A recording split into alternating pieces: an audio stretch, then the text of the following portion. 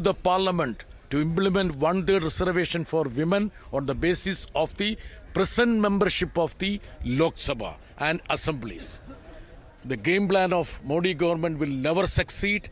Opposition will jointly defeat any of these ulterior motives and designs of this NDA government.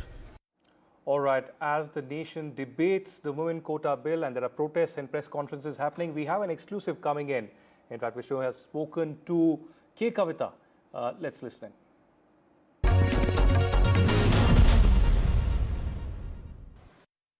Politics on the one hand, astute politics versus the right for women, which is a national priority. Do you, as a political leader and as a woman, feel disappointed that the larger goal has not been served because politically it may make sense for the NDA? And they're going to actually say that, look, the opposition didn't allow us to push this through, it's the opposition's fault. Well, I'm definitely disappointed. In 2006, if you remember, Vishnuji, Congress party did the same thing. They were conducting caste census. Then they said they're bringing women's bill and unfortunately shelved it. They couldn't get it through. After 20 years, the same thing again is happening with BJP. So looks like there is a design by both the political parties to make sure that the women's representation in these upper houses, legislative houses or in the parliament, it never reaches a certain point. Because the needle really hasn't moved beyond 11% in the last 79 years. And this was a great opportunity, and it is unfortunately very calculatedly missed by the BJP government. I would say it's a strategic deception, and they have cheated the women of this nation. All right, some breaking news coming at this hour. This is about the black flags that are in fact being shown uproar after the women's bill that has been rejected in the Lok Sabha. You can see these latest visuals coming in. Delhi Chief Minister leading the protest with the women. This is the breaking news coming at this hour. Black flags shown during Delhi Chief Minister's event, uproar after women's bill rejected in the Lok Sabha. The Delhi Chief Minister has been leading protests with women. In fact, just a few minutes ago, you heard Rekha Gupta slam the opposition, particularly the Gandhi family and, of course, Samajwadi Party as well. In fact, we will get a reporter live on this, but that's the latest we are picking at this hour. There are black flags shown during the protest, and Ishika is joining us live, I'm told. Ishika, give us the latest. The protest only escalating, and now black flags also shown. What's the strategy really? Both the Delhi BJP trying to corner the opposition on what happened inside the parliament. Well, that's right, Aditya. We have seen that now. In fact, the BJP has only upped its ante. And today, in fact, in an event which was in fact a women's summit that was being hosted by the Traders Association, there, in fact, Chief Minister Rekha Gupta reached there wearing a black ribbon in her arm, and after that we saw sloganeering happening. Black flags were shown in protest against the Congress party. There were placards also that were shown at this event, and it was the Delhi Chief Minister herself who was in fact leading this silent sit-in protest at at the summit. So in fact, all kind of sloganeering were done against the Congress party and the opposition party, calling them anti-women.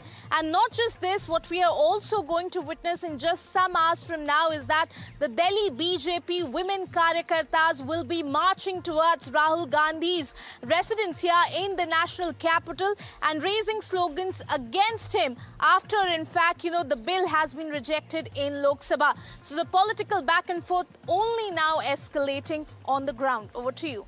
All right, the strategy of the opposition clearly is to corner the government when it comes to the quota bill. They are planning press conference all across the country. Here, Delhi BJP really trying to slam the opposition. Latest visuals coming in, and Ishika, our reporter, telling us the detailed analysis of how Rekha Gupta has spoken and how the Delhi BJP also plans to corner the opposition. But in the coming days, do we see upping of the ante, Ishika, by the Delhi BJP? And what is the Congress really looking at? Because the Congress has been at its weakest in Delhi, if we consider the national capital. So are they also planning press conferences in Delhi?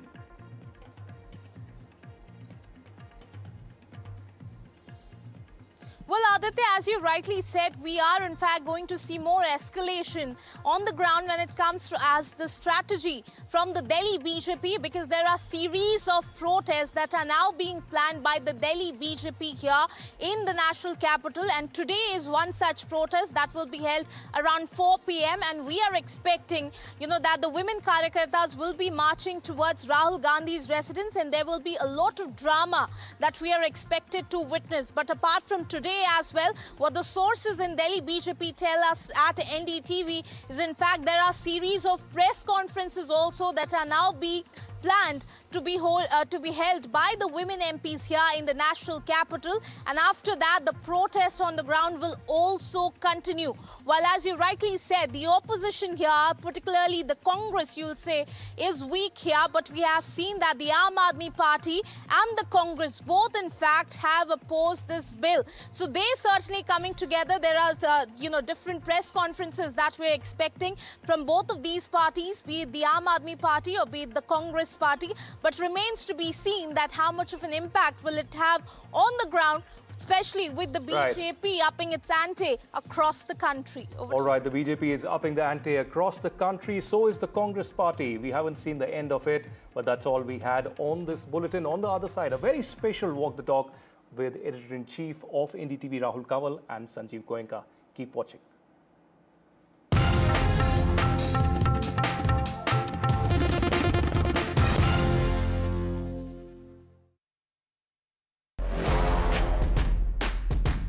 Welcome to NDTV's Walk the Talk. What West Bengal needs when it comes to industry. Consistency of policy. Not policies being changed every few years. What would it take for West Bengal to be able to be competitive when it comes to the Indian Federation? Frankly, when you have policies like the urban land ceiling, not the best thing to have around. The biggest oil shock, energy crisis, and the ripple effects it has on companies like yours. We have one company where fuel is an important raw material, and therefore it's a huge impact. Talk to our viewers about the threat that AI poses to the BPO industry. All the HR interviews that we do now, all interviews that we do, are not physical, they are not personal, they are done by robots.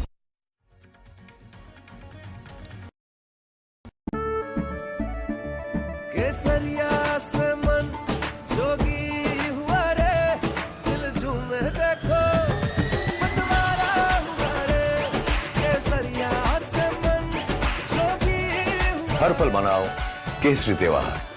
विमल, बोलो जुबान Kesari.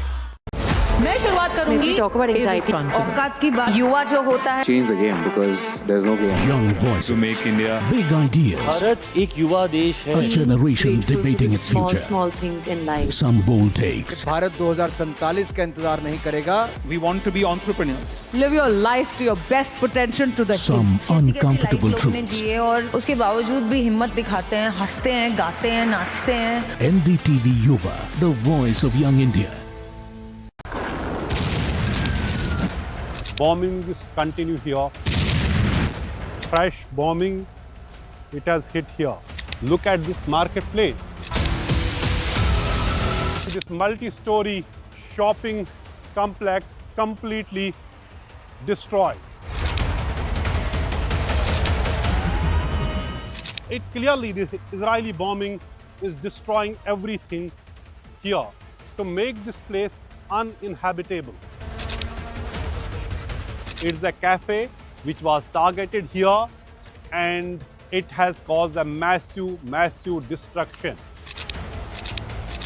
Imagine 100 places were bombed here within a period of 10 minutes, completely destroyed buildings here in central Beirut. In Beirut, Nazir Masoodi for NDTV.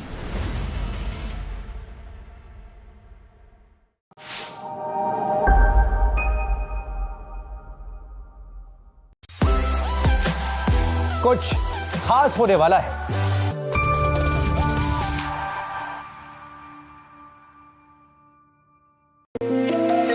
कुछ बड़ा होने वाला है।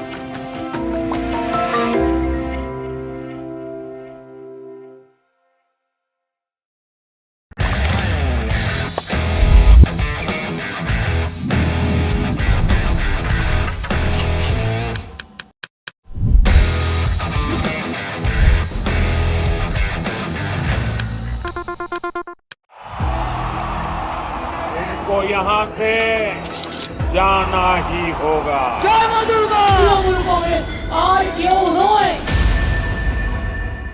There is no bigger battle in 2026.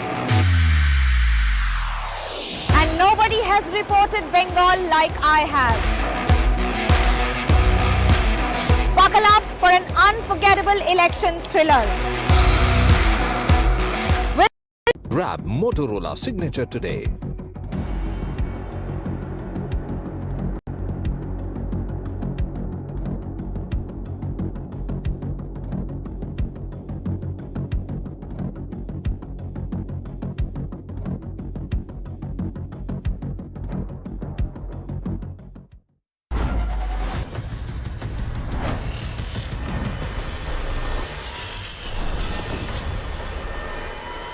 Hi, my name is Siddharth Sharma. I'm your NDTV Automotive, and this is a show that is your ultimate guide into the world of automobiles and mobility.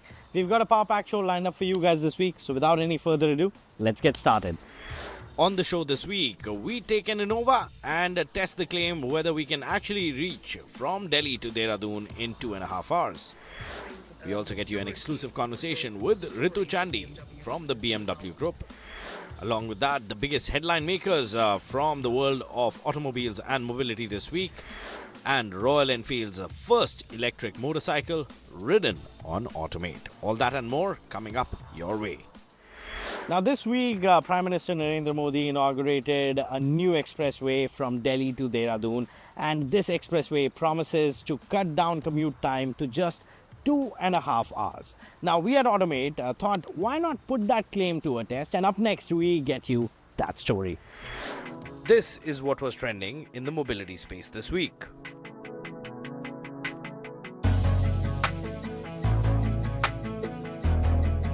NH 709B, that is the latest expressway inaugurated by Prime Minister Narendra Modi that goes from Delhi to Dehradun. It promises to cut down travel time to just mere 2.5 hours. That used to take about 5.5 hours. We are actually here to test that claim out and find out whether we can make it from Delhi all the way to Dehradun in that time. Come with me. Now we started from Akshardham at 7:10 a.m. in the morning, and if that 2.5 hour claim is true, we should be there by 9:30, 9:40 max, and that is what we are aiming for. Right now, we are in the outskirts of Delhi, so the traffic is slightly slower. Now, one of the major reasons for us picking the Innova Hi-Cross for this test was simple. This is an MPV. It is something that's also used in a lot of cabs when families go out for their summer vacations in. And also, it comes in hybrid, so fuel efficiency is also a key factor on this highway. This is a 100 km/h speed limit highway. It's not that 120 km/h expressway. So we are going to adhere to the speed limits, stay well below 100 km/h and test that claim. This Delhi-Dehradun highway spans roughly 213 kilometers and is designed as a 6-lane access-controlled corridor, expandable up to 8 lanes. While it enables faster movement, the regulated speed limit of 100 km/h means the 2.5 hour claim depends heavily on maintaining consistent speed throughout. The expressway features multiple toll plazas and controlled entry and exit points, ensuring limited access and smoother traffic flow. Now here's the fun bit. The new section that has opened is still not there on Google Maps. So Google Maps is totally confused. It seems like we are driving where there is literally no road and there are just fields out there. So yeah, Google Maps definitely needs an update on this highway. With a project cost of over 12,000 crore, this corridor is still evolving. One thing that you should 100% consider is that you should tank up or fully charge your electric vehicle, because there are no petrol stations or EV charging points on this highway as of now. But there are a few pit stops that are being constructed, and by the looks of it, the construction looks like that it is in full swing, and these pit stops would be ready in the next 5 to 6 months. Overall, the road quality is really good. The adulations are not that high. There's not a lot of body roll while we drove this Innova High Cross on this highway as well. So the quality of road is actually very good. I think we should come here in about a year and see how the quality changes on this highway as well. So now we are approaching the last toll, the 4th toll, and this one is active. It's about 135 rupees for two-way and 80 rupees for the single way over here. And obviously it does accept FASTag. One of the standout features of this highway is the 12-kilometer elevated wildlife corridor through the Rajaji National Park. It is 9:19 a.m. We are very close to Dehradun. The Datkali Tunnel near Dehradun is another critical element of this project. By cutting through the mountain section, it significantly reduces travel distance and eliminates one of the slowest parts of the older route. Overall, the expressway reduces the travel distance from around 250 kilometers to nearly 210 kilometers, effectively cutting journey time by almost half under ideal conditions.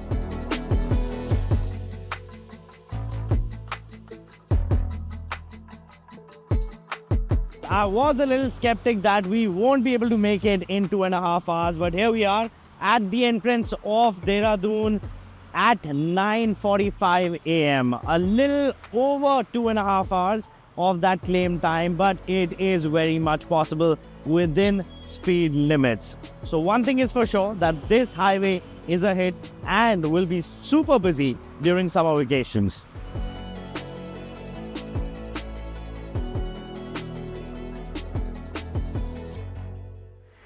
Royal Enfield finally launched their first EV motorcycle for the Indian market, called the Flying Flea.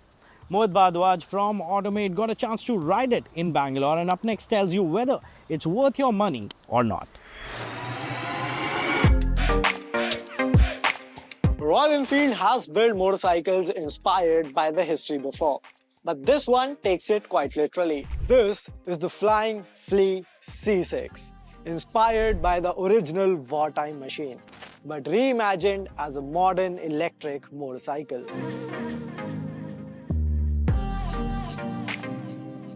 And the first thing that stands out is the design.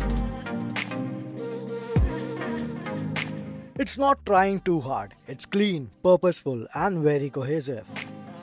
You've got this exoskeleton frame made of forged aluminum, which not only looks unique, but also keeps things lightweight. Then there are these girder forks, a clear throwback but also an interactive visual element. The round headlamp and tail lamp stay true to Royal Enfield's design language, and the tail especially feels very well integrated.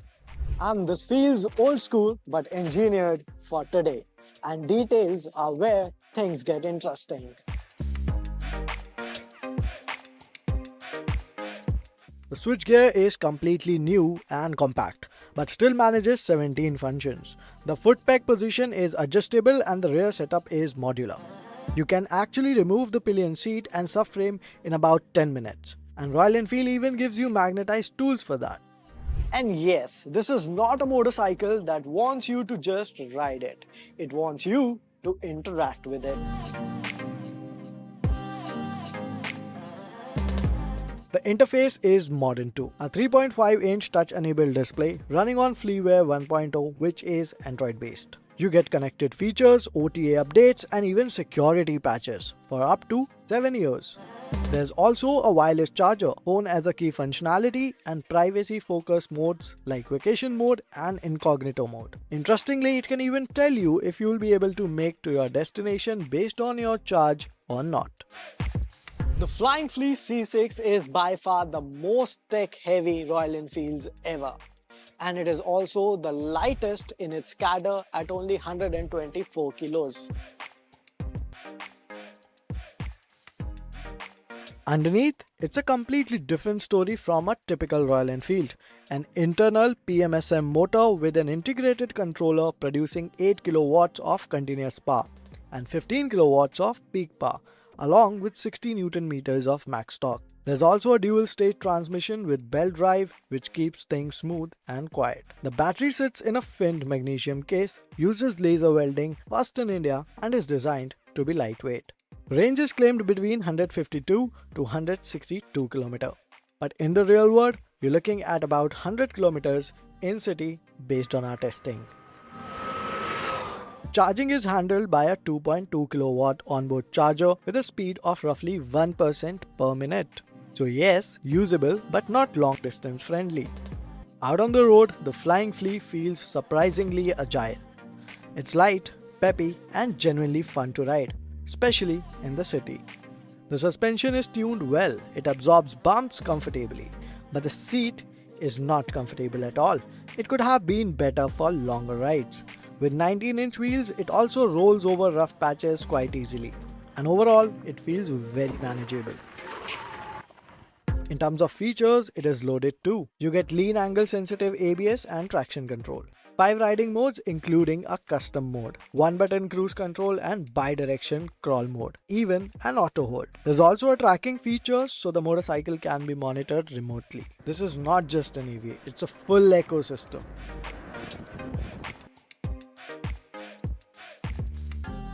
The Flying Flea C6 is not your typical Royal Enfield. It's not about thump, it's not about long distance touring. It's about urban mobility done differently. With the C6, one thing is clear. Royal Enfield is headed in an interesting direction and the future looks exciting. But the question is, who should buy it? Well, in my understanding, there are two kinds of buyers for the Flying Flea C6 in India. One, people who love Royal Enfield to the core and want every piece of phenomenal innovation that the brand comes up with. And secondly, people who want an electric motorcycle but want it to be flavorful.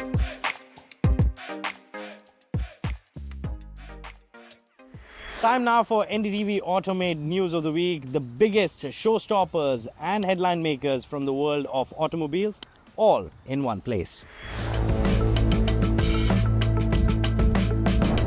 First up is VinFast. The brand launched its third product offering in India, the MPV7. The 3-row electric people mover is priced at 24,49,000 rupees ex-showroom. A 60 kilowatt-hour battery promises a range of up to 517 kilometers on a single charge. Next in queue is the Volkswagen Tiguan. Long due for an update, the facelift of the mid-size SUV is priced 11 lakh rupees onward. Design updates, more features, and an 8-speed automatic are the key highlights of the updated Tiguan. Relief for buyers looking to get a motorcycle for touring. Bajaj Auto continues with the engine revision on its products to cool off the GST impact. Dominar 400 becomes the latest motorcycle to use a downsized 349cc engine. Output figures stand at 40 horsepower and 33 Newton meters. Most importantly, a massive price cut. Cheaper by 37,000 rupees, the Dominar 400 is priced at 2,04,000 rupees ex-showroom. EQS, the flagship electric sedan from Mercedes-Benz, is updated. More range, mechanical updates, and a higher fast charging capability. Changes in the powertrain now result in an improved range of up to 926 kilometers. Headlamps are new and more powerful than before.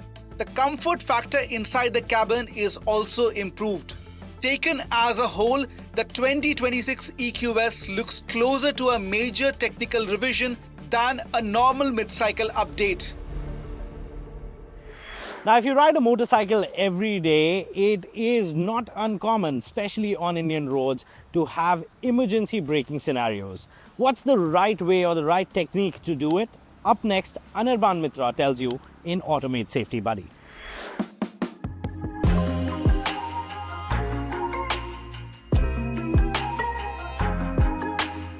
You know, clutch plays a massive role in bringing your bike to standstill.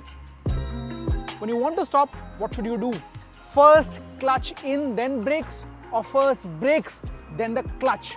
Well, let's clear the air today.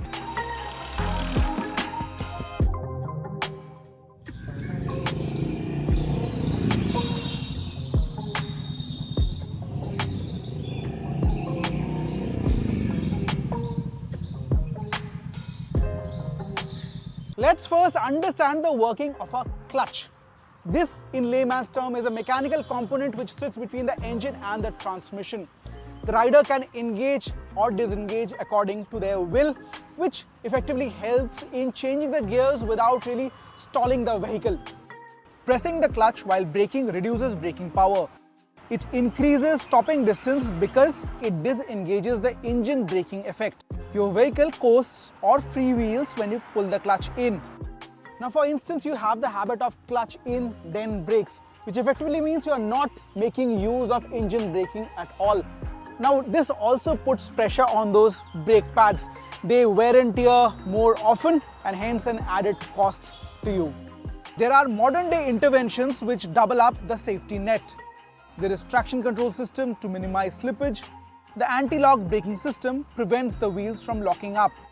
But core to all modern riding gizmos remain the application of clutch. Above all, it's very important to ride within permissible speed limit. Anticipate the traffic movement, maintain a safe distance from your lead vehicle, and when you need to brake, brakes first, let the bike slow down, clutch before stalling or changing the gear. Ride safely. I'll see you soon. Next up, it's time for Automate CXO Conversations, and this one is an exclusive one. We caught up with Ritu Chandy, who's from BMW Group, and she tells us what the company plans to do to overthrow its competition in the Indian market.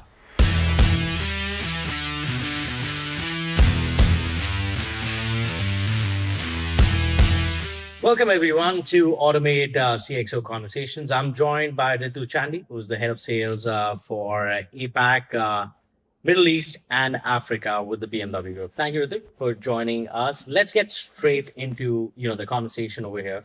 2025 and 2026 seem to be going the BMW way. What's been happening with the company? How is this push being delivered to the consumers, and what's happening with the company? Well, 2025, of course, finished for the group on a very positive note. Worldwide, we grew as a group 0.5% across different brands, of course, varied results across different countries and continents and regions.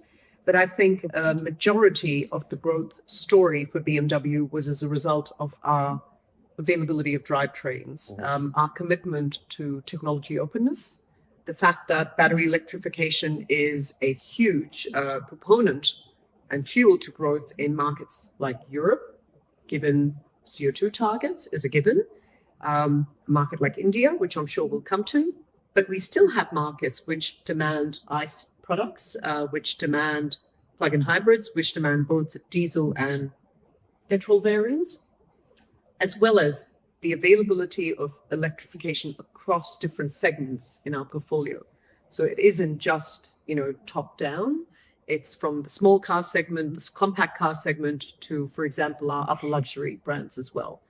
2026, of course, has started on a similar note. You've seen the results in India. Yes. A market where our performance, thanks to the really, really strong product portfolio we have, as well as the team that we have and our dealer body, has led to a 17% growth year over year, outperforming the premium segment, also with a 26% share when we talk about battery electrification.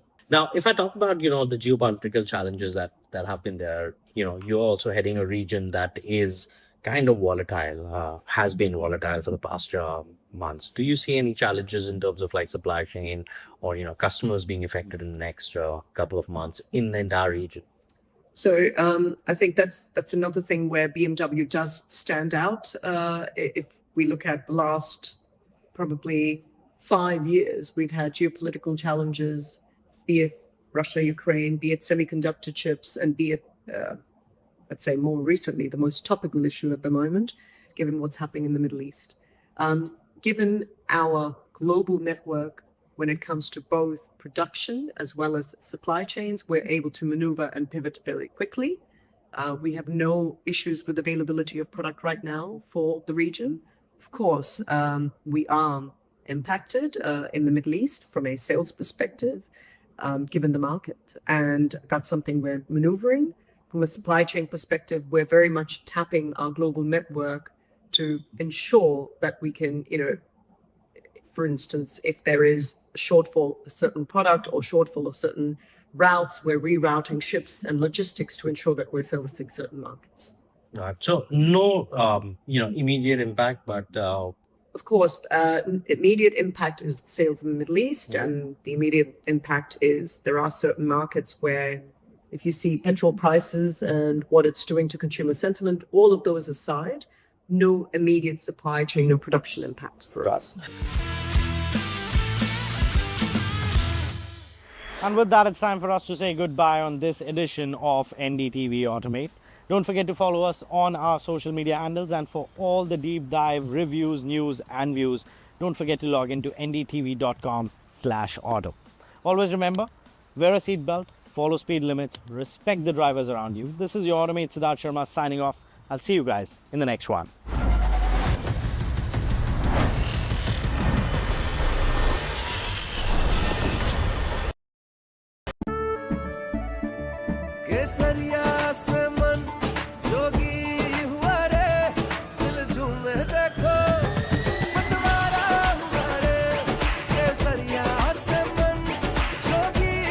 हर पल मनाओ केसरी त्योहार। विमल, बोलो जुबान Kesari.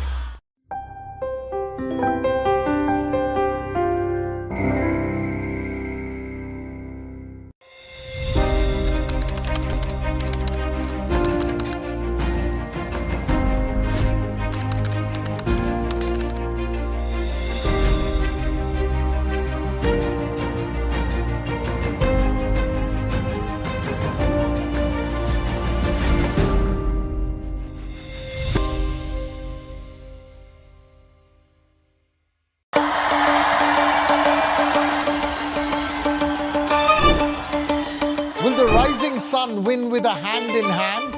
Will the two leaves and lotus bloom? Who will whistle to success in Tamil Nadu? To understand the Tamil Nadu twist, join me in the midst of our politics and people. Vanakkam Tamil Nadu, here we come.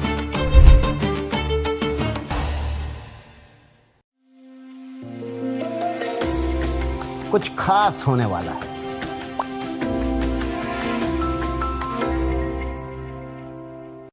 Prime Minister Modi, President Trump have had an opportunity of speaking to each other. The President keeps the Prime Minister updated regularly. The President gave him an update on what is happening in the Middle East, along with some of the big ticket items that we have happening in Washington between the United States and India. And you see President Trump coming to India soon? I will tell you this, that Secretary Rubio will be here next month. You potentially see India having a role in the peace process? The United States would welcome their involvement, as they have welcomed many other countries.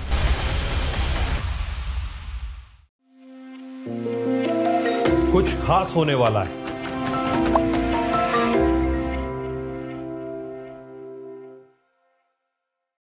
"21 days in Kashmir. People have bombarded me, friends, with requests for an unfiltered list of things I saw and observed on the ground." Very special ground report from the line of control. There were some children who've lost limbs in the shelling. They're now India's smallest but possibly the most powerful crime family. Cough syrup has killed at least 25 children. Gaikwad sahab, aise mat kijiye. Suddenly people are wondering about the weaponization of India-Pakistan cricket. We live and breathe elections. You will not believe your eyes or ears when I show you what I'm about to do.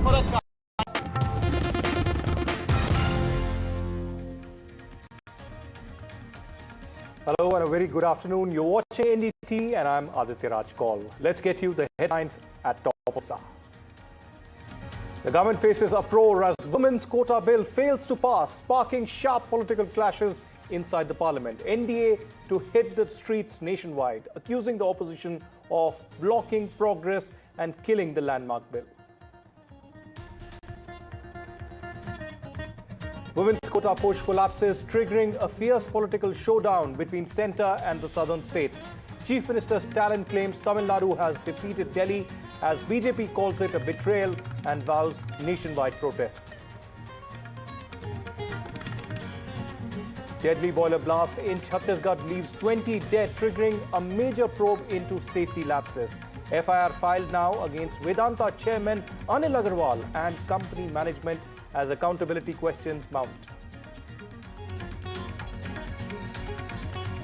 Major breakthrough in the 49-day Middle East conflict as Iran reopens the Strait of Hormuz for global shipping. Trump claims Iran has agreed to keep it open, but says the US blockade will stay until all terms are met. Iran hits back at Trump, calling his claims false and warning the Strait of Hormuz may not open until this tension is over with the United States. Tehran says access and rules will be dictated by the ground realities, not social media statements or US pressure. And Trump ups the ante, warning fresh bombings if no Iran deal is reached before the midweek deadline. Even as he voices hope for an agreement, the US says its Iran blockade will remain and continue until terms are finalized. The high-stakes diplomacy set to resume as US-Iran talks may enter a crucial second phase in Islamabad. Uranium and Hormuz remain the key flashpoints. Trump makes bold claims, but Tehran firmly denies any deal to enter nuclear transfers.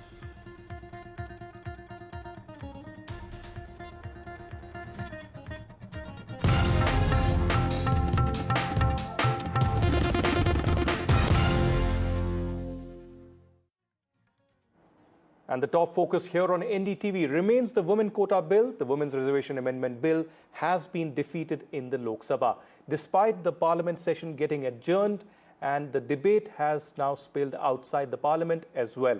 Hitting out at the Opposition Union Minister, Kiran Rijiju said that the opposition looked for excuses to vote against the bill and will never be able to absolve themselves of the mistake.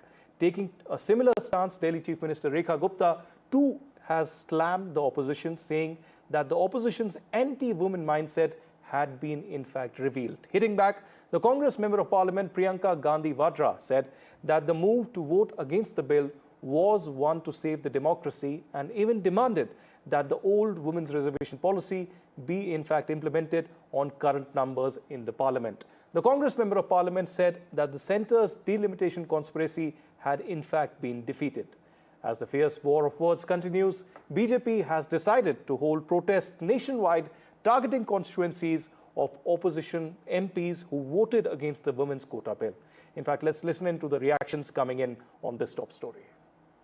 ये काला दाग कांग्रेस और उनके साथियों के ऊपर लग गया है, वो जिंदगी पर साफ नहीं कर पाएगा। इतना ऐतिहासिक और महत्वपूर्ण बिल, महिलाओं को पार्लियामेंट और असेंबली में जगह देना, इसमें क्या आपत्ति हो सकते थे? बहाना मार करके इतना महत्वपूर्ण बिल को गिराया, ये तो मैं मानता हूं कि देश के लिए भी एक काला दिवस रहा है, और ये काला दाग कांग्रेस और उनके सारे साथी हैं उन पर लग गया है, जो मिटा नहीं पाएगा। हम महिला विरोधी नहीं है और हम 1/3 महिला रिजर्वेशन के लिए पहले से कोशिश करते आए हैं, लेकिन उसके आज आड़ में दूसरा अमेंडमेंट लाकर उसमें उन्होंने डिलिमिटेशन का क्लॉज डालकर और ये महिला आरक्षण का और डिलिमिटेशन को एक जगह कर दिया। ये दोनों बिल एक जगह लाकर वो सत्ता हासिल करना चाहते थे कि सिंपल मेजॉरिटी से सदन में कोई भी डिलिमिटेशन का आगे कानून पास हो और वो बदल सके। वुमेन रिजर्वेशन बिल गिर गया। कांग्रेस ने, समाजवादी पार्टी ने साथ नहीं दिया। इन सब ने तय कर रखा था कि हम किसी भी हालत में महिलाओं को विधानसभा तक और लोकसभा तक पहुंचने नहीं देंगे। कुछ भी कहा, कभी कहा कास्ट के ऊपर दो, कभी कहा रिलीजन के ऊपर रिजर्वेशन होना चाहिए, कभी कहा कि 543 पे क्यों नहीं हो रहा, कभी कह रहा है कि 850 पे क्यों हो रहा है, कभी डिलिमिटेशन, कभी परिसीमन। पर सच्चाई ये है कि ये लोग चाहते ही नहीं है कि देश की आधी आबादी 70 करोड़ महिलाएं सदन तक पहुंचे। इनको केवल अपने घर की महिलाएं अच्छी लगती हैं। अखिलेश यादव को डिंपल यादव और राहुल गांधी को सोनिया गांधी और प्रियंका गांधी। इसके अलावा भी महिलाएं हैं देश में, 70 करोड़ महिलाएं हैं। वो अपने हक की आवाज लड़ाई, वो अपने हक की आवाज उठा रही थी, पर आपको उसमें पॉलिटिक्स करनी थी। अगर उसका मनाया है कि हमने लोकतंत्र बचाया है, क्योंकि इनका जो षड्यंत्र था वो एकदम अलग था। उसका मैंने स्पष्ट अपने भाषण में बोला है कि इनकी क्या योजना थी। तो हमने डिलिमिटेशन पे इनकी जो साजिश थी उसको डिफीट किया। मैम, कोई चिट्ठी लिखी जा रही है विपक्ष की तरफ से पीएम को पुराने महिला आरक्षण कानून को लागू करने के लिए? हम कह रहे हैं, पूरा विपक्ष कह रहा है, इकट्ठे होकर कह रहा है कि आप पुराने वाले कानून को लागू करिए। आपने उसको नोटिफिकेशन आपने किया है उसका अभी 2 दिन पहले, 3 साल बाद, 3 सालों के लिए कुछ नहीं किया, तो अब उसको लागू करिए, हमें कोई आपत्ति नहीं है। हम जहां तक महिलाओं के आरक्षण की बात है, हम डट के उनके साथ खड़े हुए हैं, लेकिन जिस तरह से ये लाए हैं और जो साजिश ये करना चाहते हैं हमारे लोकतंत्र को, हमारे देश की अखंडता को कमजोर करने का, उसके साथ हम कभी खड़े नहीं हैं। महिला आरक्षण को लेकर पूरे देश में समय समय पर चिंता जताई गई है और सिर्फ महिलाएं नहीं, पूरा देश चाहता है कि महिला आरक्षण लागू हो। लेकिन इसके अंदर कंडीशन थी कि ये लागू तब होगा जब देश में अगला सेंसेक्स होगा, डिलिमिटेशन होंगी और फिर नारी शक्ति वंदन अधिनियम लागू हो जाएगा। 2024 के बाद जब चुनाव होकर नरेंद्र मोदी जी की सरकार बनी तो विपक्ष ने कहा कि देश में जाति जनगणना होनी चाहिए। अभी तक कभी नहीं हुई थी, लेकिन विपक्ष की बात को रखते हुए कि विपक्ष कह रहा है सरकार ने जाति जनगणना को सेंसेक्स में एक कॉलम के रूप में जोड़ दिया। 140 करोड़ का इतना बड़ा देश, जाति जनगणना होने में समय लग सकता है और विपक्ष के कहने पर यह हुआ तो सरकार को उम्मीद थी कि हम जाति जनगणना करेंगे लेकिन महिला आरक्षण लेट ना हो जाए, इसीलिए वो ये 131वां संशोधन लेकर आए ताकि नारी शक्ति वंदन अधिनियम को 2029 में हर हाल में लागू कर दिया जाए। लेकिन इस संशोधन को 2/3 की मेजोरिटी चाहिए थी, जो कि कांग्रेस और इंडी गठबंधन के सभी दलों ने मिलकर चाल चली, अपना उन्होंने विपक्ष में वोट डाला और ये बिल यहाँ पर ड्रॉप हो गया, फेल हो गया। All right, that is in fact Priyanka Gandhi now addressing a press conference on the crucial quota bill and opposition to the government. Let's listen in. ये संविधान की जीत थी, देश की जीत थी और विपक्ष की एकता की जीत थी, और वो साफ साफ सत्ता पक्ष के नेताओं के चेहरों पर दिख रही थी। आप सबने भी देखा होगा। देखिए, गृह मंत्री जी और प्रधानमंत्री जी का भाषण सुन रही थी। कई बार दोनों ने अलग अलग मौकों पर अपने भाषण में कहा कि आप लोग अगर इसके साथ सहमत नहीं होंगे तो आप कभी यहाँ नहीं बैठ सकते, आप कभी सत्ता में नहीं आ सकते, आप कभी जीत नहीं सकते। और इससे बहुत साफ हो गया कि इनकी मंशा क्या थी। हम सब थोड़ा चौंके हुए थे कि अचानक ये सत्र बुलाया जा रहा है, विधानसभा चल रहे हैं 2 प्रदेशों में, अभी अचानक बुलाया जा रहा है, बड़ी जल्दबाजी की जा रही है। किसी को मालूम नहीं था एक दिन पहले तक कि क्या आने वाला है, मसौदे में क्या होगा। मसौदा सार्वजनिक करते हैं सिर्फ एक दिन पहले ताकि हमें समय भी नहीं मिलता। तो हम सब सोच रहे थे कि ये सब क्या हो रहा है और क्यों हो रहा है। मेरे ख्याल से पूरी साजिश जो रची गई षड्यंत्र की तरह कि किसी न किसी तरह से हमें सत्ता में रहना है। अगर अभी नहीं किया जाएगा तो 2029 तक जो ये करना चाह रहे हैं परिसीमन, 2011 के जनगणना के आधार पर वो नहीं खत्म हो पाएगा। तो ये सब करने के लिए एक तरह से प्लान बनाने के लिए कि परमानेंटली हम सत्ता में कैसे रह सकते हैं और कैसे करें, महिलाओं का इस्तेमाल करके महिलाओं के नाम पर हम आरक्षण लें। अगर ये लोग सहमत होंगे, पारित हो जाएगा तो एक तरफ हम ये कर लेंगे, दूसरी तरफ से हमें सारी स्वतंत्रता मिल जाएगी कि काट पीट भी करिए सीटों में, किसी तरह से भी आप पर्चीमन करा दीजिए। 2011 के जनगणना के आधार पर होगा तो जाति जनगणना का भी कोई उनको रिकॉग्निशन नहीं लेना पड़ेगा। तो ये साफ है कि उन्होंने सोचा चलो पारित हो जाएगा तो जीत, पारित नहीं होगा तो हम हर नेता के सामने बाकी पार्टियों को महिला विरोधी कहकर महिलाओं के मसीहा बन जाएंगे। तो आप महिला हैं, हम जानते हैं कि महिलाओं का मसीहा बनना इतना आसान नहीं है, करके दिखाना पड़ता है।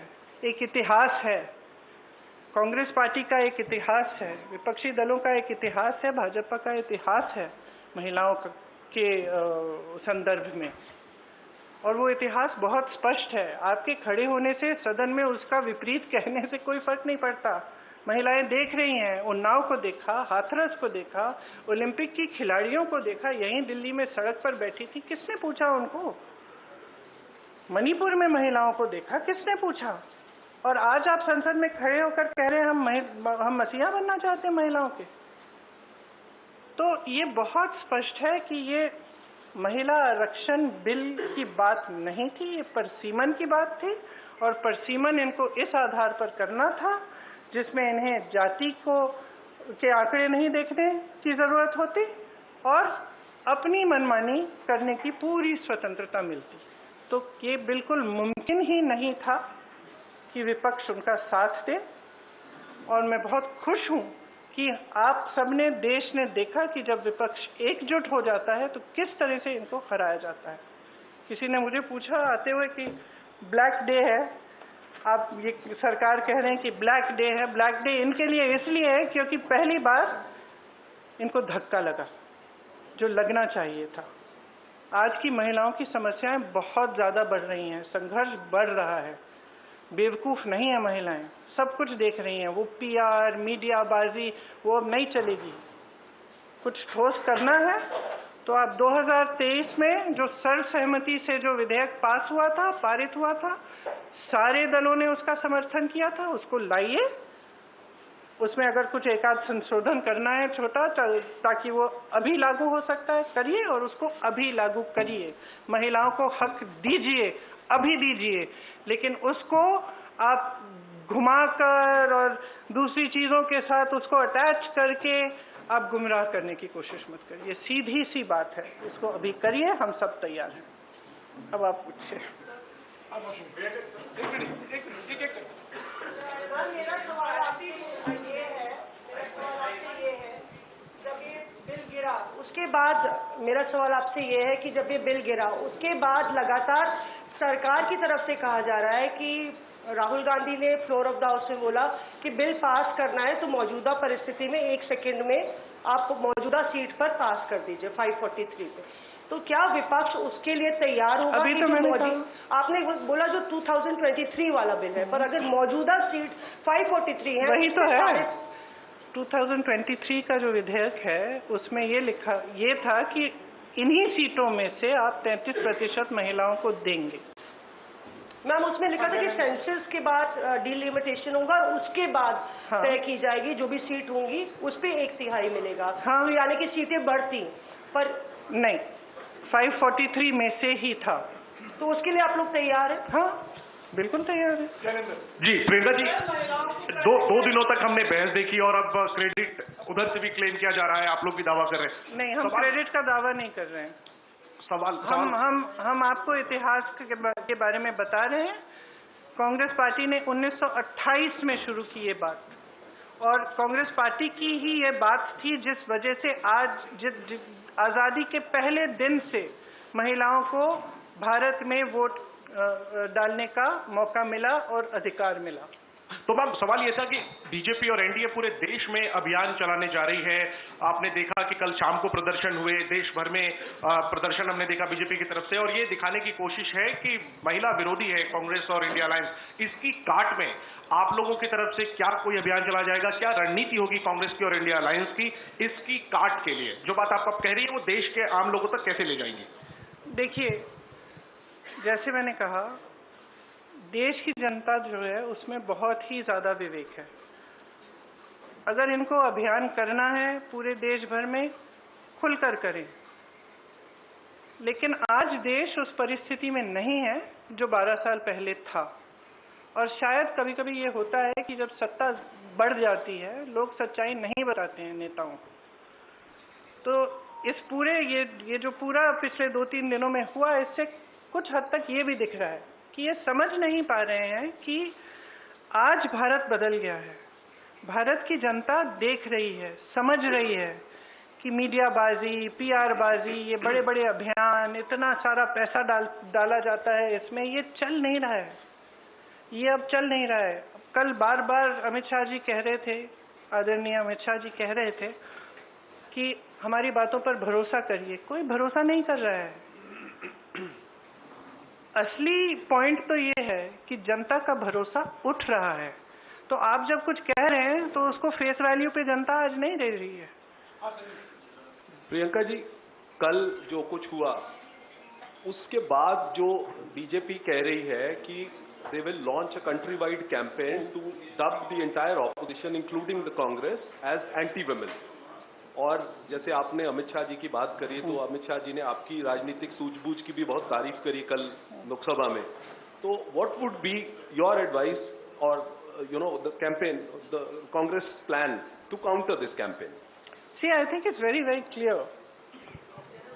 We are saying very, very clearly, and we will say this from every platform, we will say this in every state, not just the Congress party, but every party of the India Alliance will say it very, very clearly. Bring that 2023 legislation which was passed, make whatever change you want to get it done by 2029, we will fully support it. We will say this again and again, all over the country. And the other point that I was making in Hindi earlier was that things have changed for this government. It's very visible from their actions. Firstly, they are under a lot of international pressure. It's very, very clear. A lot of the actions they are taking, I don't think, as my brother has said multiple times, any Indian Prime Minister would have accepted the terms of the deal that they have done with the US unless there was massive pressure. He is obviously under massive pressure. It is very obvious. So public is seeing this. The public continues to suffer with multiple problems. The price of gas, price of fruit, vegetables, everything has gone up, and especially the burden of this is on the shoulders of women. And it's across class, across caste. It does not matter whether you're a rich woman, poor woman, whether you live in an urban center, whether you live in the villages. Your problems are increasing. And there is nothing coming from the government to resolve them. So the public can see it. So they can take their Mahila Morcha in front of whoever's house they want. They can make as much tamasha as they want. This country has now awakened to the fact that they do not stand by their words. They cannot be trusted, and certainly women cannot trust them, because we have seen their attitude and their behavior on multiple occasions. So I think it's very clear. They can do what they like. The public is seeing everything very, very clearly. And the chronology of the last few days, the way they have brought this bill, the things they have attached to it, the delimitation, the 2011 census, it's very clear. They knew this bill is not going to be able to be passed. They just wanted the political credit. Simple as that. कई सवाल हैं, आपके पास वक्त है ना? हाँ, सीधा। पति का जन्मदिन है तो थोड़ा शॉर्ट रखिए। मैम ये सवाल ये है, मैम यहाँ पे विमेंस कर लेते हैं। Okay, after this one. Ma'am सवाल ये है कि आप लोग कह रहे थे कि ये वुमेन रिजर्वेशन बिल सिर्फ एक ढाल है, पीछे से मंसूबा डिलिमिटेशन पास कराना है। अभी भी डिलिमिटेशन बिल के लिए कल जब जो मंत्री किरण रिजिजू है उन्होंने कहा कि बाकी 2 बिल अब मैटर नहीं करते, इसको हम बाद में पुटअप करेंगे। डिलिमिटेशन की मैं बात कर रहा हूँ, उस पर आप लोग कैसे आगे इसको चीज रखेंगे? हमारा स्टैंड बहुत क्लियर है, पूरे अलायंस ने अपना स्टैंड बहुत क्लियर किया है और इस वोट से और भी स्पष्ट हुआ है कि हमारी मानसिकता में, हम मतलब मानसिकता नहीं, हमारी समझ में ये जो बिल लाया गया और ये जो 3 दिनों की चर्चा चली, ये महिला आरक्षण की नहीं थी, ये परसीमन पर ही थी और इस पर हमने सब ने अपने विचार बहुत स्पष्टता से व्यक्त कर लिए हैं। अरे यू सेड टू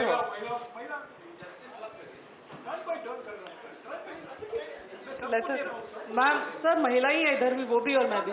मैम, आपने 543 सीटों की, आपने कहा कि 543 मौजूदा सीटों पर सरकार दे दे, तो ओबीसी का उसमें प्रावधान नहीं है, एसटी एसटी का तो है, तो क्या उसके लिए भी अगर आप नहीं, उसमें उचित प्रावधान बनाया जा सकता है, क्यों नहीं बनाया जा सकता?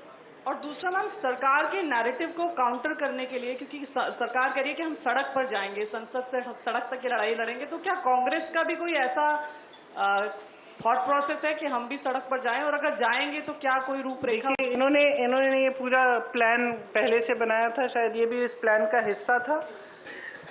हम अभी कल हमने इनको डिफीट किया है पार्लियामेंट में, हम आज बैठ के हम भी सोचेंगे कि हमें क्या करना है और जरूर करेंगे कुछ। हाँ, प्रियंका जी, सरकार कह रही है कि आप महिला विरोधी हैं, आप कह रहे हैं कि 543 सीटों पर 543 सीटों पर 33%। मैंने तो लड़की हूँ, लड़ सकती हूँ, किया 40% महिलाओं को उत्तर प्रदेश में लड़ाया, वो अलग बात है कि एक ही जीती उसमें से, वो अलग बात है, लेकिन एक निजाम आपने सेट किया। लेकिन यही सवाल था मेरा कि लड़ाई अपनी जगह है, क्या देश की सबसे पुरानी पार्टी ये कानून लागू हो या ना हो, सबसे पहले ये कर सकती है, ये ऐलान कर सकती है कांग्रेस की आने वाले चुनाव में हम बिना कानून के आए हुए 33% आरक्षण महिलाओं को दे देंगे? देखिए, हमारी आशा ये है कि आने वाले चुनाव में वैसे भी 33% महिलाएं चुनाव लड़ेंगी और हम कह रहे हैं बार बार, विधेयक लाइए, दोबारा से लाइए, हम उसको पास करेंगे, पारित करेंगे आपके साथ। Today, the opposition is planning to write a letter to Prime Minister Narendra Modi for the implementation of this bill. But are you also going to mention about the OBC quota, because already for SC/ST there is a provision which has been passed, and for Muslim reservation also it was being demanded by the Samajwadi Party. Are you also going to support that in this particular letter? Look, the OBC quota, I think almost every speaker from the opposition has referred to it. We are all saying that if there are women's reservations, just like there will be 1/3 reservations in the ST and the SC, there has to be a OBC reservation which is commensurate to the number. That's it. We're saying it again. Priyanka ji पूछ रहे हैं, कुछ पूछ रहे हैं। प्रियंका जी, मेरा नाम, एक मिनट, इन्होंने शुरू कर लिया था जी। प्रियंका जी, मेरा नाम पूनम है और मैं अमर उजाला से हूँ। प्रियंका जी, मेरा सवाल ये है कि परिसीमन 2026 तक फ्रीज था, अब वो परिसीमन खुला है। आपने कल कहा कि महिला संशोधन विधेयक इसलिए नहीं लाया गया कि परिसीमन मनमाना था, अब परिसीमन होना है, तो कांग्रेस की दृष्टि में वो परिसीमन किस प्रारूप में होना चाहिए और उसके लिए क्या कुछ कांग्रेस की मांग रहेगी? हमने बार बार कहा है कि परसीमन परसीमन से पहले जातीय जनगणना होनी चाहिए, उसके आधार पर होना चाहिए।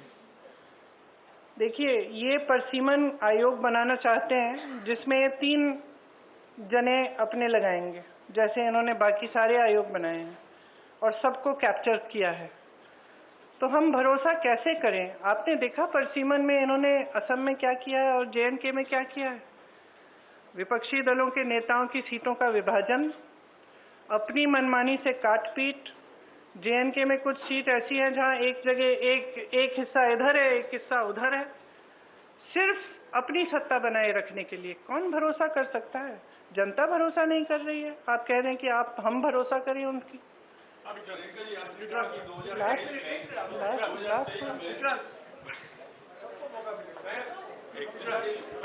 प्रियंका जी, जिस तरीके से 1971 में इंदिरा गांधी जी ने सोचा था कि दक्षिण भारत उत्तर भारत में डिवाइड ना हो, इसलिए सीटें उन्होंने उतनी ही रखी, इवन 2001 में अटल बिहारी वाजपेयी ने भी यही सोचा कि दक्षिण भारत उत्तर भारत के बीच में डिवाइड ना हो, उन्होंने भी फ्रीज रखा। तो क्या आप सरकार से डिमांड करेंगे कि सीटें वो 543 ही रखे, आगे ना बढ़ाए, जैसा कि इंदिरा जी ने और अटल जी ने कहा? देखिए, जैसे इंदिरा जी और अटल जी ने कहा और किया, उस पर फ्रीज की वजह थी। हम ये सिंपल बात कह रहे हैं कि ये जो आप प्रोपोर्शन को बदलना चाहते हैं, ये जो आप कुछ प्रदेशों को का वजन बढ़ाना चाहते हैं, जो छोटे प्रदेश हैं, जो साउथ के प्रदेश हैं, ये कहें कुछ भी, हम इनकी बातों पर भरोसा नहीं कर सकते। और अगर इन्होंने ऐसा किया कि छोटे प्रदेशों को, दक्षिण के प्रदेशों को का वजन इन्होंने कम किया, तो देश में बहुत ज़्यादा संकट पैदा करेंगे। तो इससे हम सहमत नहीं हो सकते। तो हम बिल्कुल इस पक्ष में हैं कि जैसा है वैसा ही रहना चाहिए, प्रोपोर्शन के तौर पर।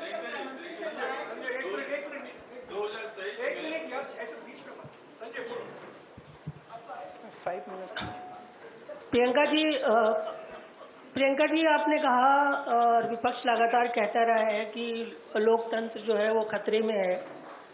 आपको नहीं लगता?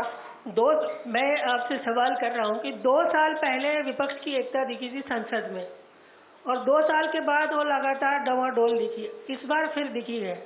तो क्या आपको नहीं लगता है कि विपक्ष को भी अपनी एक जिम्मेदारी निभानी होगी कि ये जो डवाडोल रहती है उनकी स्थिति, एक मंच पे आते हैं एक वक्त में और फिर वो अपने अपने अंतर विरोधों में जो है वो फंस जाते हैं? तो क्या ये अंतर विरोध से उभरने का ये डिफाइनिंग मोमेंट माना जाए?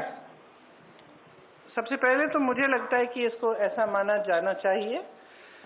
दूसरा, देखिए, विपक्ष जो है उसमें बहुत सारे दल हैं, कुछ प्रदेश हैं जिसमें हम एक दूसरे से के खिलाफ भी चुनाव लड़ते हैं, लेकिन अगर आपने देखा होगा जब ज़रूरत पड़ती है तो हमारी एकजुटता पे कोई उंगली नहीं उठा सकता। कल आपने देखा हमारी एकजुटता कितनी मजबूत है। तो मैं इससे सहमत नहीं हो सकती कि डवाडोल है हमारी एकता। Answered, but related to this only, that do you think for the elections in states or at the center, this unity will be seen in future? As you've just mentioned that this unity has only been able to defeat this government. I think there are certain factors which are coming together at this point in India's history. As I said, one is the international pressure on the government, which is very visible by the actions they are taking, which are not necessarily in the interest of the nation. In fact, many of them are not. There is more stress on people. Prices are rising. Other factors are coming into play. Prices are rising immensely. Difficulties are becoming greater. And I think that at this time, the opposition has shown its unity.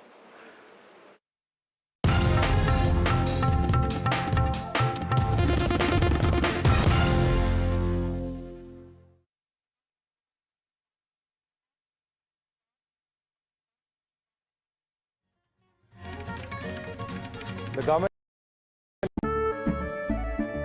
केसरिया से मन जोगी हुआ रे, दिल झूमे देखो मतवारा हुआ रे, केसरिया से मन जोगी हुआ। हर पल मनाओ केसरी त्योहार।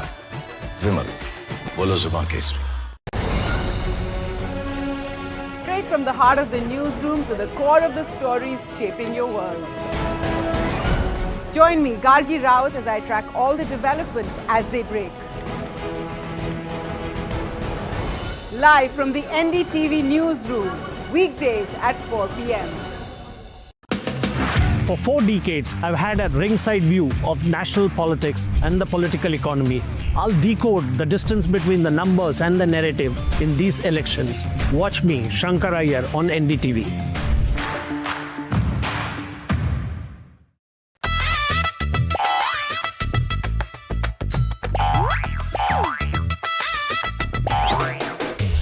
To understand the Tamil Nadu twist, join me in the midst of our people, language and politics.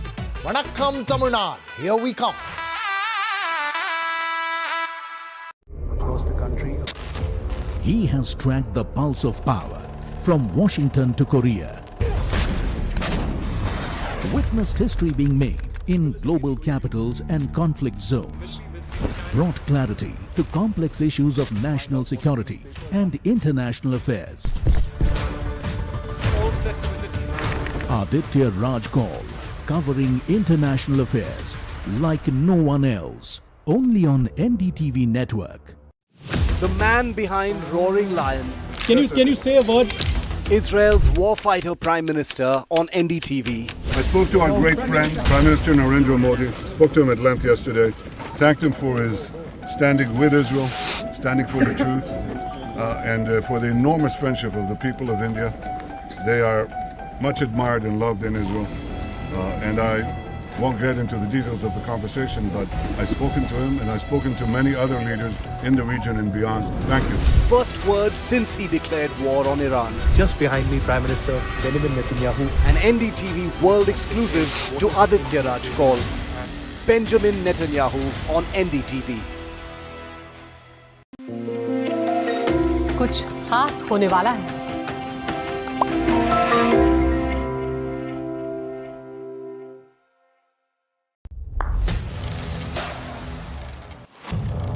What seems settled for me is unfinished business. So I rewind, I pause, I reflect, I dig until what's buried stands up to be counted. Breaking ground, not just headlines, the meaning behind them. This is Breaking Ground with me, Vedika Sood. What is the current status of Iran's Supreme Leader Mojtaba Khamenei? I can tell you that he's fine. I'm sure you have already heard about his message. Haven't heard. Think about that number for a moment. 400 million people. That's more than the entire population of the United States.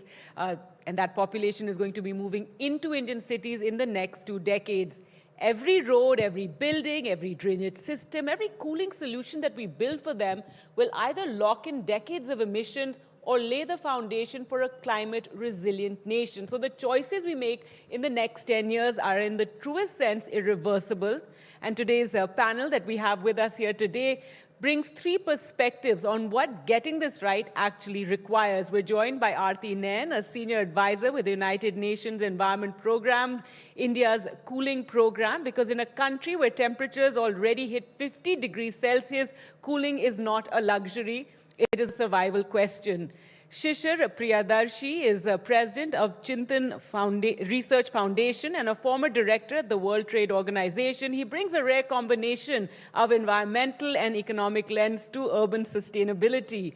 And with us, Dr. Samir Bhatnagar, a partner at KPMG India, working at the intersection of ESG and infrastructure, translating sustainability commitments into balance sheets and boardroom decisions. Thank you so much all for joining us today on this very, very important discussion, especially when we talk about the fact of so many millions of people who are going to be shifting into our cities and how cities need to expand and how, we're all seeing the construction boom that is currently taking place. So, Mr. Priyadarshi, I'd really like to start with you because when we're talking about infrastructure and we agree there's a need to shift from climate neutral to climate intelligent infrastructure. And this is something I think we're all agreed about, that we need our cities to be more, climate conscious.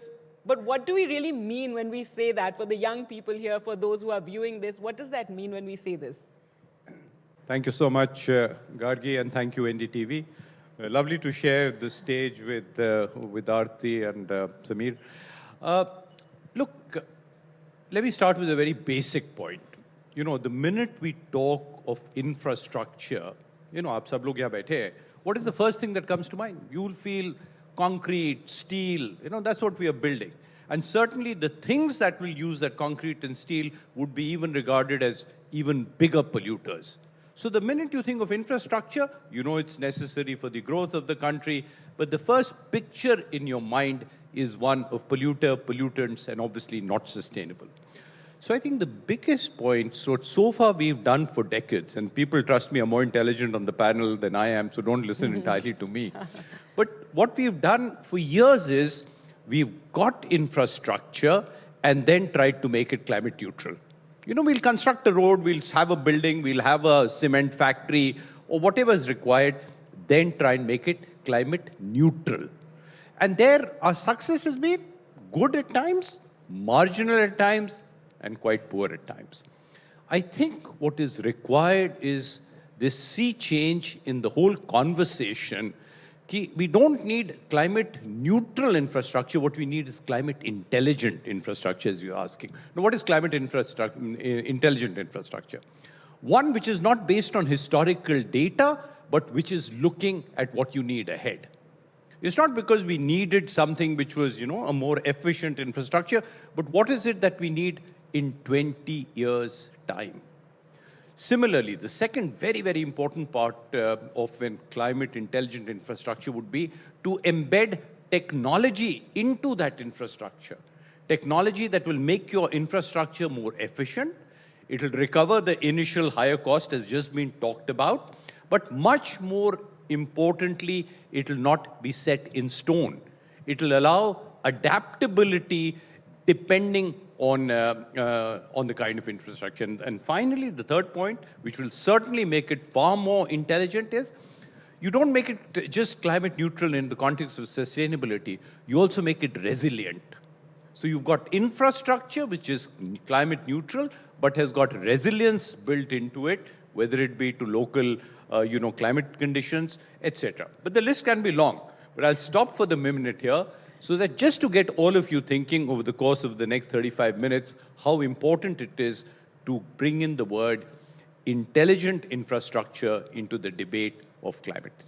That's right. And Ms. Nain, I'd like to come to you next. And the global sustainability architecture is only as strong as its national implementation. So what does UNEP's work in India reveal about the gap that we currently have in the country when it comes to international sustainability frameworks and the on-ground infrastructure reality? Thank you so much for having me on the panel and with such great co-panelists. There's no straightforward answer to this because UNEP works across a spectrum of areas. We are looking at circular economy infrastructure, we are looking at heat resilience to sustainable cooling, we are looking at sustainable building materials, and each of them are not just governed by the overarching frameworks like the Sustainable Development Goals, but they all have their own internal frameworks, sector-specific frameworks. And in some, India is actually a leader, at least a regional leader. For example, clean energy, as Ms. Chandra was just saying, that we are really far ahead of the curve. And there are others where we are lacking.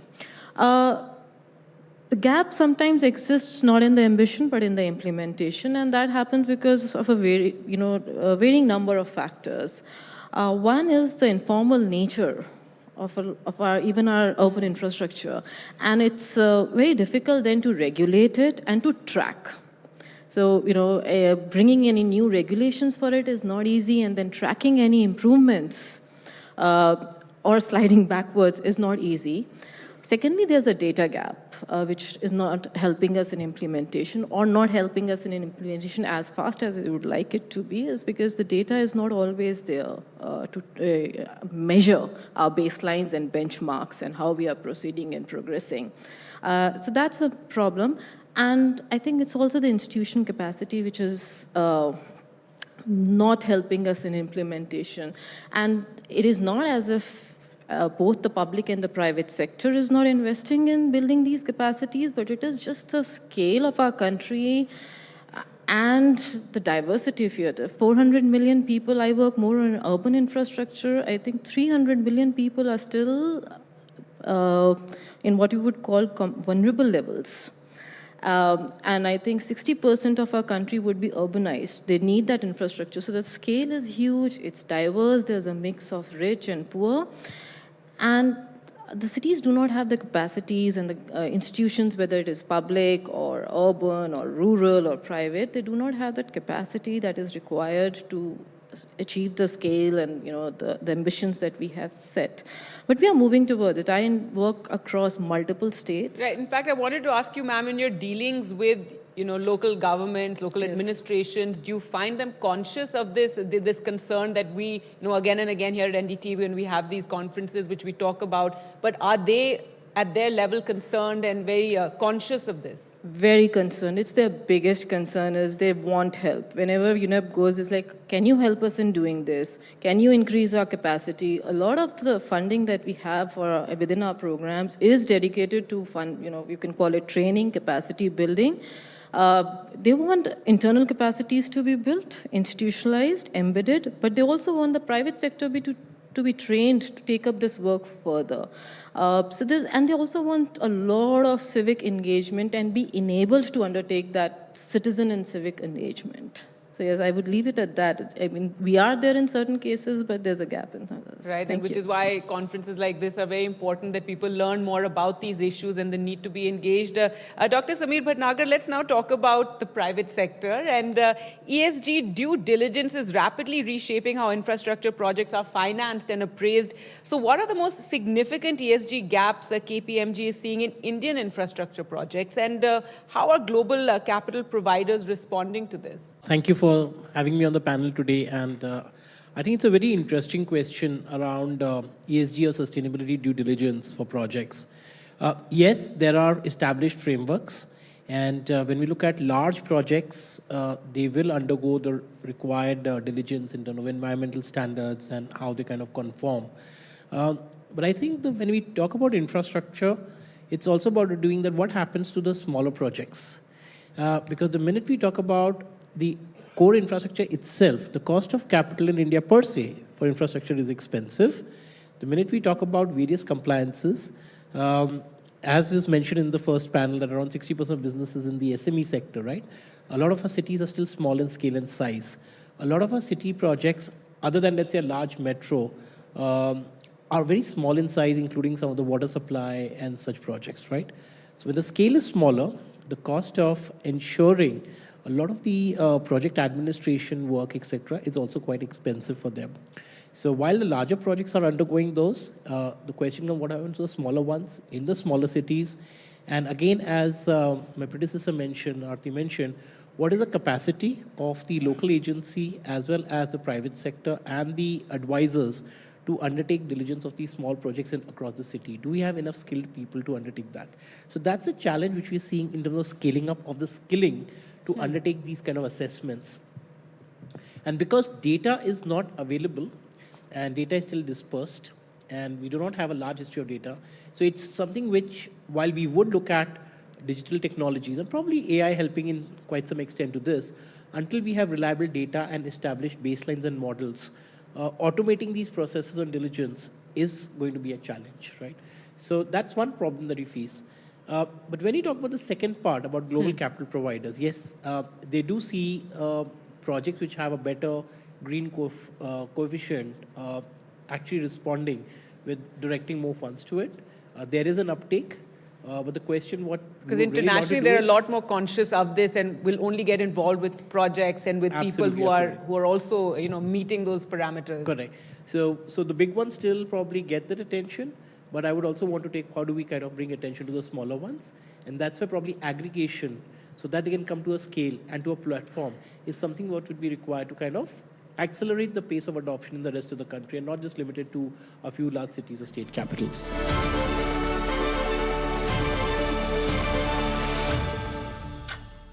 Powered by Lloyd Metals. Energy transition partner, Borosil Renewables. Associate partner, Madhur Sugar. And Charge Zone. From the Earth comes possibility. At scale comes responsibility. With electric mining fleets, we're powering a cleaner way forward, moving millions of tons through smarter, low-carbon pathways, building an integrated steel value chain with responsibility, powered by cleaner energy, building a greener value chain, expanding globally with copper, while restoring nature at every step. Lloyd's Metals and Energy Limited, shaping a greener metal world.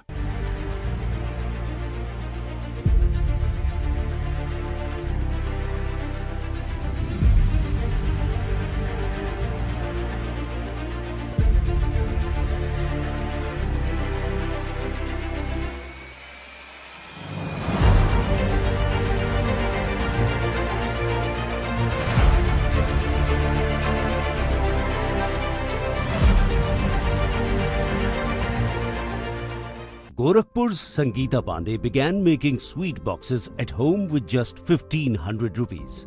She collected raw materials on her bicycle and sold the boxes.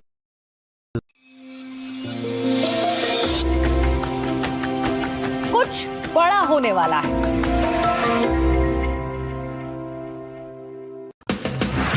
From the ideological battleground to the real political campaign battlefield, I will break down the politics and the forces shaping this election.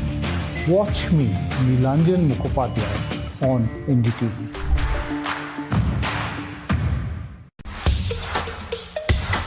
कुछ खास होने वाला है.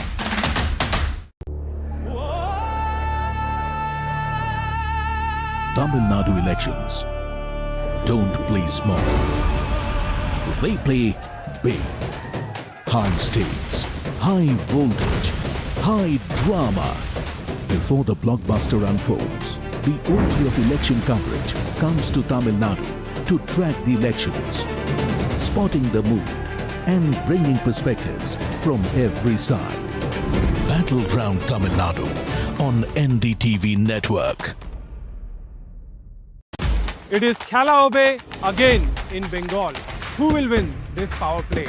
Track Battleground Bengal with me, Tausif Ahmed Khan, only on NDTV.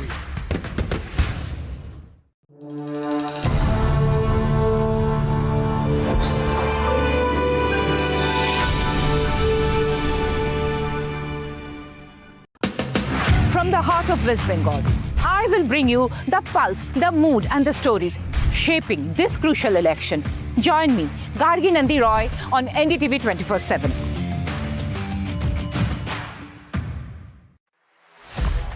YouTube doesn't have a favorite news channel. It has 3. NDTV 24/7, India's #1 English news channel. NDTV India, India's #1 Hindi news channel. NDTV Profit, India's #1 English business news channel. 3 channels, 3 undisputed leaders, 1 unstoppable network. NDTV. The front lines of Kargil. The fury of Operation Sindoor. On climate intelligent. Now the question comes about costs, obviously, and a green development or being sensitive to the environment, but developing at the same time, it raises concerns about how this will be a lot more expensive, and how so how do we reconcile sustainability with cost and competitiveness, especially in a fast-growing economy like ours? By the time this panel finishes, you guys will be convinced that this person knows probably the least. Because you put 20 people, you put 20 people into a room. बिल्कुल सच कह रहा हूँ. आप 20 लोगों को एक कमरे में डालिए, and you ask them that what is the biggest challenge to ensuring the greening of infrastructure. 19 out of the 20, that's provided I'm in the room, 19 out of the 20 will say it's money. They are not wrong. But very unfortunately, the way it has been projected, it has become a green versus a non-green dialogue. And I think there is a big dichotomy there. It does not need to be framed like this. And I'll give you 2 examples.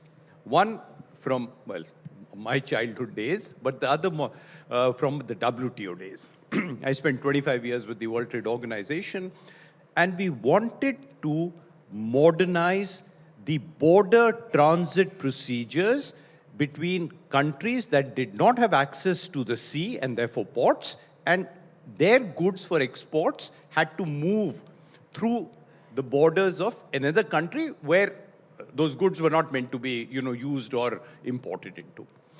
The absolute, for years on, the answer that was given to us, we can't do this because modernization of the trade facilitation border measures requires money.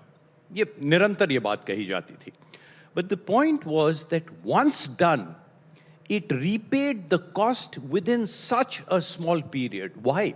Because you had, and I'm talking about global cost, not necessarily the cost of the country which put in it. Suppose you had a truck which was waiting there for a week before it could get cleared. Suppose you had people there who, simply because the trucks were waiting, you had to have security guards there. Then there were lots of additional expenditures which got so easily cut. So very often, it is true, green infrastructure, the greening of anything definitely will require more upfront costs. But you will get the benefit of it very, very quickly. And if I really want to drive home the point, I know it's not the best example, and apologies, I keep breaking into occasional Hindi, perhaps because for 25 years I couldn't use as much Hindi in Switzerland.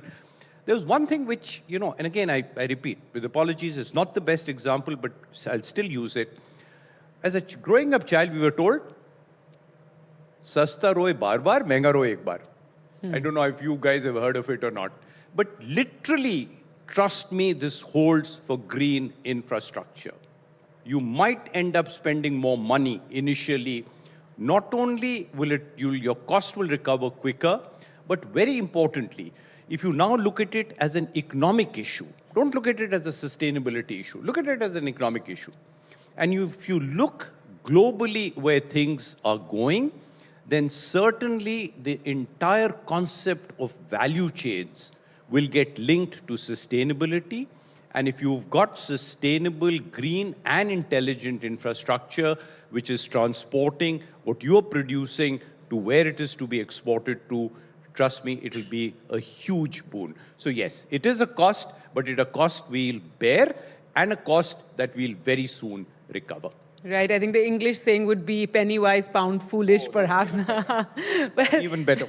Ms. Nain, if there's something you'd like to, add to that, and also the role of multilateral bodies in catalyzing green standards adoption, beyond what you're already doing, advocacy, and what sort of technical and financial instruments does UNEP deploy in emerging economies like India?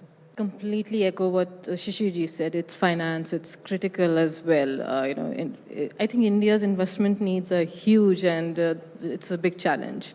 But coming to your question, advocacy is just one aspect. The Secretary General about 2 years back laid the roadmap for UNEP on climate action. And that was, you look at climate science, support that, protect the vulnerable, especially workers and women, and lastly, enable a switch to clean energy. And that's what we work towards. So we help a lot of subnational and local governments, that is cities and municipalities, in establishing the climate science, which is basically the evidence for further action. That is research. For example, we did recently in the city of Chennai, we spent 1 year in understanding the urban heat patterns of the city. And we work with some of the leading research institutions in India, public and private, but also global institutions. So, establishing the evidence and presenting it to the stakeholders is very critical. Secondly, and not just UNEP, but even other players in this sector, we are looking at helping the government test innovative solutions, whether they are in the test labs or they're ready for commercialization or in early commercialization state. It's very, very important to boost the confidence of the users to be able to use these solutions that we have already. And we spend a lot of time. Very recently, we worked with the government of Maharashtra to ensure that they have some innovative solutions for cooling in housing under Pradhan Mantri Awas Yojana. And it helped them to the extent that they have scaled up and adopted it across all their new upcoming projects. So that is very critical, and that is something that we do a lot. Capacity building, training of all formats, and also financing mechanisms. So we are trying to see how we can converge CSR funding, unlock international climate adaptation funds. For India, they're targeting and unlocking adaptation funds, which are available through various multilateral bodies, is very, very critical, especially to set up the models. And also we are trying to work to, unlock business models with the private sector, whether it's on impact investment or is it on, pay as you go, pay for your services models. We are trying all of these. And advocacy then comes once you have set the examples, once you have proven the concept, that is when advocacy comes in. Right, and if you can tell us more about adaptation, and also when we're talking about these 400 million people who are going to shift to cities and how our cities have to develop, is there any way we can prevent that from happening using, green infrastructure in rural areas, or in making sure that there is no need for them to make that shift to urban India?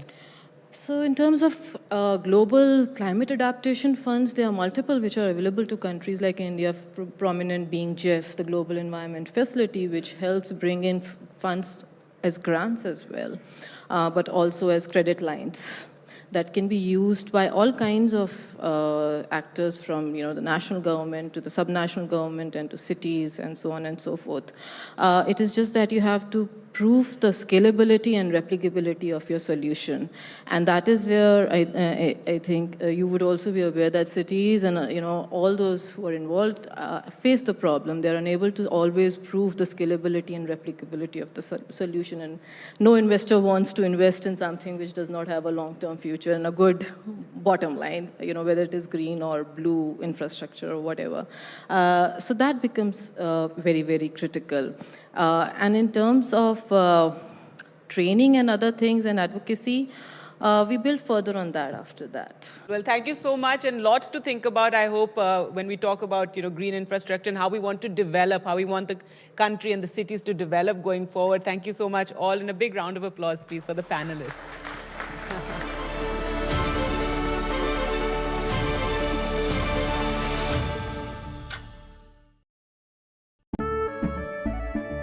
केसरिया से मन जोगी हुआ रे दिल झूमे देखो मतवारा हुआ रे केसरिया से मन जोगी हुआ हर पल मनाओ केसरी त्योहार विमल बोलो जुबान Kesari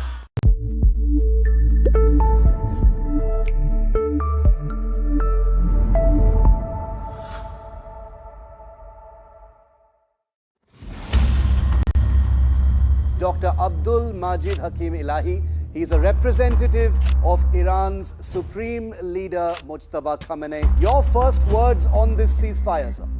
They accepted our conditions, but this is unfortunately after losing a lot of life. Mujtaba Khamenei, how is he? He's very healthy and his condition is good. Would Iran be willing to hand over its enriched uranium? Never. If we wanted to handle out, we were doing it 40 years ago.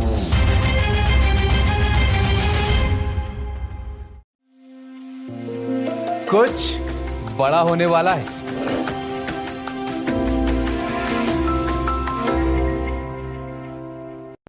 Tamil Nadu votes decisive, uniquely the way it does.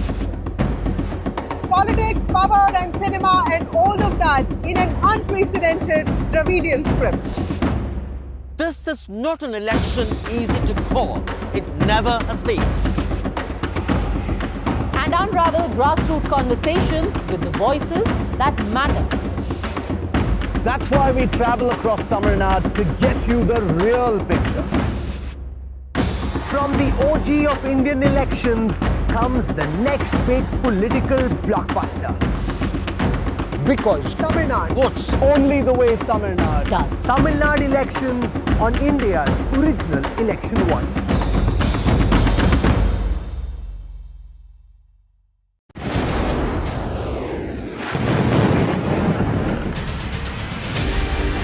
We are in Dimona. Sirens are, going on. Alarm for a missile has flashed sounded on. Beirut शहर में यहाँ अभी बमबारी हुई, काफी panic है. जैसे आप देख सकते हैं यहाँ एम्बुलेंसेस जा रहे हैं, देख लीजिए. We are in a neighborhood. We're in Tel Aviv and rushing into a shelter. This is immediately after the strikes.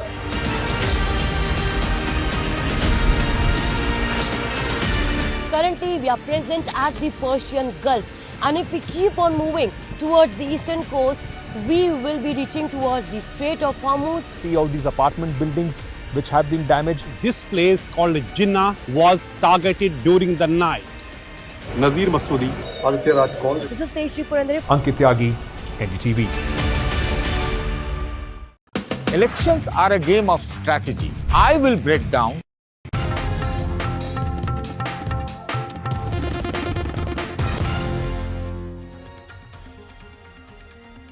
Hello and a very good afternoon. You're watching NDTV and I'm Aditya Raj Kaul. Let's get you the top headlines at this hour. Major breakthrough in the 49-day Middle East conflict as Iran reopens the Strait of Hormuz for global shipping. Trump claims Iran has agreed to keep it open but says the US blockade will remain until all terms are met.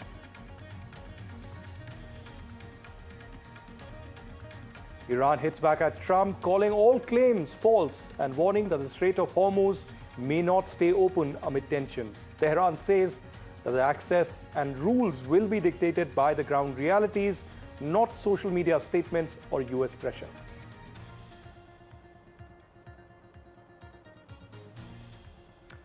Trump ups the ante, warning fresh bombings if no Iran deal is reached before the midweek deadline. Even as he voices hope for an agreement, the US says its Iran blockade will continue until terms are finalized. High-stakes diplomacy set to resume as US-Iran talks may enter a crucial second round in Islamabad. Uranium and Hormuz remain key flashpoints. Trump makes bold claims, but Tehran firmly denies any deal on nuclear transfers. Congress leader Priyanka Gandhi launches a sharp attack on government after the women's setback, in fact, calling it a black day for the government. Priyanka terms it as a victory for democracy, alleging that the centre was only chasing political credit on the women's bill. The government, meanwhile, is facing an uproar as women's quota bill falls to pass. In fact, it has completely failed and sparking a sharp political clash in the parliament. NDA to hit the streets nationwide, accusing the opposition of blocking progress and killing the landmark bill. And women's quota push collapses, triggering a fierce political showdown between the centre and the southern states. Chief Minister Stalin claims Tamil Nadu has defeated Delhi as BJP calls it a betrayal and vows nationwide protests. And the deadly boiler blast in Chhattisgarh leaves 20 dead, triggering a major probe into the safety lapses. FIR, meanwhile, has been filed against Vedanta chairman Anil Agarwal and company management as accountability questions mount.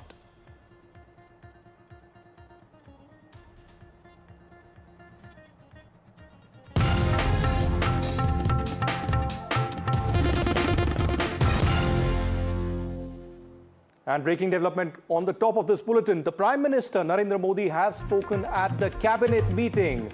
We are breaking details first on NDTV. The Prime Minister stated that during the cabinet meeting that the opposition committed a mistake by not supporting the Women's Reservation Bill. We saw those scenes inside the parliament and of course the showdown between the Congress and the BJP. Now, in fact, the Prime Minister stating the obvious inside the cabinet meeting. Now, they will have to face the consequences. That's what the Prime Minister has stated inside the cabinet meeting. He's also said they will have to answer to the women of India. This message must be taken to every single person, to every single village. This is a directive that the Prime Minister has given his cabinet colleagues across in the cabinet meeting that is underway in the national capital. The opposition has let down the women of the country. That's the latest we are picking up here on NDTV. The Prime Minister speaking inside the cabinet meeting just hours after the collapse of the Women's Reservation Bill. We have, in fact, Aishwarya joining us from the Parliament. Aishwarya, a very important statement by the Prime Minister. And of course, BJP is not going to take it lightly. In the season of elections, it's likely that the entire debate now shifts from the Parliament to the streets. And that's the directive that the Prime Minister is giving to the colleagues of the Cabinet and the BJP. Well, certainly. And it is just not the message of anti-women stand. It is also this message of how they have defeated each and every woman of this country. Certainly, it is Prime Minister Narendra Modi who had spoken in the cabinet meeting and stated that it is the opposition which has made a huge mistake by not supporting the constitutional amendment. And certainly this message should be circulated to each and every woman of this country. And therefore, the reason perhaps a task should be assigned to the MPs of different constituencies of the Bharatiya Janata Party and the ND allies as well to take this message, as the government wants to give 33% reservation to the women of this country in the parliament and also in the assembly, but it is the opposition who failed the entire chance of giving women the inclusivity in the parliament, more representation in the democratic arena. Certainly, it is Prime Minister Narendra Modi, while chairing the cabinet meeting today, had given out a very strong message after the bill yesterday being defeated by the opposition. The government had no numbers, but remember, Prime Minister appealed to each and every political party floor leader yesterday to give to support this particular bill, but it was the opposition which clearly had defeated this, and now Prime Minister's strong message coming in from the cabinet. All right, a strong message from the Prime Minister. We had seen Prime Minister speaking inside the Parliament as well, and clearly indicating and appealing to the opposition to be united in this important gesture by the Parliament of India. Akhilesh Sharma also joining us, senior editor here at NDTV. Akhilesh, what's the latest that we are picking up as far as the BJP strategy is? They are taking this from the Parliament to the streets, but in the season of election, it's likely that this will continue for a while until a resolution.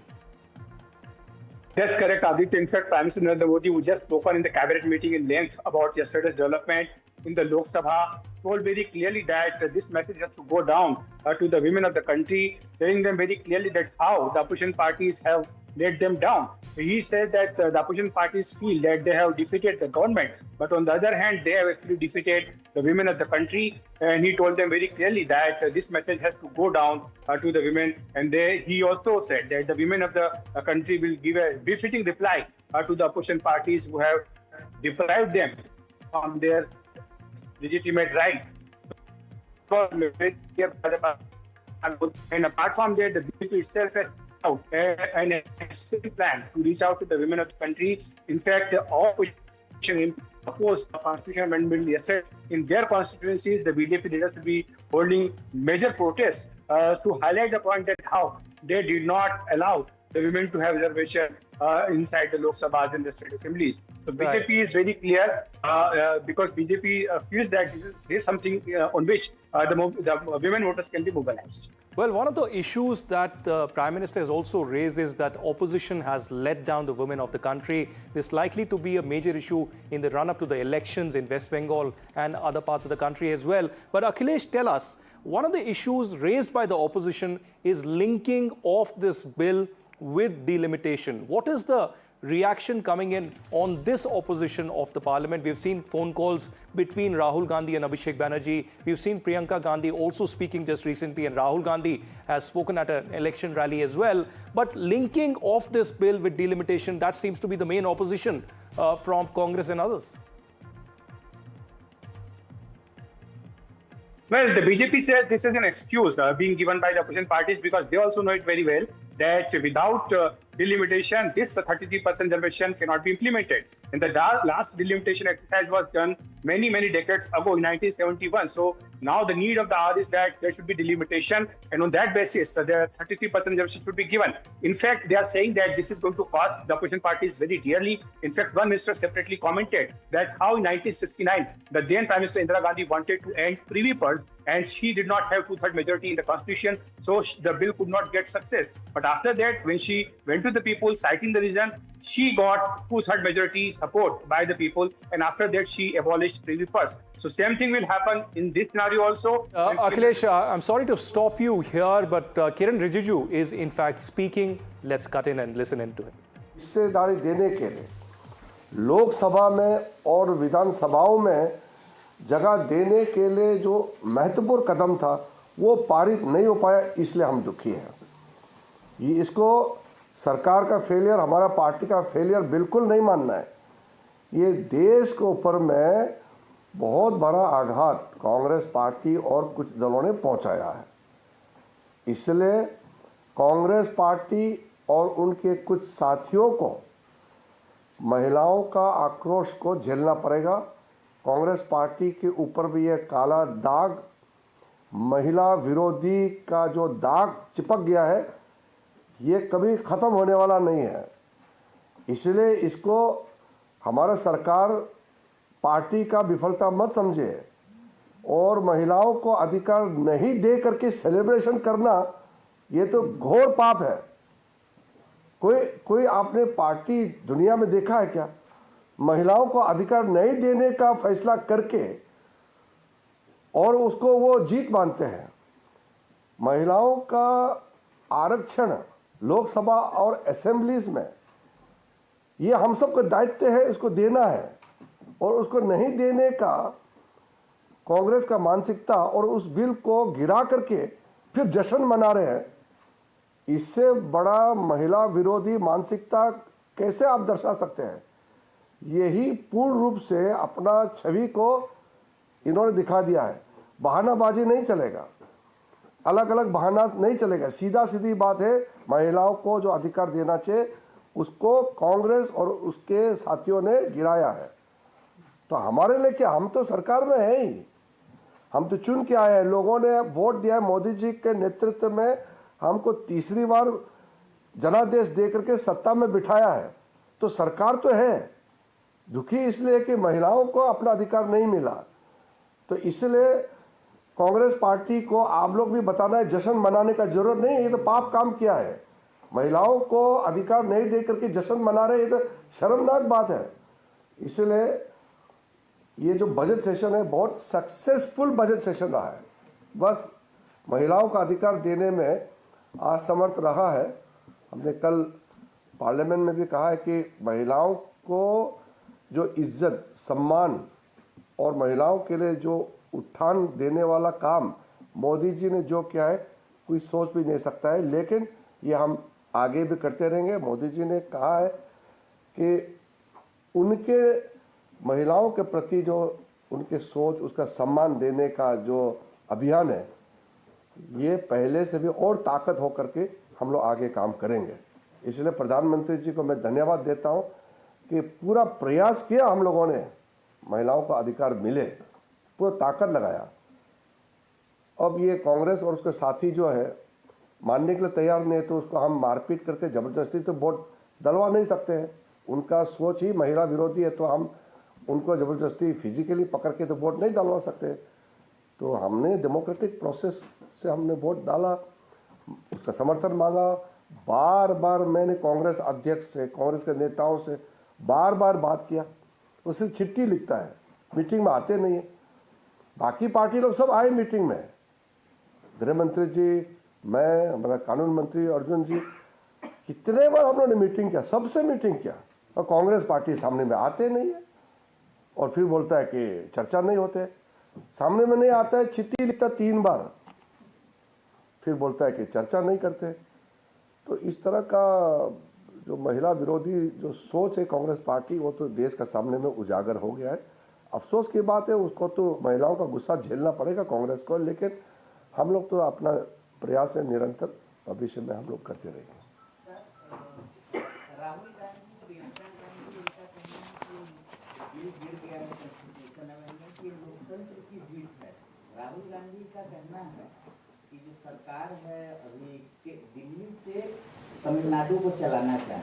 नहीं, ये जो अगर राहुल गांधी कहते हैं कि महिलाओं को आरक्षण देने वाला काम अगर गैर संवैधानिक है, अलोकतांत्रिक है, यानी कि अनकॉन्स्टिट्यूशनल, अनडेमोक्रेटिक है, तो फिर राहुल गांधी को कोई समझाना चाहिए कि महिलाओं को अधिकार देने वाला अनडेमोक्रेटिक कैसे हो गया।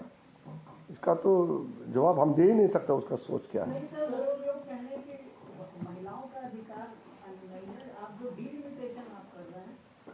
वो तो देखिए, मैं अभी बहुत डिटेल में बोलने का आवश्यकता नहीं है। होम मिनिस्टर अमित शाह जी ने बहुत अच्छी तरह से समझाया कि 2026 तक डिलिमिटेशन नंबर्स ऑफ सीट्स को फ्रीज किया गया है, तो उसको उठाने के लिए संवैधानिक प्रक्रिया है, अमेंडमेंट तो लाना पड़ेगा। और संख्या बढ़ा करके जब 54 करोड़ था तब 543 MP है, टोटल सीलिंग था 550, तो अब पॉपुलेशन 3 गुना लगभग बढ़ गया है।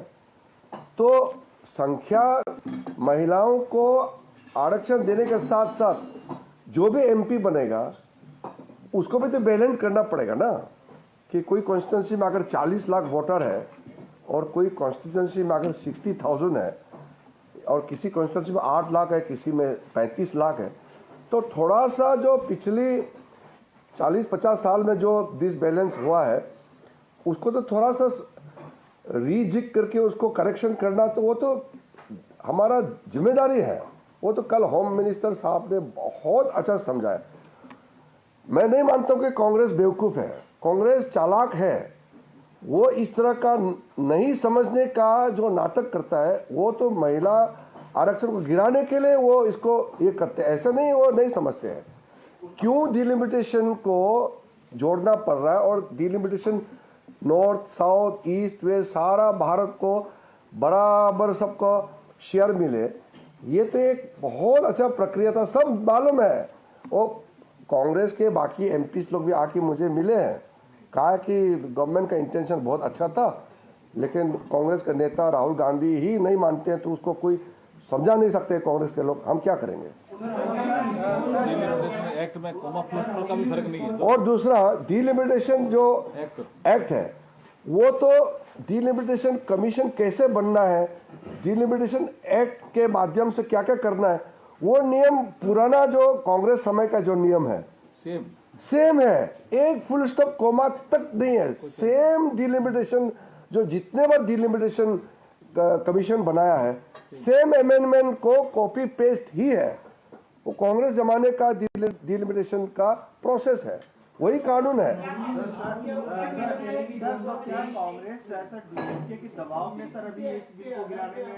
नहीं, ये महिला विरोधी है। कांग्रेस पार्टी वो नहीं चाहते कि 1/3 रिजर्वेशन के माध्यम से, और कई महिला तो जनरल से भी चुन के आएंगे, वो नहीं चाहते कि इतना महिला संख्या लोकसभा और विधानसभा में होना चाहिए, ये कांग्रेस नहीं चाहते हैं, ये साफ है।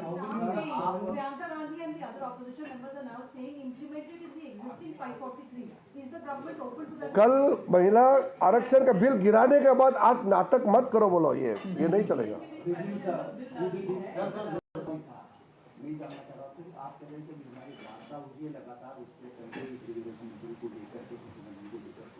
अगर बात नहीं तो उनका कोई आरोप है कि वो चाह रहे थे कि 29 अप्रैल को आप बैठक विशेष बुलाए, आपने पहले क्यों बुलाई? इनकी नाराजगी मैंने पहले ही बता दिया आपको कि हमको जल्दी करना था, तो हर पार्टी को हमने बात किया और हमने शेयर किया। आप ये हमारा कानून मंत्री साहब बैठे, उसका पूछे कागज जितना कैलकुलेशन कितना सीट बनने जा रहा है, किस स्टेट का कितना है, पूरा हमने शेयर किया एक एक पार्टी से, और सबने सराहना किया। When we had the meeting with all the political parties, we shared the projected proposal formula. Everybody appreciated, nobody opposed. But Congress never came forward to attend those meetings, and they only wrote letters. Kharge ji wrote 3 letters. We invited them for physical meeting, and they are writing letters. वो तो कल बताया ना। ओहो, जब आप भाषण देते हैं लोकसभा में, जो आपका भाषण है वही तो एश्योरेंस होता है ना, वो आपका स्पीच राइटिंग में देना चाहते हैं आप।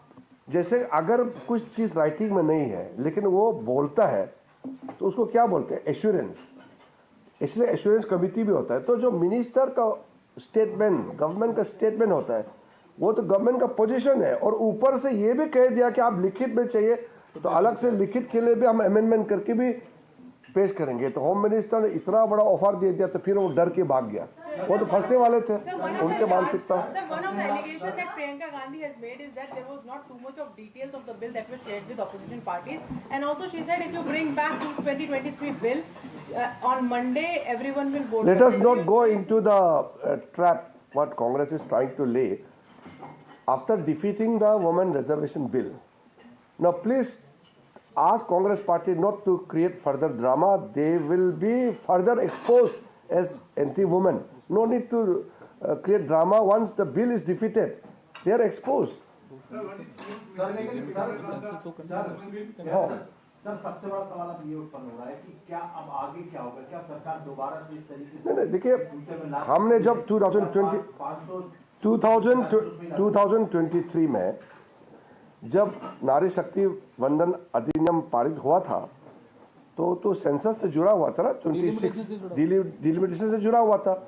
उसके लिए डिलिमिटेशन करेंगे, 2026 का बाद का सेंसस के साथ करेंगे, तो उसको तो अभी तो संशोधन करना पड़ेगा ना। अभी तो जाति जो है जनगणना जो है जातिगत हो गया ना, अभी तो कास्ट सेंसस हो रहा है, तो उसमें तो टाइम लगेगा, सबको मालूम है, वो तो बताएंगे। हाँ, तो उसमें कहा ना, आपने पढ़ा है ना 2023 में जब वुमेन रिजर्वेशन बिल पारित किया, तो उस समय उसमें हिस्सा है ना कि ये डिलिमिटेशन से जुड़ा हुआ है, और 26 के बाद जो सेंसस आएगा उसका फिगर उससे मिला करके डिलिमिटेशन करेंगे, यही तो था ना। इसलिए तो हम लोग अमेंडमेंट लेके आए थे ना, तो वो समर्थन करना चाहिए था उनको।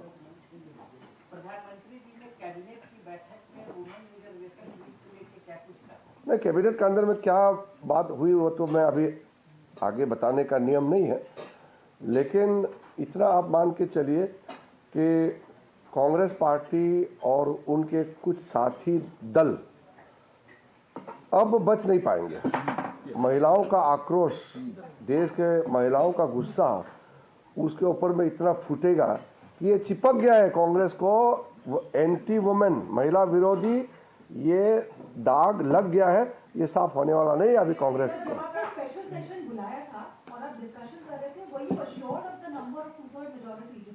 Who would even imagine that any party would oppose women reservation? आप सोचिए, इसमें तो आशंका होने का सवाल नहीं ना, कौन सोचेगा? Nobody could even imagine that any party, especially national party like Congress party, would ever oppose women reservation, even if they oppose internally. I thought, and everybody thought, that they will not go to this extent of getting themselves exposed as anti-women. हाँ जी जी, देश भर में महिला तो देश भर में है ना, सिर्फ एक राज्य में तो है नहीं। महिला तो 50% ऑफ इंडियन पॉपुलेशन है। मोदी 2029 से पहले अभी उसके बोलेंगे बाद में। हाँ,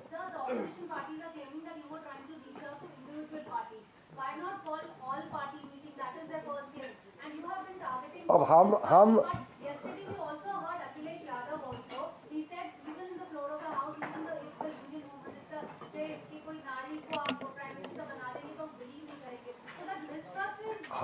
how should we approach the different political parties as a consultation process? It is to be decided by the government. How can they dictate that in a particular and certain manner we should follow the path of consultation?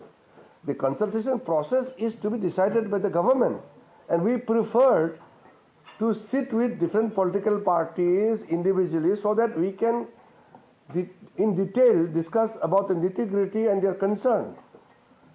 We understood that calling all parties would be very large in numbers, so it's better to negotiate one by one and discuss, and it was very fruitful. In all the meetings we had with different political parties, including many parties from the opposition, those meetings were very positive and fruitful.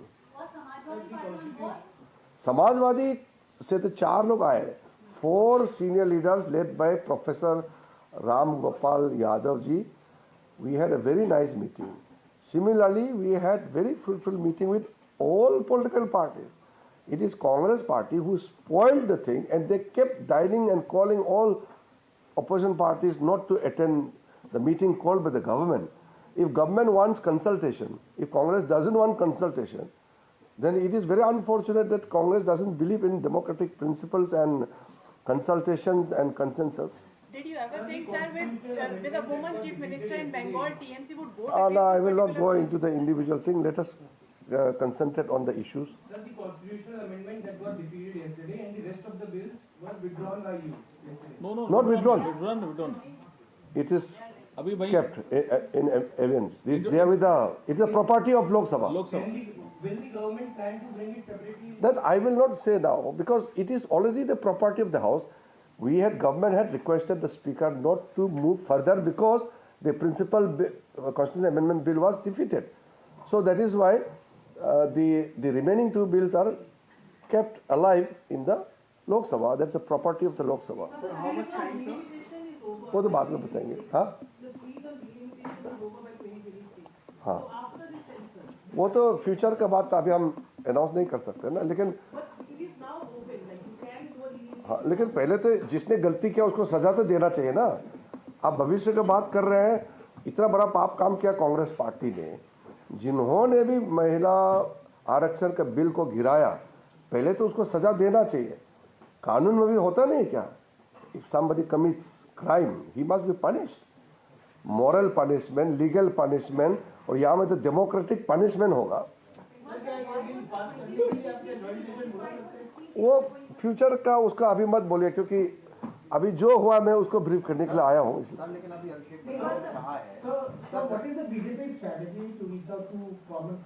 वो तो सब देश ने देख चुका है. हम reach out करना जरूर नहीं है. हम कोई बोल रहे हैं कि वो कांग्रेस ने जो गलत काम किया है और कांग्रेस के साथ कुछ लोग थे, उनको क्या सजा देना चाहिए. पब्लिक तो वैसे गुस्सा है, महिला तो बहुत गुस्से में है.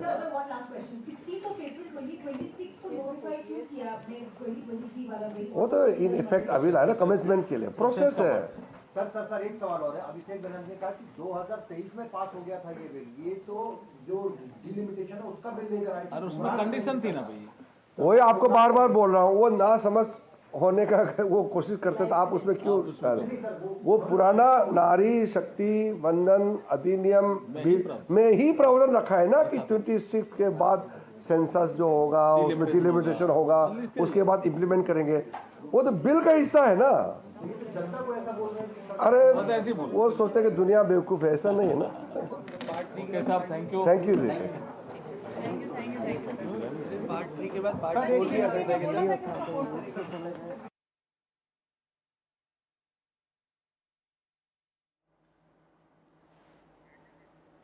Well, that's the latest that's coming in. Kiran Rijiju attacking the Congress and the opposition for blocking the all-important Women's Reservation Bill. A press conference is underway in the national capital where Kiran Rijiju is speaking about how it was essential to, in fact, pass this important and critical bill. In fact, just moments ago, we had Prime Minister Narendra Modi also having a cabinet meeting in which he directed his cabinet colleagues, all ministers, to, in fact, give this message that this must be taken to every single household, every single district all across the country. We'll keep a close watch on that story.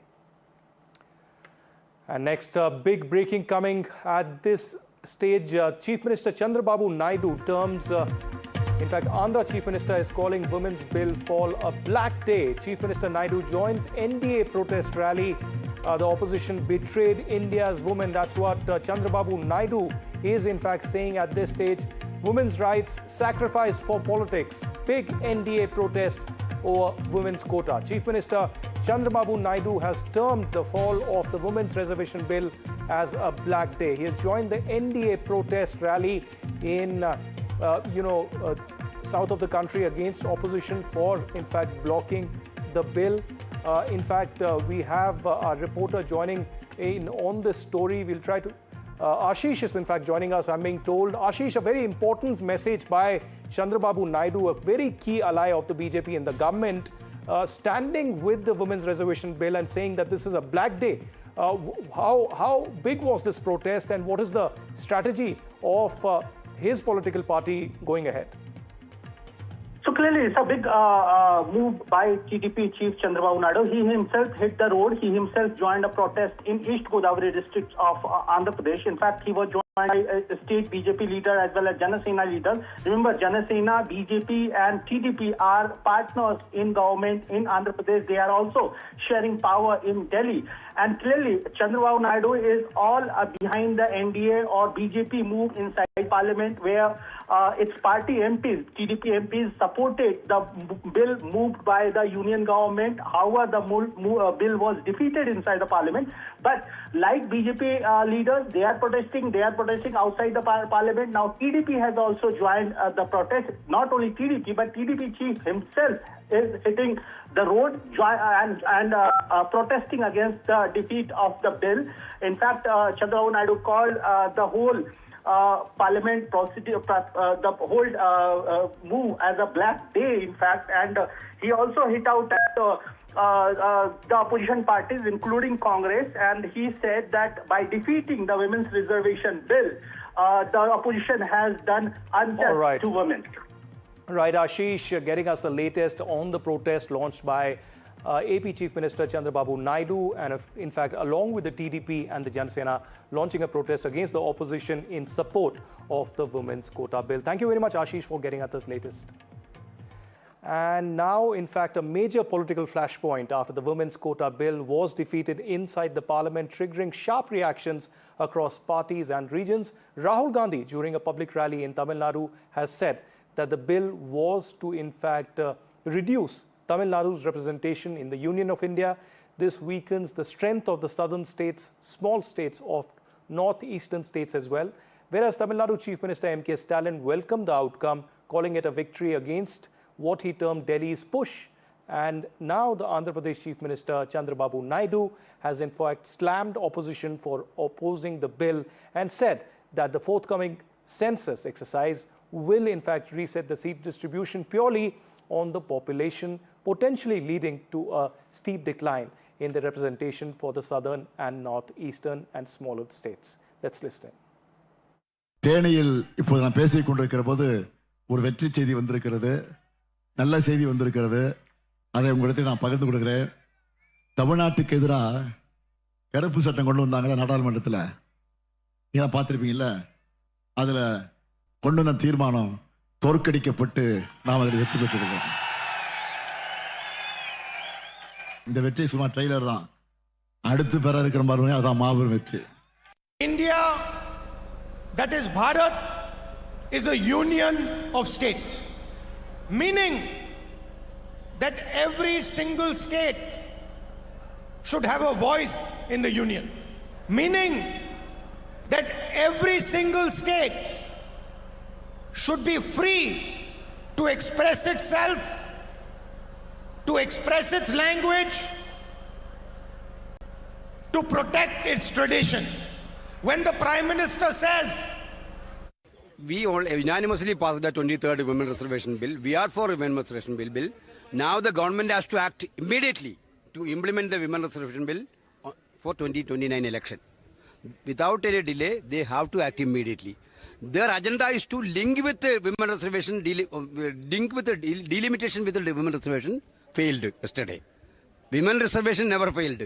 Their agenda to link delimitation with the Women Reservation failed. Why? Because they want to do a delimitation according to their convenience, like Assam and Jammu and Kashmir. They want to cut short the entire constituency according to their convenience.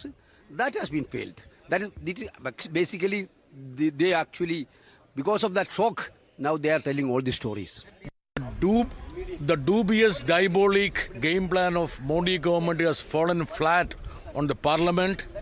They were using women as a shield to cheat the nation. The opposition has exposed. If they have an iota of sincerity, let them come to the parliament to implement 1/3 reservation for women on the basis of the present membership of the Lok Sabha and assemblies. The game plan of Modi government will never succeed. Opposition will jointly defeat any of these ulterior motives and designs of this NDA government. मैंने कांग्रेस को पूछना चाहती हूँ, प्रियंका गांधी, राहुल गांधी को पूछना चाहती हूँ, हम दक्षिण भारत वाले आपका क्या बिगड़ा है? कर्नाटक में आपको अधिकार दिया, तेलंगाना में आपको अधिकार दिया, इंडिया अलायंस केरल में है, सब जगह में आप ही है, एंड तमिलनाडु में भी आप ही है, एंड दक्षिण भारतीयों को सीट ज़्यादा करने से आपका तकलीफ क्या है? आप साउथ इंडिया नॉर्थ इंडिया को अलग करना चाहते हैं, बांटना चाहते हैं, टुकड़े टुकड़े करना चाहते हैं। हम डिलिमिटेशन का बिल में 50% ज़्यादा दिया तो क्यों आपको तकलीफ हो रही है, क्यों हराया? ये आप महिला बिल को हराया, महिला को हराया। நேற்று சாயங்காலம் பாராளுமன்றத்தில் காங்கிரசும் திராவிட முன்னேற்ற கழகமும் இணைத்து இந்த மசோதாவை தோற்கடித்திருக்கின்றார்கள். அருமை சொந்தங்கள், 298 எம்பிக்கள் வேண்டும், 230 எம்பிக்கள் வேண்டாம்.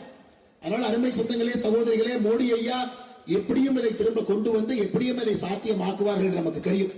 ஆனால் நேற்று இந்த மசோதாவுக்கு எதிராக வாக்களித்து, தாய்மார்களுக்கு எதிராக வாக்களித்து, பெண்களுடைய குரல் பாராளுமன்றத்தில் சட்டமன்றத்தில் வரக்கூடாது என்று நினைத்த திராவிட முன்னேற்ற கழகத்துக்கும் காங்கிரசுக்கும் தர்மபுரியில ஒரு தாய்மார் கூட நீங்க ஓட்டு போடக்கூடாதுன்னு அன்போடு கேட்டுக்கொள்கின்றேன்.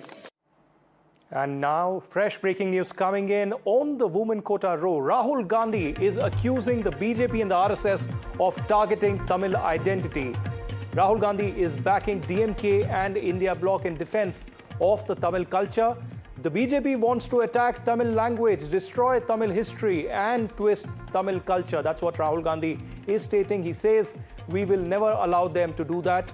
The BJP and RSS are ignorant people, saying Rahul Gandhi. They don't understand who Tamil people are. They don't understand what Tamil means to people here. And they don't understand that Tamil people here have history of 1,000 years. What BJP wants is a partner in Tamil Nadu who allows them to rule Tamil Nadu from Delhi. That's what Rahul Gandhi has alleged against the BJP. He says, and I quote, they want, in fact, OM in Tamil Nadu who takes orders from Amit Shah and Modi. Same way Donald Trump has compromised Modi, they want a compromised chief minister to run Tamil Nadu. So that's the fresh allegation coming in from Rahul Gandhi on this latest development, the women quota row, a fresh political debate between the Congress and the BJP. Let's listen in to what Rahul Gandhi had to say. India, that is Bharat, is a union of states, meaning that every single state should have a voice in the union, meaning that every single state should be free to express itself, to express its language, to protect its tradition. When the Prime Minister says, one nation, one leader, one language, one people, he attacks the Constitution of India. That the Stalin family, and it's not a small family, MK Stalin, Udayanidhi Stalin, Sabri son, brother-in-law, sister, Kanimozi, it's one family rule and full of corruption. Corruption in TASMAC, liquor, corruption in land allotment, all sand mining contracts given to their friends by taking bribes. They don't even do transfer and posting without paying a bribe. This is unacceptable. All right, that is Union Minister Piyush Goyal attacking the Stalin family and saying that there are allegations of corruption against them, and that's why they are continuously trying to defend themselves and attacking the BJP and the union government led by Prime Minister Narendra Modi. The quota row has led to a huge crisis and, of course, a chaos and political attacks between the BJP, the Congress, and, of course, the DMK also gunning for the government. Radhika joins us live at this point in time on NDTV. Radhika, a fresh political debate and, attacks between the BJP and the DMK. Is the DMK planning to take this to the streets as well, just like the BJP is doing across the country? Absolutely. Just ahead of Tamil Nadu elections, what happened yesterday in Parliament has given an impetus for the DMK to make it an electoral issue as well. Remember, we are just a week before elections. All right, Radhika, sorry to cut you short, but Smriti Irani, former Union Minister, is speaking live right now. Let's listen in. संसद का संघर्ष कैसे जीता जाए, उस जश्न में कांग्रेस और उसके समर्थक दल अपने आप को समर्पित कर रहे थे। लेकिन भाजपा के लिए सत्ता का संघर्ष नहीं, समानता का अधिकार देने का प्रश्न था। आज कांग्रेस के प्रेस वार्ता में कटाक्ष किया गया कि भाजपा में कुछ लोगों ने मसीहा बनने का प्रयास किया। यह उस सामंतवादी सोच की निशानी है जिन्हें लगता है कि लोकतंत्र में अगर किसी भी नागरिक को उसका संवैधानिक अधिकार दिलाया जाए तो वो संवैधानिक अधिकार सुनिश्चित करने वाला कोई मसीहा ही होगा। कांग्रेस पार्टी के प्रेस वार्ता में इस बात का उल्लेख हुआ कि महिलाएं याद रखेंगी। यह सत्य है, महिलाएं याद रखेंगी कि जब 6 दशक तक कांग्रेस के पास सत्ता थी तो 11 करोड़ महिलाएं इस देश में एक शौचालय से वंचित थीं। महिलाएं याद रखेंगी कि जब कांग्रेस की सत्ता रही तो ट्रिपल तलाक एक अभिशाप बनकर मुस्लिम महिलाओं के सर पर मंडराता रहा, उनके सपनों का संहार करता रहा। महिलाएं याद रखेंगी कि 25 करोड़ महिलाओं को बैंक का खाता खोलने में कांग्रेस की सरकार ने कभी समर्थन नहीं दिया, कभी सुविधा नहीं दी। इस देश की महिलाएं याद रखेंगी कि 10 करोड़ से ज्यादा महिलाओं को कभी भी कांग्रेस के कार्यकाल में आयुष्मान भारत का सहयोग प्राप्त नहीं हुआ। इस देश की महिलाएं याद रखेंगी कि भाजपा ने एनडीए की सरकार में पहली बार जेंडर बजट की व्यवस्था हुई, कांग्रेस के कार्यकाल में नहीं। और देश की महिलाएं ये भी याद रखेंगी कि 33% आरक्षण का बिल भाजपा ने एनडीए की सरकार ने दोनों सदनों में पास किया और कांग्रेस की मंशा 98 साल सपना दिखाना, जब सत्ता होना तब उस सत्ता का सदुपयोग करके महिलाओं को आरक्षण ना दिलवाना बल्कि लोकसभा में यूपीए के कार्यकाल में उस बिल को लैप्स कराना। मैं स्तब्ध हूं कि कांग्रेस की प्रेस वार्ता में यह कहा गया कि वो 2023 के पारित बिल का समर्थन करते हैं जिसमें डिलिमिटेशन का उल्लेख है, लेकिन दोगलापन कांग्रेस का इतना कि साथ में यह भी कहते हैं कि उन्हें परिसीमन की समिति और व्यवस्था में विश्वास नहीं। कांग्रेस को देश की संवैधानिक व्यवस्थाओं में विश्वास नहीं, देश की संसद में विश्वास नहीं और देश की महिला पर भी विश्वास नहीं। ये कांग्रेस ने अपना क्रूर चेहरा देश की जनता के सामने उजागर किया है। आज हम सबके सम्मुख आदरणीय रविशंकर प्रसाद जी उपस्थित हैं। मैं उनसे आग्रह करती हूं कि संवैधानिक ढांचे के बारे में अपनी प्रतिक्रिया आप सबके सम्मुख प्रस्तुत करें।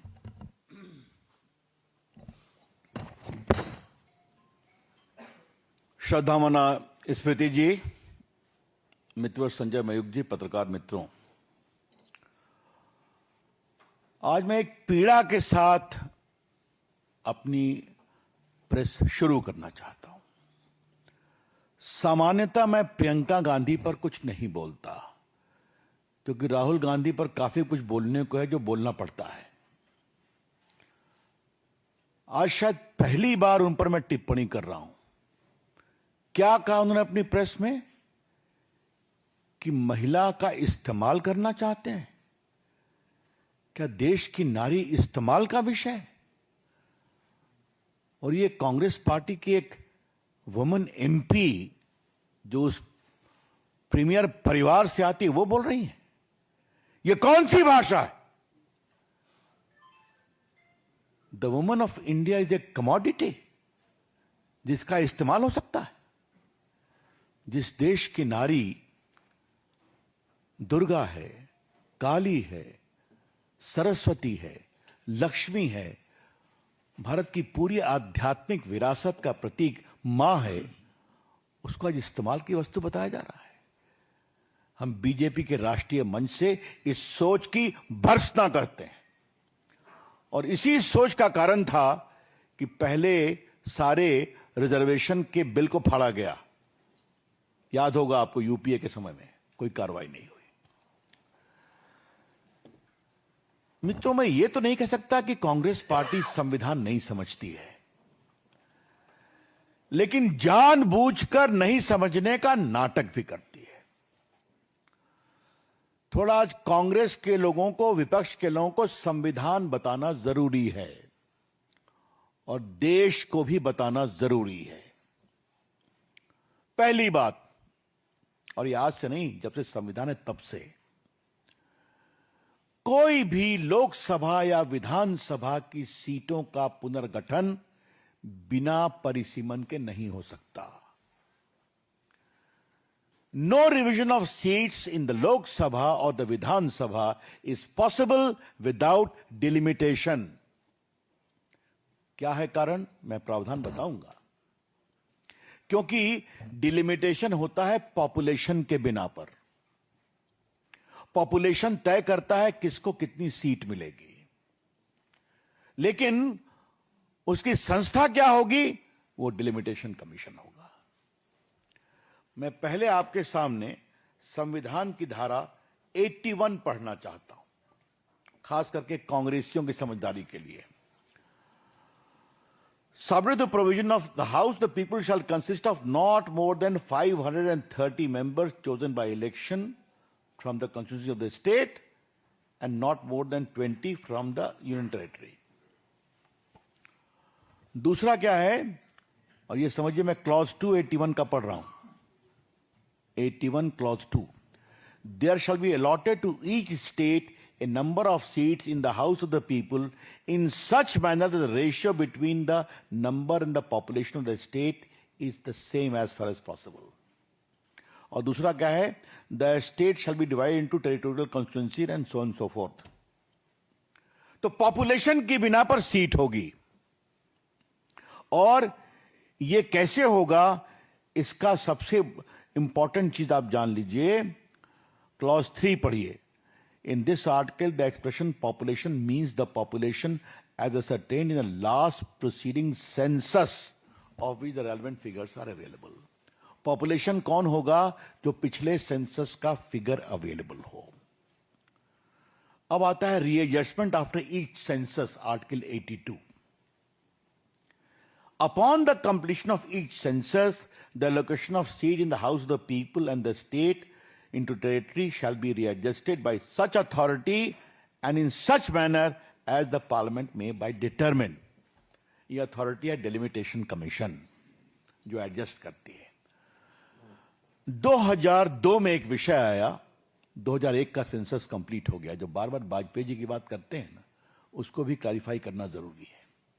उस समय एक बहुत आशंका प्रकट की गई कि पॉपुलेशन पर करेंगे 2001 में तो दक्षिण भारत के तो स्टेट्स का पॉपुलेशन कम हो गया है, क्योंकि वहां परिवार नियोजन काफी हुआ है, तो हम तो सफर कर जाएंगे। तो वहां पर एक निर्णय किया गया 2001 में, वो ये था कि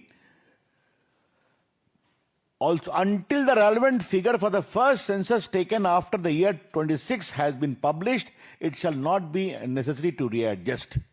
The allocation of seat in the House of the People to the state shall be on the basis of 1971 census.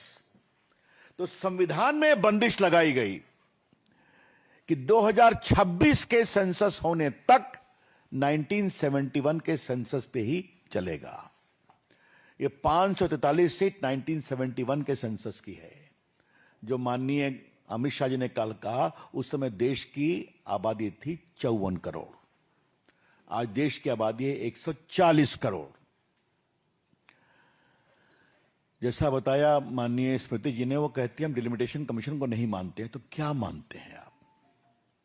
अब जरा हम आते हैं 2023 के कानून पर। 2023 के कानून में लिखा हुआ है, वो भी पढ़ना जरूरी है। Article 334, notwithstanding anything in the foregoing provision so and so, the provision of the Constitution relating to reservation of seats for women in the House of the People and of the Assembly shall come into effect after an exercise of delimitation is undertaken for the purpose of, after relevant figure for the first time is taken after the commencement of the Constitution. Amendment. 23 के बाद जो पहला census होगा उसके आधार पर, delimitation के आधार पर हम 33% करेंगे।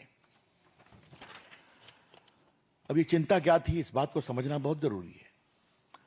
सेंसस जब भी हो, दक्षिण भारत की संख्या घटती पॉपुलेशन के कारण।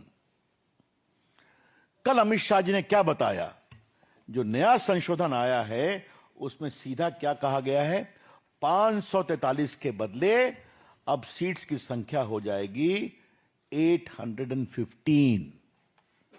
मतलब 543 की जगह पर आशंका नहीं हो तो हम इसको 815 मेंबर कर देंगे, पहली बात, ताकि 33% लोगों को आरक्षण मिल सके। दूसरी बात, इसके स्टेटमेंट ऑफ ऑब्जेक्ट को आप देखिए तो इसमें साफ लिखा हुआ है कि चूंकि सेंसस करने में बहुत समय लगता, नया सेंसस करने में, फिर डिलिमिटेशन होने में, तो इस कारण से और विलंब होता, देश की नारी शक्ति का उचित रिप्रेजेंटेशन हो, इसलिए हम लास्ट पब्लिश सेंसस 2011 का है, उसके बिना पर हम डिलिमिटेशन कराएंगे।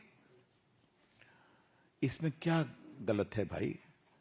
कांग्रेस के मित्रों, थोड़ा मैं आपको ज्ञान दे दूं, बिना डिलिमिटेशन के रीएडजस्टमेंट नहीं होगा। There can be no readjustment of seats pursuant to any census without delimitation, because delimitation is the body to execute that. Delimitation Commission में कौन कौन होते हैं? नया जो कानून है, जब पहले का कानून वही है, सुप्रीम कोर्ट का एक रिटायर्ड या सिटिंग जज का चेयरमैन होगा, इसमें चीफ इलेक्शन कमिश्नर होंगे या उनके प्रतिनिधि होंगे, और स्टेट के चीफ इलेक्टोरल ऑफिसर होंगे हर स्टेट में। इसमें 5 लोकसभा के मेंबर और 5 विधानसभा के मेंबर होंगे, जिनको दोनों के स्पीकर तय करेंगे, और वो एसोसिएट मेंबर होंगे जिनको वोट देने का अधिकार नहीं होगा और जिनको साइन करने का भी अधिकार नहीं होगा। मतलब it is a totally legal constitutional body headed by a retired और सिटिंग सुप्रीम कोर्ट जज। यह है डिलिमिटेशन कमीशन।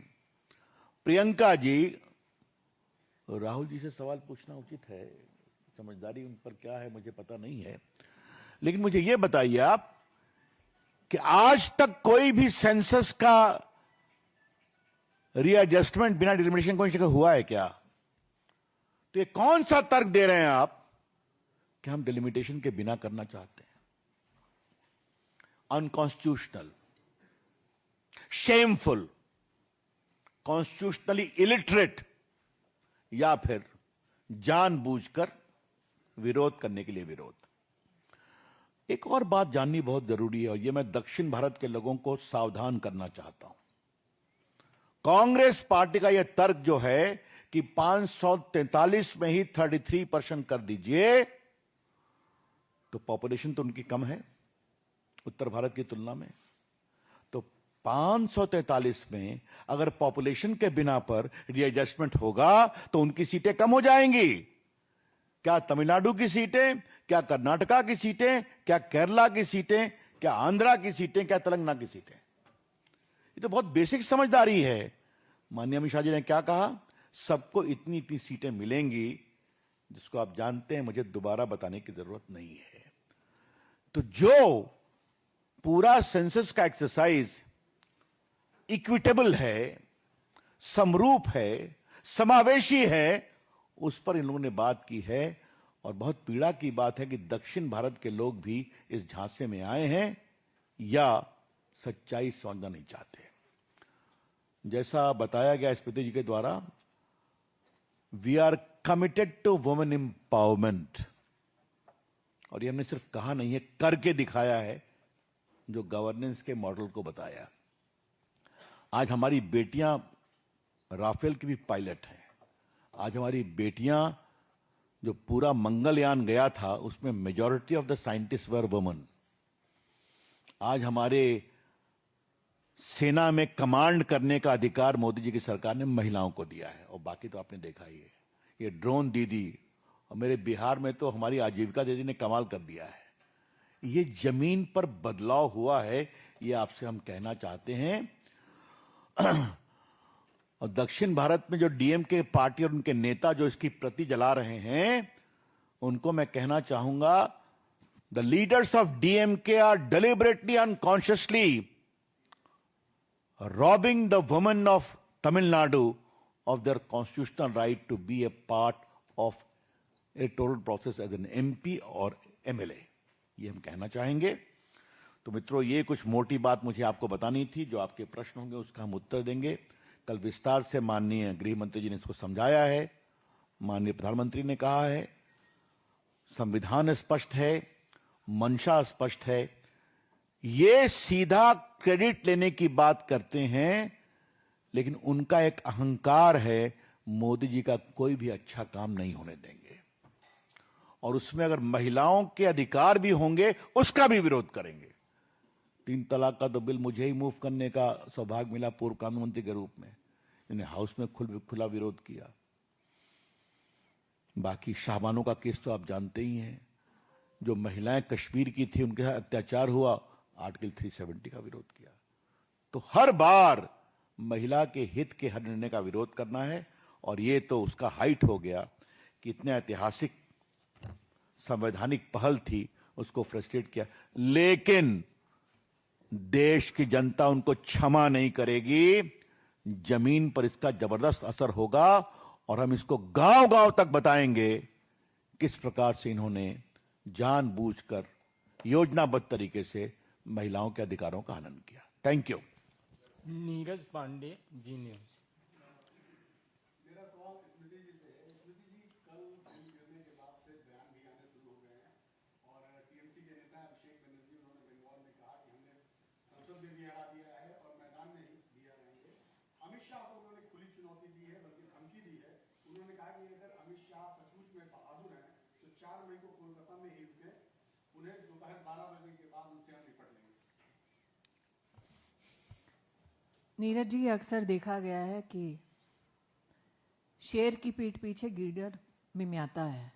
ये शेर पर निर्भर करता है वो कब पलटकर जवाब दे। लेकिन इस प्रकार का बयान टीएमसी का देश के गृह मंत्री को धमकाना, चाहे गृह मंत्री हो या आदरणीय प्रधानमंत्री जी, हमने बार बार पश्चिम बंगाल की जनता से कहा कि सत्ता का वायलेंट दुरुपयोग, उसको परिभाषित किया है तृणमूल के गुंडों ने, और शायद वही भाषा अभिषेक जी ने बोली है। मैं इसको खाली एक सप्लीमेंट कर दूं।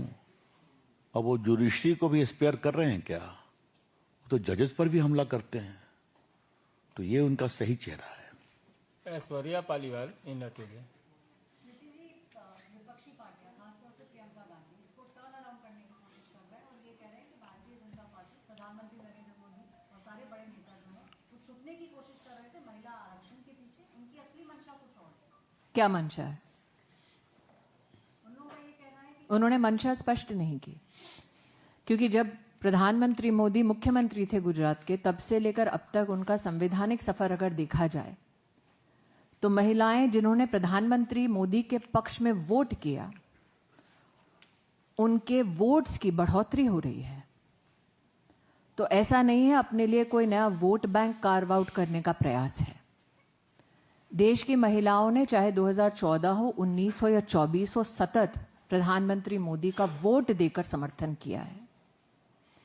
ये जो बिल प्रस्तुत हुए, ये देश की साधारण महिला जो राजनीतिक आकांक्षा रखती है, जो राष्ट्र के संसद में योगदान देना चाहती है, उसके सामर्थ्य को बढ़ाने वाला बिल था।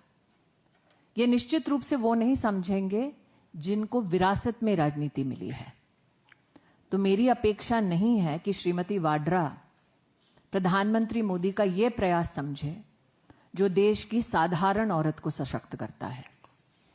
प्रधानमंत्री मोदी को, जैसा कि मैंने कहा, सतत देश की महिलाओं ने बढ़ चढ़कर वोट दिया है। आमोद राय, टीवी 9।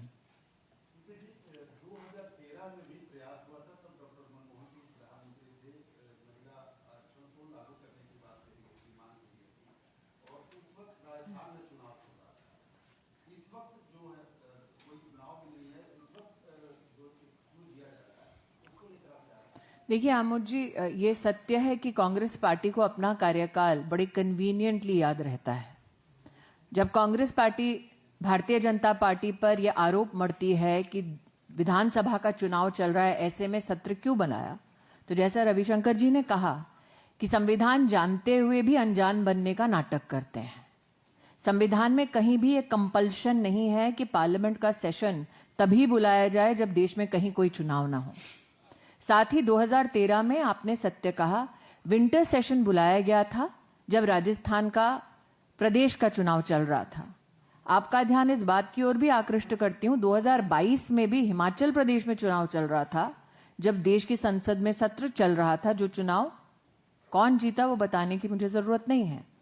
तो जैसे कि रविशंकर जी ने अपने उद्बोधन में कहा, कांग्रेस बस बहाना तलाश रही है महिलाओं को अपने अधिकारों से वंचित रखने का। उनको कोई ठोस बहाना मिल नहीं रहा। कभी बहाना परिसीमन का लेते हैं, कभी बहाना स्पेशल सेशन का लेते हैं, कभी बहाना प्रधानमंत्री का लेते हैं, और आज तो इंटरनेशनल प्रेशर की बात कर दी। कौन सा इंटरनेशनल प्रेशर है जो चाहता है कि देश की महिलाओं को आरक्षण मिले? तो बेतुकी बातों का कोई भी तुक वाला जवाब नहीं है आमुद जी। ये सत्य है कि इस देश में सेशन तब भी थे जब प्रदेश में चुनाव चल रहे थे। कांग्रेस भी ये जानती है, जिस प्रकार से कांग्रेस और उनके समर्थक दल जानते हैं कि धर्म के आधार पर आरक्षण नहीं संभव है, फिर भी मुस्लिम महिला के आरक्षण की बात करते हैं। तो अपने वोट बैंक को बरगलाने के लिए उनका ये दुस्साहस है। लेकिन मैं आभारी हूं कि मीडिया के माध्यम से, संसद टीवी के माध्यम से राष्ट्र की महिला ने विशेष कांग्रेस और उनके सहयोगी दलों का ये कर्तव्य, ये तमाशा और उनके साथ ये धोखा साक्षात देखा है। मैं एक चीज ऐड करना है, कांग्रेस का बैकग्राउंड, ये दोनों मामला मेरे ही प्रदेश से संबंधित है। जब पहली बार आया था तो लोकसभा में एक सज्जन फाड़ करके टेबल पर नाच रहे थे, याद है ना आपको? नाम लेकर मुझे सम्मान नहीं करना है, राय साहब याद होगा ना आपको? और दूसरा राज्यसभा में हुआ, मनमोहन सिंह की सरकार थी, वहां भी छीन लिया और उसको फाड़ दिया। और ये दोनों उस समय की सरकार के एलाई थे, इनकी पार्टियां। क्या कार्रवाई किया कांग्रेस पार्टी ने? प्रियंका जी जरा अपने अतीत को देखिए, और राहुल जी क्या आप लोग का कंडक्ट रहा है? सीधी सी बात है, दिखावे के लिए बिल लाना और रोड़ा अटका करके फेल करना, बस यही इनका काम रहा है। विकास चंद्रा, न्यूज़।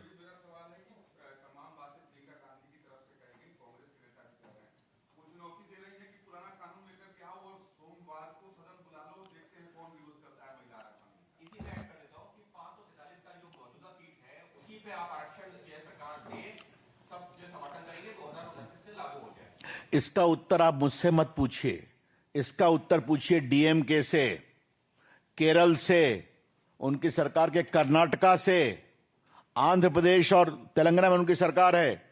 अगर अभी के 543 के आधार पर यह पूरा रीएडजस्टमेंट किया गया 33%, तो पॉपुलेशन की बेसिस पर होगा। वो पॉपुलेशन की बेसिस पर होगा तो दक्षिण भारत की सीटें कम हो जाएंगी। बहुत सिंपल सी बात है, वो हम नहीं चाहते हैं। कल माननीय गृह मंत्री जी ने विश्व साफ साफ कहा है, इसलिए वो नहीं हो, सीट बढ़ा रहे हैं। वैसे भी भारत का पॉपुलेशन 140 करोड़ हो गया है, तो 54 करोड़ के पॉपुलेशन पर आज कोई संख्या रखी जाए, इसका कोई तर्क नहीं है, ये इसका जवाब है।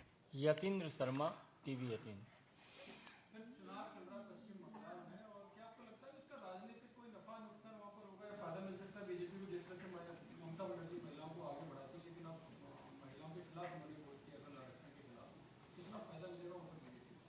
हमारा स्पष्ट उत्तर है, स्मृति जी भी इसको सप्लीमेंट कर सकती हैं। हम नारी उत्थान, नारी सशक्तिकरण को वोट के चश्मे से नहीं देखते। ये हमारा कमिटमेंट है। और जो बातें उन्होंने पूरी विस्तार से बताई, गवर्नेंस में कैसे हमने काम करके दिखाया है, महिलाओं का एम्पावरमेंट हुआ है, ये हमने करके दिखाया है। एक अपने आदिवासी समाज की नेत्री को राष्ट्रपति बनाया है, ये हमने करके दिखाया है। अतः जनता पूरा आशीर्वाद देगी। हाँ, जनता के सामने उनकी काली करतूतों को हम एक्सपोज करेंगे कि क्या ममता जी और क्या कांग्रेस पार्टी या बाकी ये दिल से महिलाओं के लिए आरक्षण नहीं चाहते। नीलू रंजन, दैनिक जागरण। स्मृति जी, ये बिल कल गिर गया और अब जो है 2027 में जो जनगणना की रिपोर्ट आएगी उसके आधार पर परिसीमन आयोग गठित होगा, फिर बिल आएगा। जो 2023 में जिक्र था कि 2034 में जाके महिलाओं को आरक्षण मिल पाएगा, तो क्या अब ये माना जाएगा 24 के पहले महिला आरक्षण लागू नहीं होगा? भारत सरकार ने जब 2023 में ये प्रस्तावना देश की संसद में रखी, तब विपक्ष का ये रुख था कि इसको त्वरित रूप से इम्प्लीमेंट किया जाए। वही भारत सरकार जब त्वरित रूप से इसे इम्प्लीमेंट करने का प्रस्ताव देश की संसद में लाती है, तो विपक्ष फिर अपना स्टैंड बदल लेता है। भारत सरकार की मंशा, प्रधानमंत्री मोदी की मंशा स्पष्ट है। 23 में भी स्पष्ट थी, कल भी स्पष्ट रही। ये विपक्ष है जो गोल पोस्ट हर दिन बदलता है और 98 साल का एक सोच का एहसान जताता है। निश्चित रूप से गृह मंत्री जी ने स्वयं कहा कि अगर आपको लगता है किसी भी प्रदेश के साथ संख्या की दृष्टि से भेदभाव हो रहा है, तो गृह मंत्री जी ने स्वयं ये प्रस्तावना की कि हम 50% का अपना वादा लिखित में अमेंडमेंट के स्वरूप में मूव करने को तैयार हैं, जो विपक्ष की मांग थी। तो प्रश्न ये उठता है कि जब भारत सरकार और विशेषतः देश के प्रधानमंत्री और गृह मंत्री स्वयं विपक्ष की उस मांग पर भी स्वीकार करके बिल को पारित कराना चाहते थे, तब ऐसा क्यों है कि विपक्ष ने उस मौके का इस्तेमाल करके सभी प्रदेशों के साथ और देश की हर महिला के साथ न्याय करने से इनकार कर दिया। विपक्ष ये कतई आरोप नहीं लगा सकता कि हर पक्ष की बात सरकार ने नहीं सुनी। विपक्ष ये कतई आरोप नहीं लगा सकता कि भारतीय जनता पार्टी ने रिजर्वेशन के मुद्दे पर कांग्रेस का समर्थन नहीं किया। आपको याद होगा 2010 में भी राज्यसभा में जब बिल आया, तब कांग्रेस के समर्थक दलों ने उनका समर्थन नहीं किया। भारतीय जनता पार्टी ने उनका सदन में समर्थन करके राज्यसभा में बिल पारित किया। प्रश्न ये उठता है कि 2010 में उनके पास संख्या लोकसभा में थी। वो जान चुके थे कि भारतीय जनता पार्टी विपक्ष में रहकर भी महिला आरक्षण के मुद्दे पर उनका समर्थन करेगी। फिर उन्होंने लोकसभा में बिल को लैप्स क्यों होने दिया?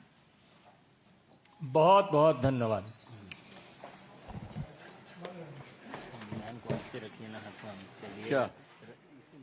All right, that was a very important press conference led by the BJP's former union ministers Smriti Irani and Ravi Shankar Prasad, attacking the Congress party and the entire opposition for blocking the all-important Women's Reservation Bill. This is, in fact, Smriti Irani and, of course, Ravi Shankar Prasad completely tearing down on the Congress. The Congress doesn't trust the country's federal structure and is completely exposed. That's what Smriti Irani and Ravi Shankar Prasad are saying. The BJP is saying that the Congress's hypocrisy has been completely exposed. They are also further stating that the Congress doesn't believe in women empowerment.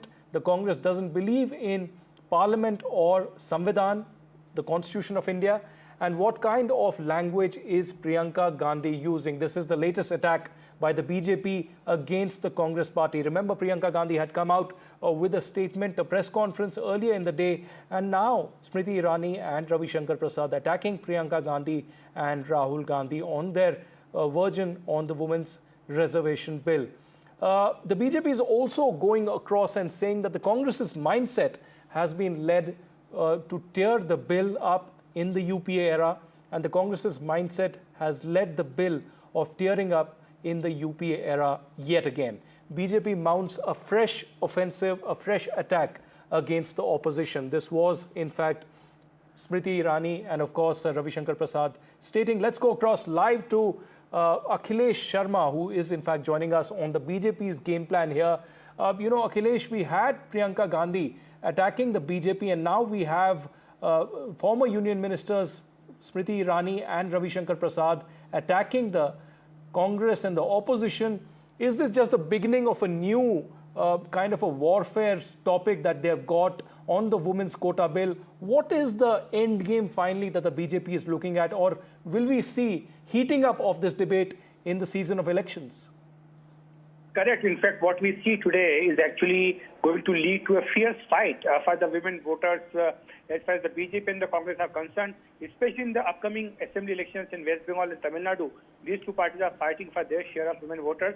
And what we should see today is actually that the Congress and the BJP attacking each other. The BJP objected to the use of words, certain words by Priyanka Gandhi Vadra and Ravi Shankar Prasad, the senior leader of the BJP and the former law minister, and also former education minister Smriti Irani, both held a joint press conference and attacked Priyanka Gandhi and objected to the kind of language she used. And Ravi Shankar Prasad was very categorical. He asked that why she is using that kind of language, which is, actually very derogatory in terms of the women.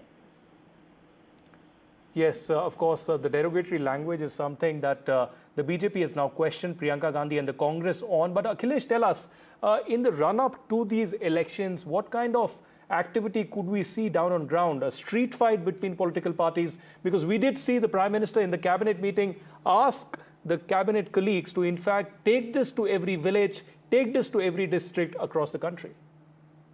That's correct. In fact, yesterday, after the Constitution Amendment Bill was defeated at the floor of the House, after that, a floor leaders meeting of the NDA was held, and former BJP President JP Nadda and present BJP President Nitin Naveen, they participated in that meeting, and in that meeting it was decided that the BJP will hold protests across the country, and especially in the constituencies of those opposition MPs who have voted against the Constitution Amendment Bill. In today's cabinet meeting also, Prime Minister Narendra Modi told very clearly that people of the country, especially the women of the country, will give a befitting reply to the Congress party. And he called that if the Congress feels that they have defeated the government, it's not defeat of the government, but it's a defeat of the women of the country. So Prime Minister was very categorical. He told them very firmly that they have to take this fight to the women of the country.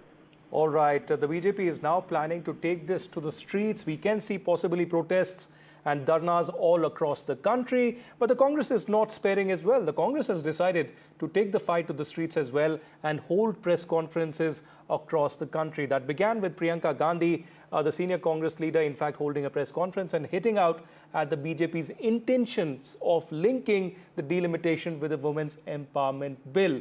The question really is, Akhilesh, also about the political dividends of this that the BJP could have been expecting, and the Congress seems to have stopped that. The Congress says that there was a political intention, there was a political, gain that the BJP was looking at. How does the BJP react to that kind of a, question raised by the Congress?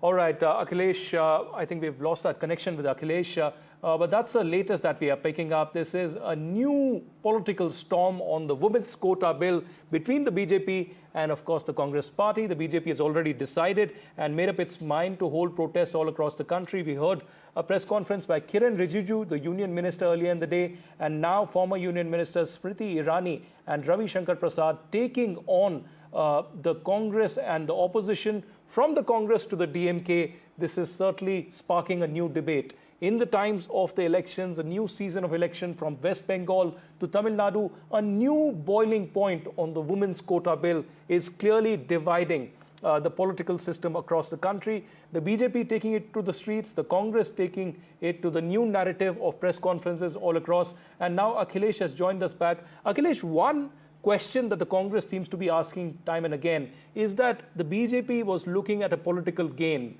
a short-term political gain ahead of the elections by linking the delimitation with the women's quota bill. How is the BJP reacting to that? Well, the BJP is very clear that it has been a commitment by the party to have 33% women reservation. In fact, it was the BJP government which made it sure that the bill is passed in 2023. In fact, this was the first bill which was passed in the new parliament building. So that shows the sincerity and the seriousness with which the BJP has pursued this crucial issue. And now Prime Minister Narendra Modi also making it very clear that it was the BJP which wanted to ensure that women get what is their right. And that's why the Congress party which has been obstructing it. And if you see the today's newspapers also, the BJP has come out with an advertisement attacking the Congress party, saying very clearly that it is the Congress party which has blocked the way to give 33% reservation to the women. So now BJP feels that this is an emotive issue, an emotional issue on which the women who have all been a beneficiary of various government schemes in the past decade, they will be, of course, coming out and to support the Modi government. In fact, one minister, he commented separately that he reminded that way back in 1969 when Indira Gandhi was the Prime Minister, that time she wanted to end privy purse, but she could not pass the bill, get the bill passed in Parliament because she did not have two-third majority. And after that, she had gone to the people asking for a two-third majority, and people actually voted and given her a two-third majority. So the same thing will happen in this case also. All right, that's the latest debate coming in on the women's quota bill. Akhilesh, thank you very much for joining us on this important story that we are tracking very, very closely. But let's listen in to the reactions that are actually coming in. First, Priyanka Gandhi. हम सब थोड़ा चौंके हुए थे कि अचानक ये सत्र बुलाया जा रहा है, विधानसभा चल रहे हैं, दो प्रदेशों में अभी अचानक बुलाया जा रहा है, बड़ी जल्दबाजी की जा रही है। किसी को मालूम नहीं था एक दिन पहले तक कि क्या आने वाला है, मसौदे में क्या होगा। मसौदा सार्वजनिक करते हैं सिर्फ एक दिन पहले ताकि हमें समय भी नहीं मिलता। तो ये साफ है कि उन्होंने सोचा चलो पारित हो जाएगा तो जीत, पारित नहीं होगा तो हम हर नेता के सामने बाकी पार्टियों को महिला विरोधी कहकर महिलाओं के मसीहा बन जाएंगे। तो आप महिलाएं हैं, हम जानती हैं कि महिलाओं का मसीहा बनना इतना आसान नहीं है। महिलाएं देख रही हैं, उन्नाव को देखा, हाथरस को देखा, ओलंपिक की खिलाड़ियों को देखा, यहीं दिल्ली में सड़क पर बैठी थी, किसने पूछा उनको? मणिपुर में महिलाओं को देखा, किसने पूछा? और आज आप संसद में खड़े होकर कह रहे हैं हम मसीहा बनना चाहते हैं महिलाओं के। तो ये बहुत स्पष्ट है कि ये महिला आरक्षण बिल की बात नहीं थी, ये परसीमन की बात थी और परसीमन इनको इस आधार पर करना था जिसमें इन्हें जाति के आंकड़े नहीं देखने की जरूरत होती और अपनी मनमानी करने की पूरी स्वतंत्रता मिलती। सरकार कह रहे हैं कि ब्लैक डे है, ब्लैक डे इनके लिए इसलिए है क्योंकि पहली बार इनको धक्का लगा जो लगना चाहिए था। आज भारत बदल गया है, भारत की जनता देख रही है, समझ रही है कि मीडियाबाजी, पीआर बाजी, ये बड़े बड़े अभियान, इतना सारा पैसा डाला जाता है इसमें, ये चल नहीं रहा है, ये अब चल नहीं रहा है। कल बार बार अमित शाह जी कह रहे थे, आदरणीय अमित शाह जी कह रहे थे कि हमारी बातों पर भरोसा करिए। कोई भरोसा नहीं कर रहा है।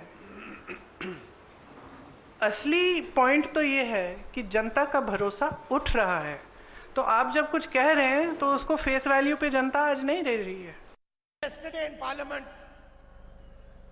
they came out with this new bill. They said they're trying to pass a women's bill. They had already passed the women's bill in 2023. Hidden behind the bill, the women's bill yesterday, was the delimitation. And we defeated that bill yesterday in Parliament House. All right, that was Priyanka Gandhi and Rahul Gandhi, in fact, hitting out at the BJP Modi government on the women quota bill. We haven't seen the end of it, and NDTV, we will be tracking it very, very closely. Let's slip into a short break. News and details continue.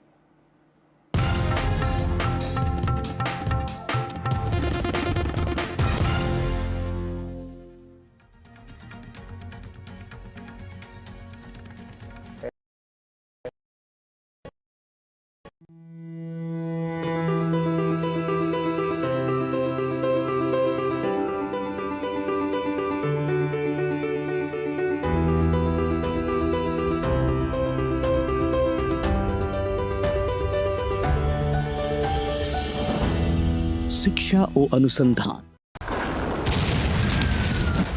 Bombings continue here.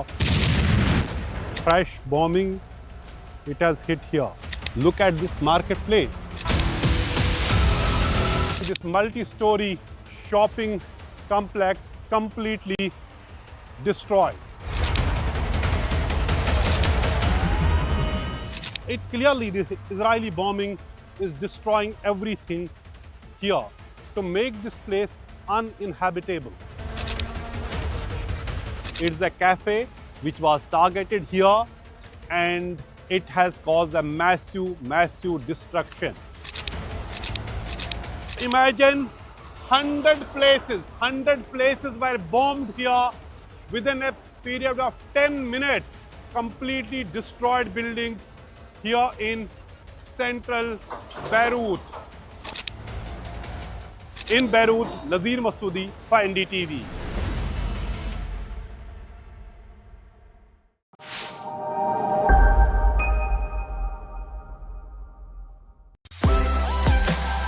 कुछ खास होने वाला है।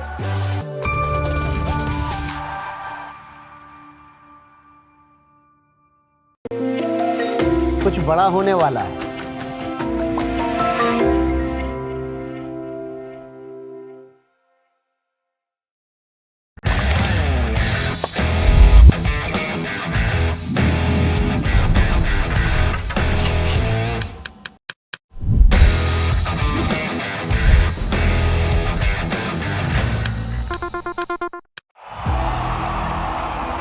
को यहाँ से जाना ही होगा। जय मां Durga! There is no bigger battle in 2026. And nobody has reported Bengal like I have. Buckle up for an unforgettable election thriller. Will the BJP breach Mamta's fortress? TMC जावे, बीजेपी आसबे। Can Didi fight off her life's biggest challenge? BJP double engine सरकार ए लड़ाई बांचते होबे। Battleground Bengal with Manogya Loiwal. For years, I've watched politics and power up close. This election season, I'll bring you insights, big picture analysis, and what these elections mean for India. Catch me, Veer Sanghavi, on NDTV.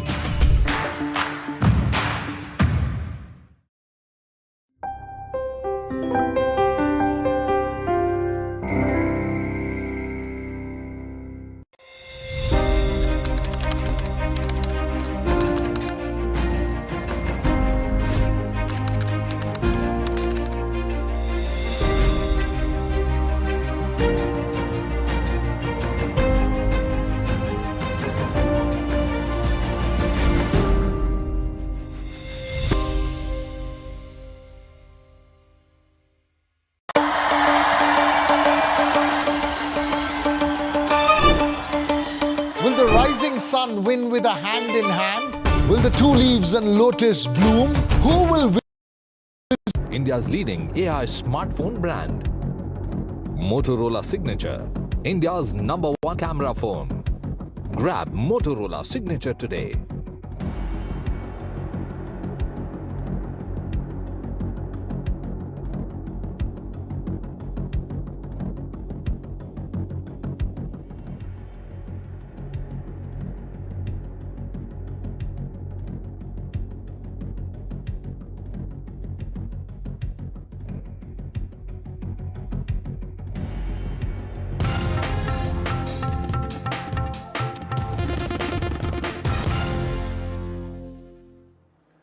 Welcome back. A catastrophic industrial disaster at the Vedanta power plant in Chhattisgarh's Sakti district has claimed 20 lives and left 36 others severely burnt.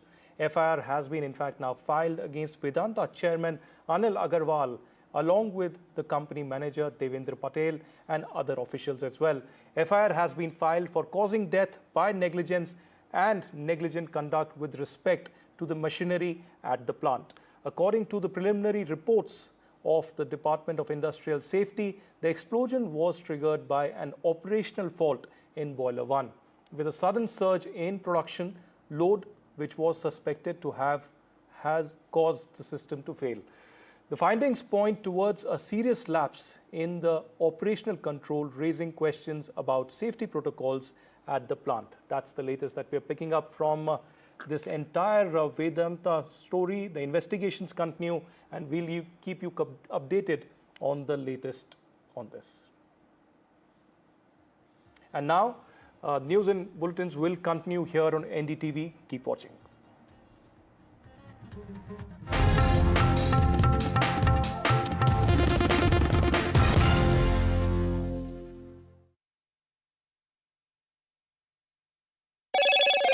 Hello, Moto. Motorola, India's leading AI smartphone brand. Motorola Signature, India's #1 camera phone. Grab Motorola Signature today.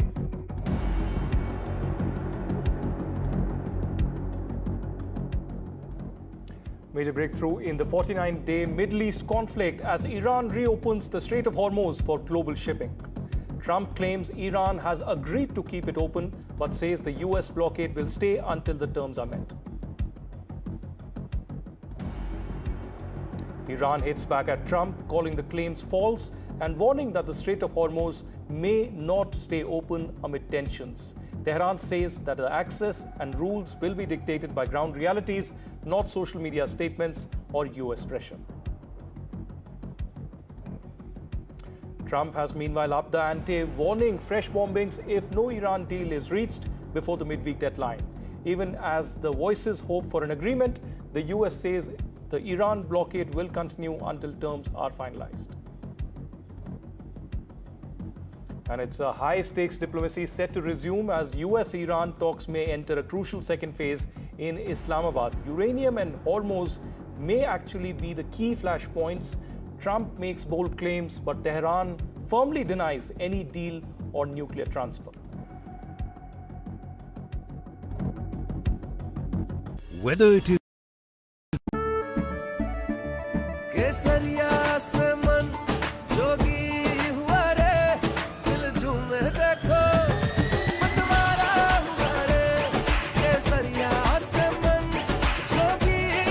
हर पल मनाओ केसरी त्योहार विमल बोलो जुबान केसरी.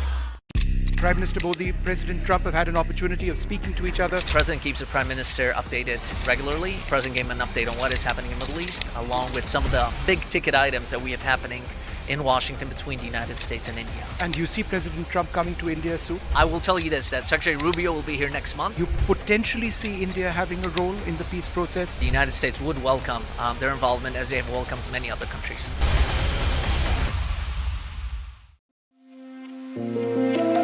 कुछ खास होने वाला है.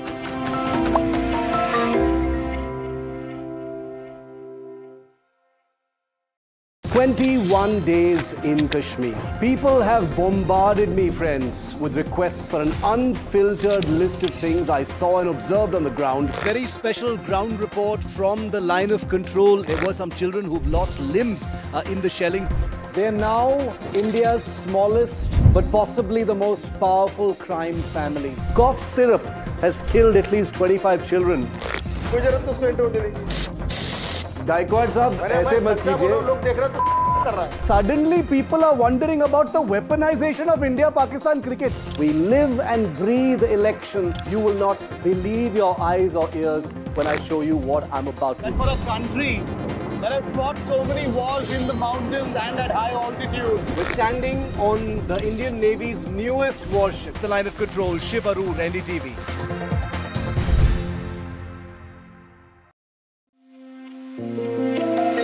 कुछ बड़ा होने वाला है.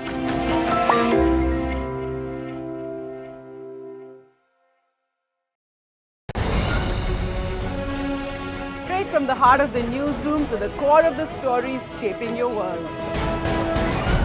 Join me, Gargi Raut, as I track all the developments as they break. Live from the NDTV newsroom, weekdays at 4 p.m. For 4 decades, I've had a ringside view of national politics and the political economy. I'll decode the distance between the numbers and the narrative in these elections. Watch me, Shankar Iyer, on NDTV.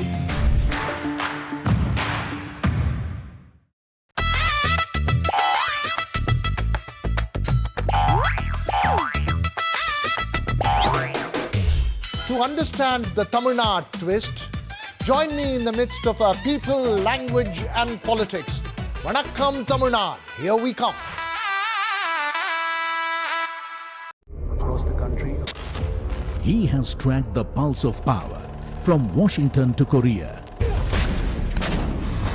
Witnessed history being made in global capitals and conflict zones. Brought clarity to complex issues of national security and international affairs. Aditya Raj Kaul, covering international affairs like no one else. Only on NDTV network. The man behind News coming in, and this is a big one. Prime Minister Narendra Modi is going to address the nation at 8:30 p.m. tonight. The Prime Minister's office has confirmed the development, and this is immediately after the Nari Shakti bill. The women's quota bill was defeated inside the parliament. We've seen a political storm all across the country on this latest development. We've seen the Prime Minister address the cabinet meeting and direct the colleagues also to take this to every village, to every district, that this is the opposition standing against the women quota bill. Priyanka Gandhi and Rahul Gandhi have also spoken against the government, but the latest that we are picking up here on NDTV is that the Prime Minister Narendra Modi is going to address the nation at around 8:30 p.m. tonight. We'll try to get our reporters Vasudha and Akhilesh in a few minutes from now, but this is the latest that we are picking up. Prime Minister Narendra Modi to in fact address the nation. It could be likely on the women quota bill or other issues. But Vasudha is joining us on this story. Vasudha, what is the Prime Minister likely going to speak on? Well, this reminds me of the time when the farm laws, Aditya, were withdrawn, and the Prime Minister made a very emotional appeal to the country saying that this was a reform, but because of various pressures, and he doesn't want the farming community to get misled, which is why, and he doesn't want them to get entrapped by anti-national elements, and that's why he's making this decision to withdraw the bills. A similar situation is there right now, but of course there's a clash of narratives here, because while the government says that this is the Women's Reservation Bill that has been defeated, the opposition also has been holding press conferences to make it clear that this is the delimitation bill, which was something that the opposition had rejected, and not really the Women's Reservation Bill. We also saw a press conference by Priyanka Gandhi Vadra today, something that's not often done. But Prime Minister is all set to speak at 8:30 p.m. tonight. 8 p.m. On the 8th of November is when we remember him speaking a few years ago, and that's when demonetization was kick-started. He has had these public addresses once in a while, especially during COVID. He doesn't do this quite often. He does this only in extraordinary situations, and it comes just hours after, the Women's Reservation Bill. The advancing of that was stalled in the Parliament. In the Lok Sabha, it was defeated with the opposition voting against it.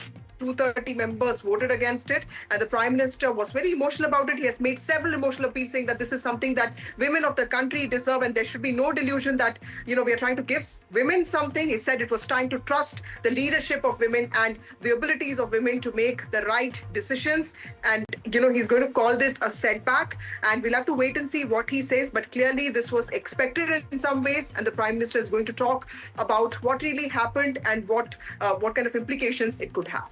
All right, the Prime Minister will be speaking and addressing the nation at 8:30 p.m. We clearly do not know the exact context and the exact details of what he will say, but it's likely going to be on the women quota bill, because the BJP is gunning against the opposition in the run-up to the elections. Of course, Vasudha, you are right that the Prime Minister rarely makes such appearances and addresses to the nation. I remember for sure exactly a year ago during Operation Sindoor, he did come out with that long statement that really reverberated with the people. But Vasudha, looking at the elections in Tamil Nadu and West Bengal as well, it's an important political strategy as well, both for the opposition and the government to in fact take this to the streets, to the people of India, and they get to decide.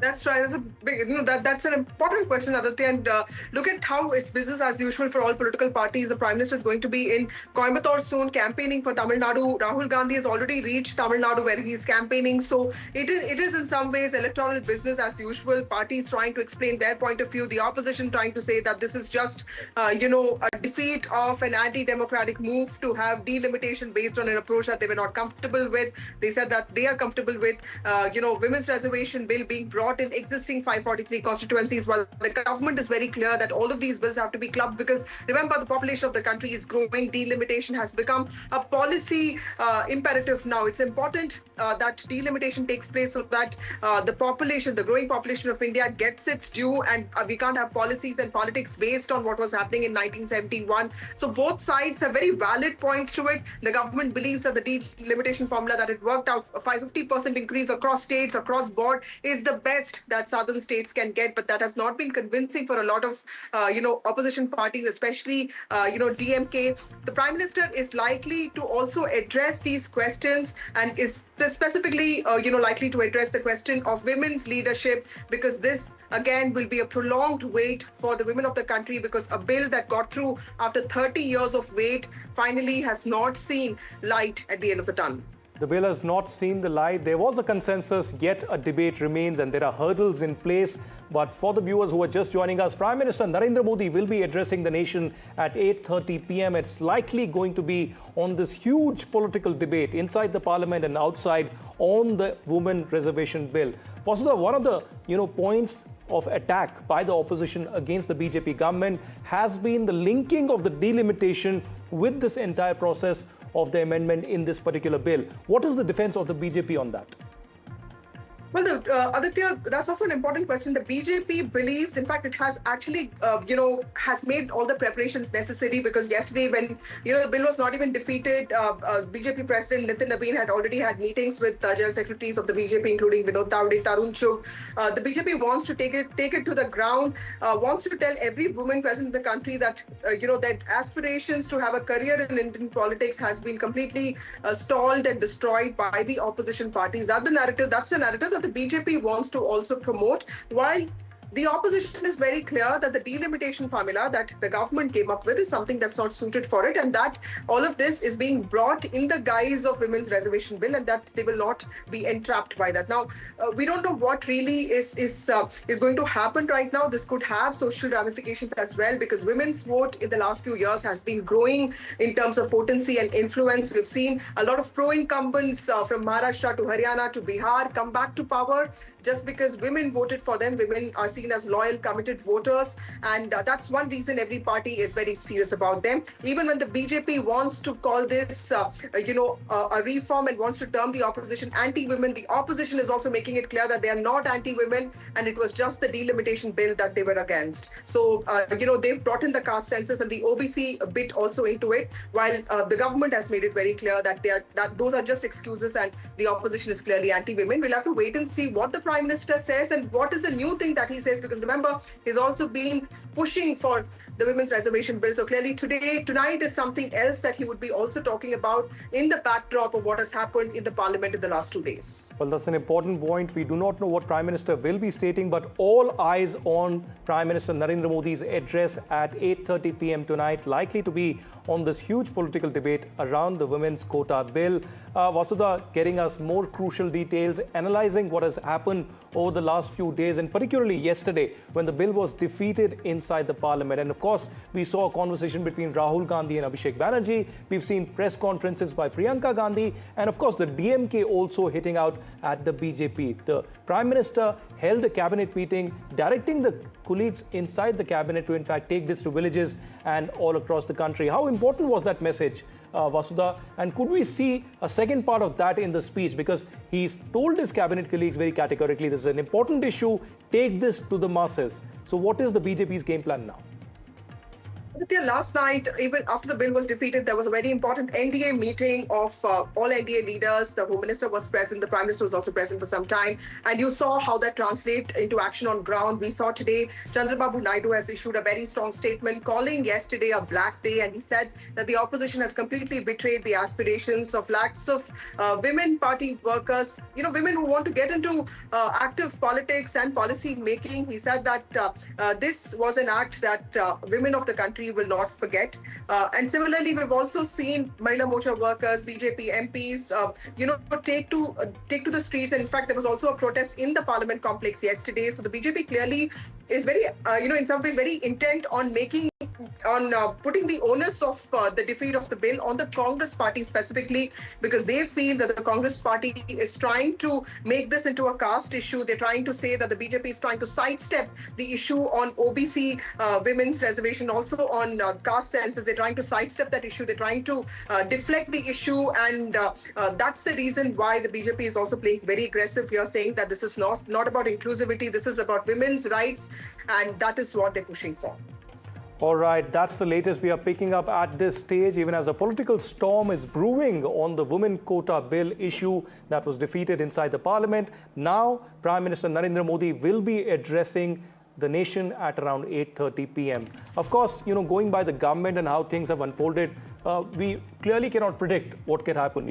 We are saying something and it could be something very different, yes, as has happened in the past as well. Yes. I remember standing outside the Prime Minister's residence when demonetization was announced, and we were expecting some kind of a military action. So we cannot second guess this. Absolutely, Aditya. There was one time when the Prime Minister spoke and we were all expecting him to come up with something very important, and all that he did was talk about India's space program, right? So it could be something else also. But in the backdrop of what has happened, this is just a guess that he could be speaking about this. But yes, the Prime Minister is known to throw surprises at that, so we should be prepared for everything. Absolutely, and we are here at NDTV, guessing, but as well as analyzing each and every aspect, and from West Bengal to Tamil Nadu, from New Delhi to all parts of the country, covering the elections and also this political storm. Vasudha, what do we expect now in the run-up to the West Bengal elections, and of course, Tamil Nadu as well? There are alliance partners, like you rightly pointed out, Chandrababu Naidu, along with Janasena as well, protesting down on the street, making and ensuring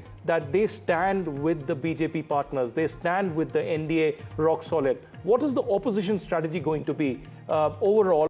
Because it does seem that TMC and Congress haven't been on the same page.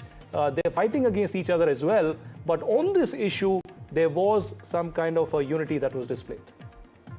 That's right. Abhishek Banerjee and Rahul Gandhi spoke yesterday, and both of them have a short, help to each other.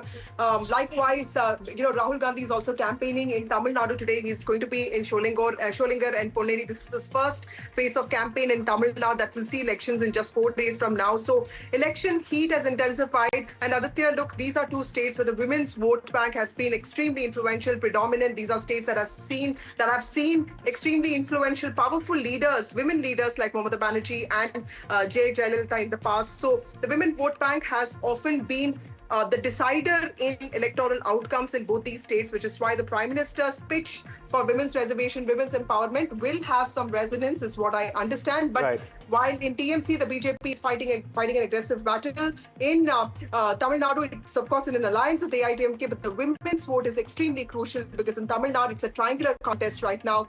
So wherever the women vote swings could also decide the final outcome. All right, Vasudha, stay on with us. We also have our senior editor, Akhilesh Sharma, joining us at this stage. Akhilesh, you've tracked Prime Minister and BJP for a very long time. Of course, I was discussing with Vasudha that we can never second guess what Prime Minister is really going to speak. But can you actually go into that magic ball and crystal glaze for us what is likely going to happen? I think, Aditya, is likely to be the women reservation issue because Prime Minister Narendra Modi this morning, when he addressed the cabinet meeting, he was furious as per the sources who told us that the Prime Minister Narendra Modi was not only furious but also emotional.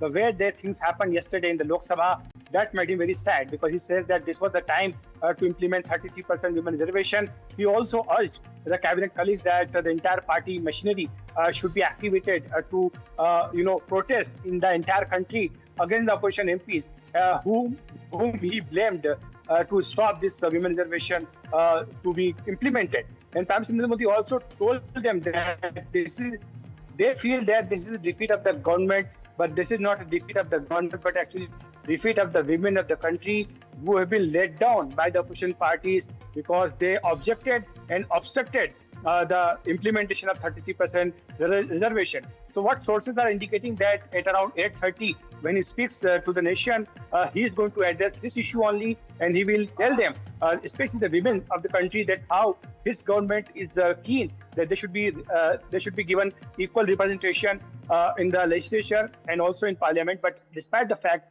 the government moving an amendment bill, the opposition obstructed it. And in the meanwhile, also the party has been asked by the leadership to protest in the entire country. As one leader pointed out, that they've been asked to go from village to village and especially protest in the constituencies of the opposition MPs who have voted against this bill yesterday in the Lok Sabha. Adi. Fair enough. You know, one is the ethical point and the most logical point that women deserve reservation. There needs to be women empowerment all across the country. I think there would be a larger consensus on that. But on the other hand, you know, opposition's charge against the BJP of linking this with delimitation. But tell me on the political opportunism charged by the Congress, Akhilesh. Looking towards the elections in West Bengal and Tamil Nadu, do you think that the opposition fears that this bill or the intention to bring this bill could have some political dividends for the BJP? They feel that's why they were opposing it. They actually made this allegation also that the BJP was bringing this bill just to appease the women voters in the West Bengal and Tamil Nadu assembly elections. And they also say that why this time? Because the timing is very crucial, and they think that this was done just to keeping the assembly elections in mind. On the other hand, the BJP says that if the bill was passed, they would have been benefited. And now, if the bill is defeated, even then they will get electoral dividends because they will be able to portray this issue as a major point to score over the opposition parties and blaming them for stopping women reservation to come into effect. So BJP feels that it has laddus in both hands. This is what one senior leader told me, that we were given a full toss. Now we have to hit it out of the boundary for a six. And this is what the BJP is thinking and planning to score a big political hat-trick over the opposition parties on this very issue. Well, that's an important point by Akhilesh. Let me take that to Vasudha as well. Vasudha, the women voters are a large chunk and a very critical chunk for the BJP as well. You know, I've heard BJP also take, claim of getting that chunk of voters from Bihar to Uttar Pradesh to Chhattisgarh to Madhya Pradesh as well. How important is it for the BJP to actually put this message across to the masses, be it elections or no elections, that this is an issue that they consider is critical and they will go ahead with it? Well, that's a very important question. And like Akhilesh was also explaining, the potency of women's vote, Aditya, has also been increasing in the last many years because women are not just active voters now, they are also active leaders at panchayat levels. And thanks to the reservation that has also been going around for several years, they have more exposure and they want to tell political leaders that they're committed, loyal voters who basically, who vote for parties that come up with schemes that looks out for their interests, for their family's interests. So they're also seen as people who go beyond family loyalties, caste loyalties, community loyalties. So very, small example, if there's a Yadav family or there is a family from the scheduled caste, if the women are voting for the BJP, despite the men not voting for the BJP due to family loyalties or, due to even traditional voting behavior, this is actually of benefit to the BJP, right? And this actually is true of any other political party, and same goes with all states. And when you talk about Bengal and Tamil Nadu specifically, these are states with a very important, influential, women vote bank. So that is why I think this policy measure, or at least this attempt to advance women's reservation bill by the BJP also tries to undercut some of these welfare measures and some of these emotional bonds that women leaders and even parties have had with women across the country. And this is also to own the women bank completely in the country.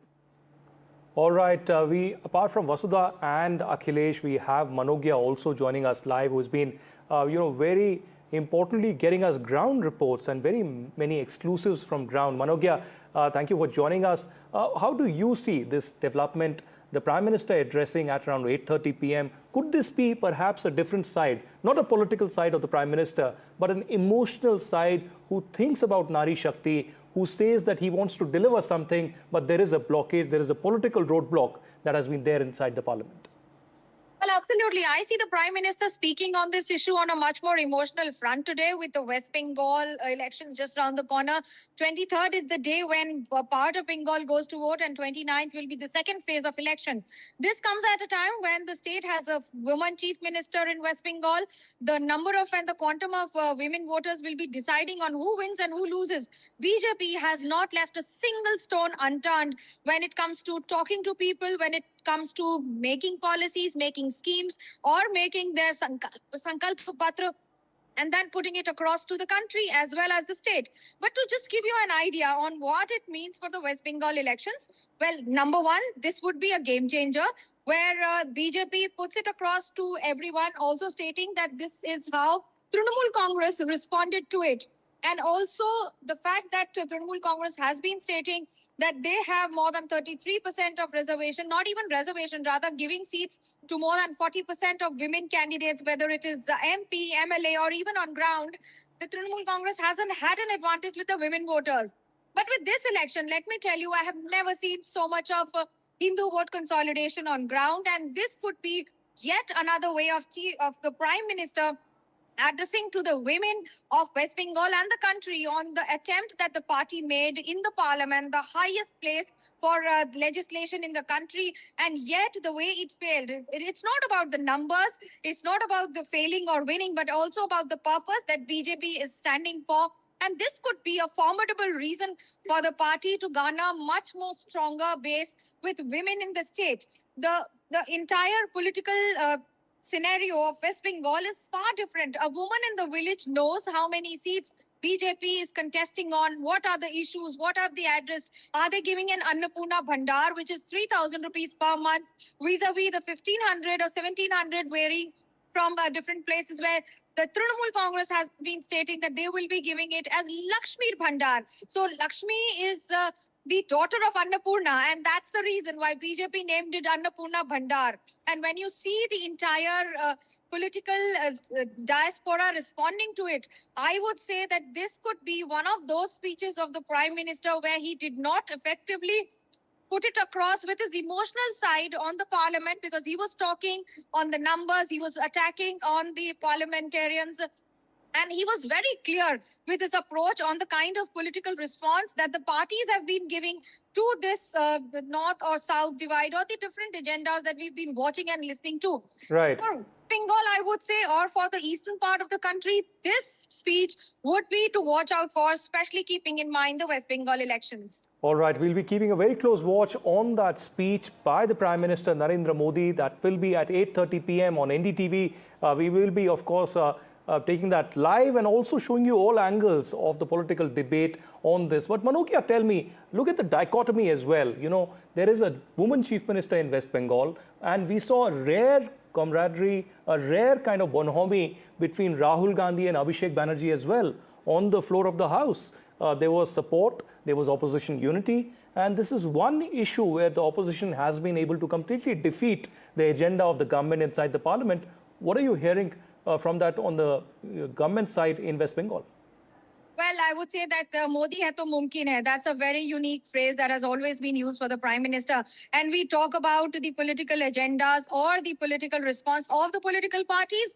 Knowing BJP and knowing the Prime Minister Narendra Modi, you could always see that on how to turn any event. All right, sorry, but Manogya, I'll have to cut you short. We are running out of time. Thank you very much, Vasudha, Akhilesh and Manogya, for joining us. We'll keep a very close watch on this story through the day, and at 8:30 p.m, Prime Minister addressing the nation. Slipping into a short break.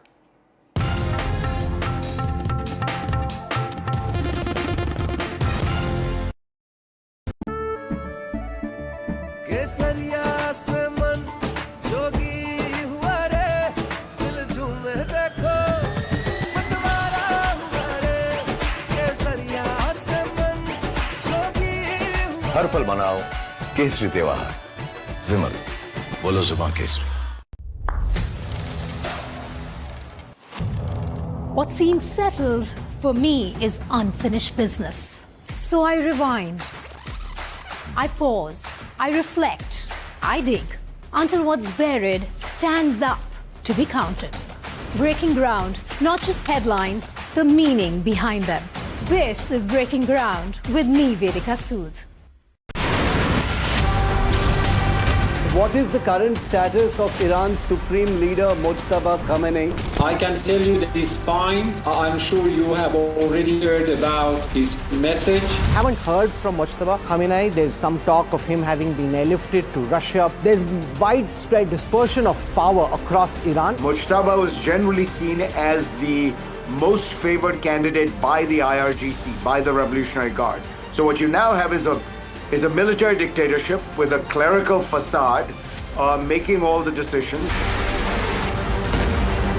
They are fighting an asymmetric battle. Does this, in a sense, force Israel and the United States to think about an off-ramp? The Iranian regime has been using asymmetric warfare against Israel for the last 3 decades. We have to make sure that their capability to do so diminishes. Thank you very much, Mr. Bolton, for speaking to us. We've heard of how Iran was planning to assassinate President Donald Trump. Iran has tried to assassinate Donald Trump. They've tried to assassinate me too because of the successful strike against Qasem Soleimani, then the head of the Quds Force. The voices that matter speak first and exclusive to NDTV.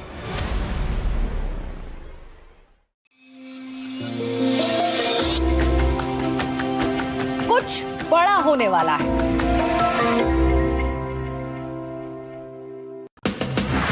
From the ideological battleground to the real political campaign battlefield, I will break down the politics and the forces shaping this election. Watch me, Nilanjan Mukhopadhyay, on NDTV.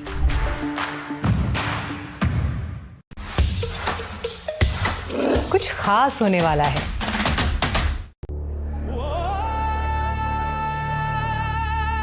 Tamil Nadu elections don't play small. They play big. High stakes, high voltage, high drama.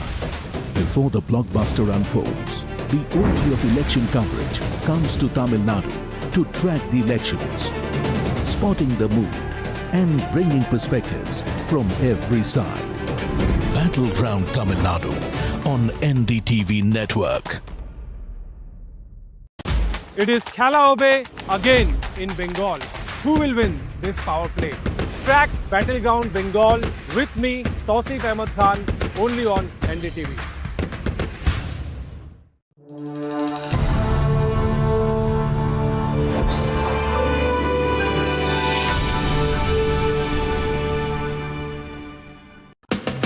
From the heart of West Bengal, I will bring you the pulse, the mood and the stories shaping this crucial election. Join me, Gargi Nandi Roy, on NDTV 24/7.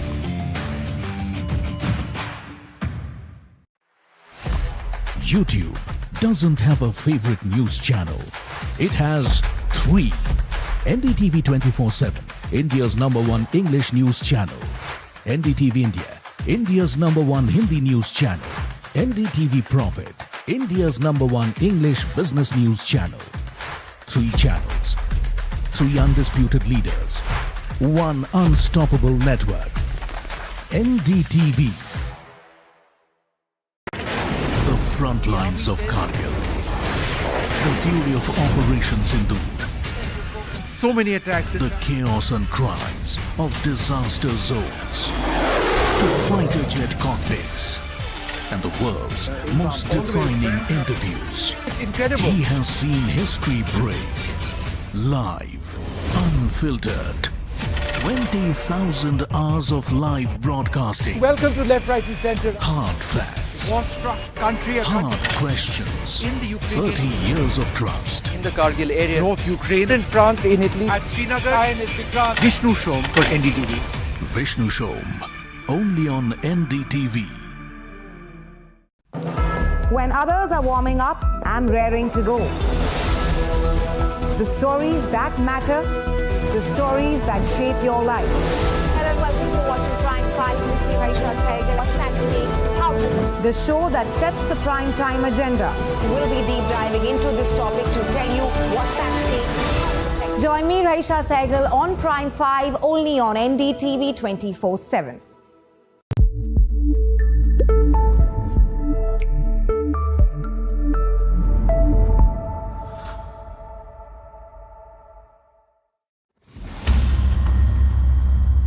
Abdul Majid Hakim Ilahi. He's a representative of Iran's supreme leader, Mujtaba Khamenei. Your first words on this ceasefire, sir? They accepted our conditions, but this is unfortunately after losing a lot of life. Mujtaba Khamenei, how is he? He's very healthy and his condition is good.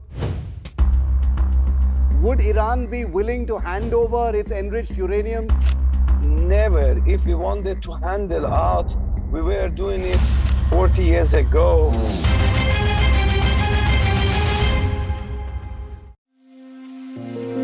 कुछ बड़ा होने वाला है।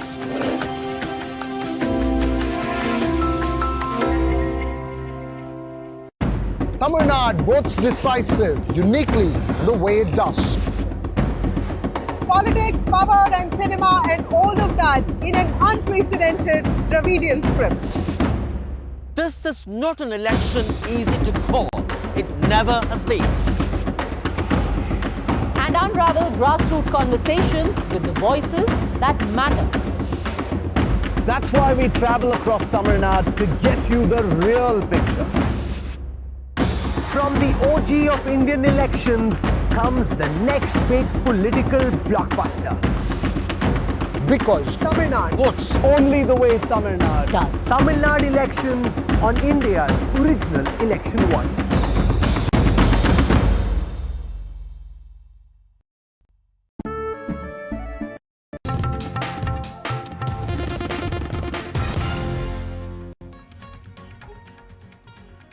Hello and welcome. You're watching NDTV 24/7 and I'm Tanisha Avasthi. We're building up to the big address that the Prime Minister is going to make today at 8:30 p.m. tonight.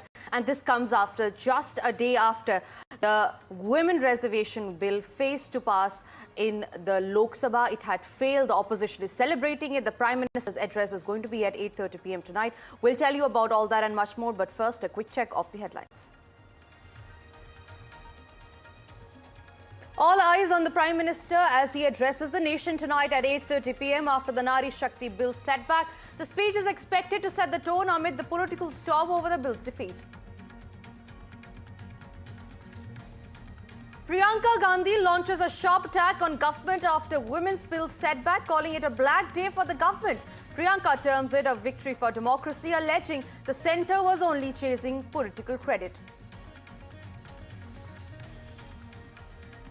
Government faces uproar as women's quota bill fails to pass, sparking sharp political clashes in Parliament. NDA to hit the streets nationwide, accusing the opposition of blocking progress and killing the landmark bill.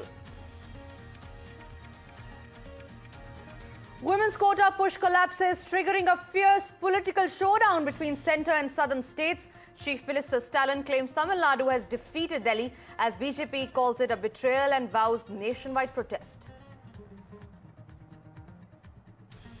And a major breakthrough in the 49-day Middle East conflict as Iran reopens the Strait of Hormuz for global shipping. Trump claims Iran has agreed to keep it open, but says the United States blockade will stay until all terms are met. Iran hits back at Trump, calling his claims false and warning the Strait of Hormuz may not stay open amid tensions. Tehran says access and rules will be dictated by ground realities and not by social media statements or United States pressure. Donald Trump ups the ante, warning fresh bombings if no Iran deal is reached before the midweek deadline, even as he voices hope for an agreement. The United States says its Iran blockade will continue until terms are finalized. High-stakes diplomacy set to resume as United States-Iran talks may enter a crucial second round in Islamabad. Uranium and Hormuz remain key flashpoints. Trump makes bold claims, but Tehran firmly denies any deal on nuclear transfers.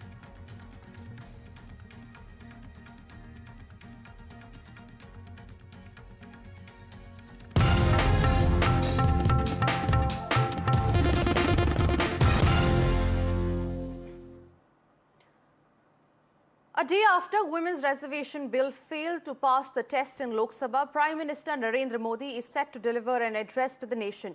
Prime Minister will address the nation tonight at 8:30 p.m. with the bill failing The Lok Sabha test, women's quota and delimitation remain up in the air. All eyes now turn to Prime Minister Modi's address tonight. Meanwhile, as per sources, the Prime Minister has hit out at the opposition in the cabinet meeting over their position to the bill. As per sources, the Prime Minister said that the opposition would have to answer the women of the country. राष्ट्र के जीवन में कुछ महत्वपूर्ण पल आते हैं और उस समय की समाज की मनस्थिति और नेतृत्व की क्षमता उस पल को कैप्चर करके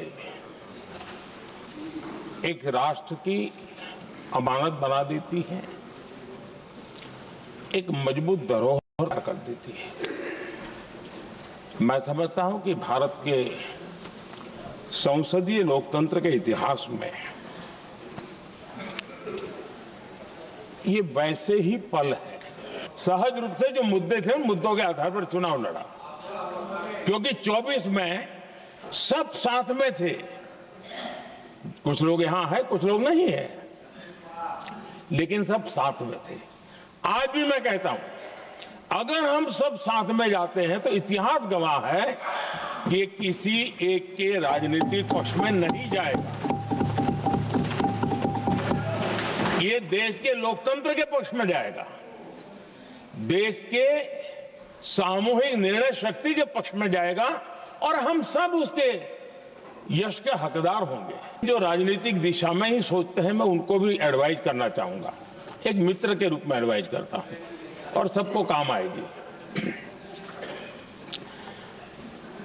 हमारे देश में जब से विमेन रिजर्वेशन को लेकर के चर्चा हुई है और उसके बाद जब जब चुनाव आया है, तो हर चुनाव में महिलाओं को मिलने वाले इस अधिकार का जिसने विरोध किया है, जिसने विरोध किया है, देश की महिलाओं ने उन्हें माफ नहीं किया है। उनका हाल बुरे से बुरा किया है।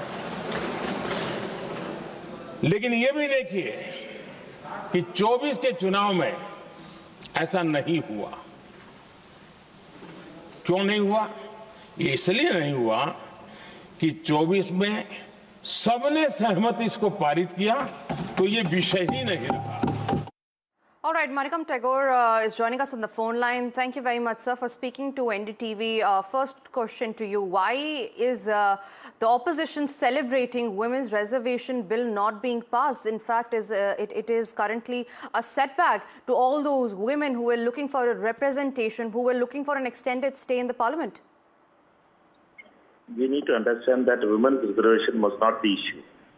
Women's reservation was passed in 2023 December, which before, when you were asking the question before that, Mr. Modi was mentioning about it.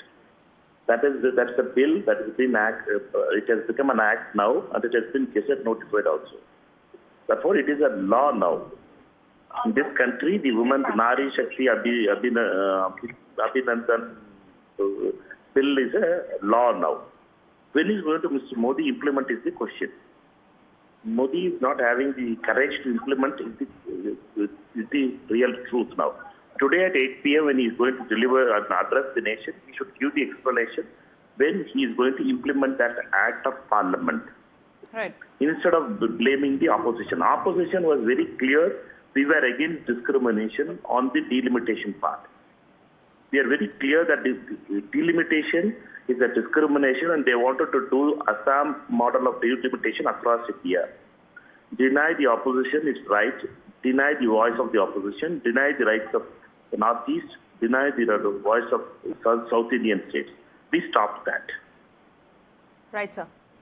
All right, Manikam Tagore, Congress MP, there sharing his perspective on NDTV, on All Eyes will be there on the Prime Minister's speech. Manogya, my colleague, is joining me live as well. Manogya, This is certainly a setback as far as the Women Reservation Bill is concerned. But talking about the political repercussions that it could have as far as the opposition is concerned, since the 2029 elections are also approaching, what is it and how is it that the mood is on the ground? How are people looking at this? Are they looking at it as a setback? Are they looking at it as opposition going against the Women Reservation Bill and specifically against this quota? Well, absolutely, it will be looked at it that ways, but also the fact that the opposition has its own point. However, Prime Minister Narendra Modi in his speech also said that it's not just about opposing the cause, but also opposing a part of democracy where more than almost 50% of the country's population wants to be represented by only 33% in the parliament. And this also happens at a time after 7 decades of independence. That itself speaks volumes about the bone of contention of putting women forward on the best platform of the legislation platform of the country in the upper house and the lower house by increasing the seats, by increasing the numbers and increasing the representation.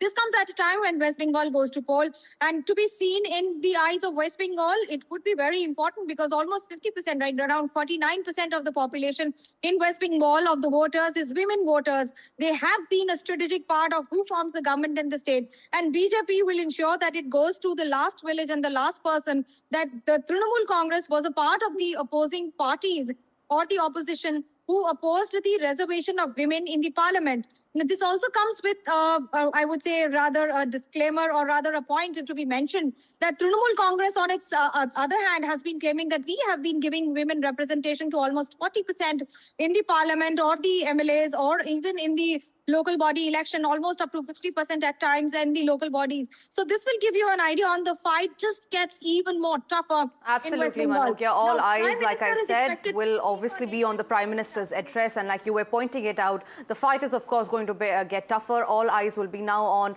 how the government is going to address the setback. Moving on, the Women's Reservation Amendment Bill has been defeated in the Lok Sabha. Now, despite the Parliament session getting adjourned, the debate has spilled outside of the Parliament as well. A fierce war of words has erupted between the government and the opposition over the bill.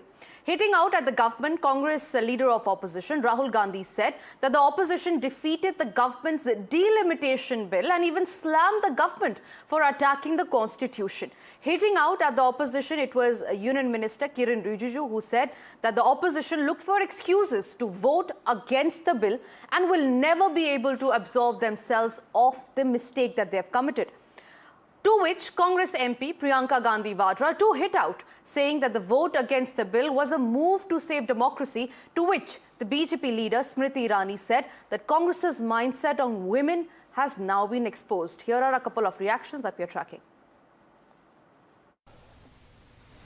राजनीति से प्रेरित होकर के और महिलाओं को अधिकार नहीं देने का मानसिकता लेकर के कांग्रेस पार्टी और विपक्षियों ने कॉन्स्टिट्यूशनल अमेंडमेंट को जो पारित नहीं होने दिया 2/3 मेजॉरिटी से, आज भारत बदल गया है।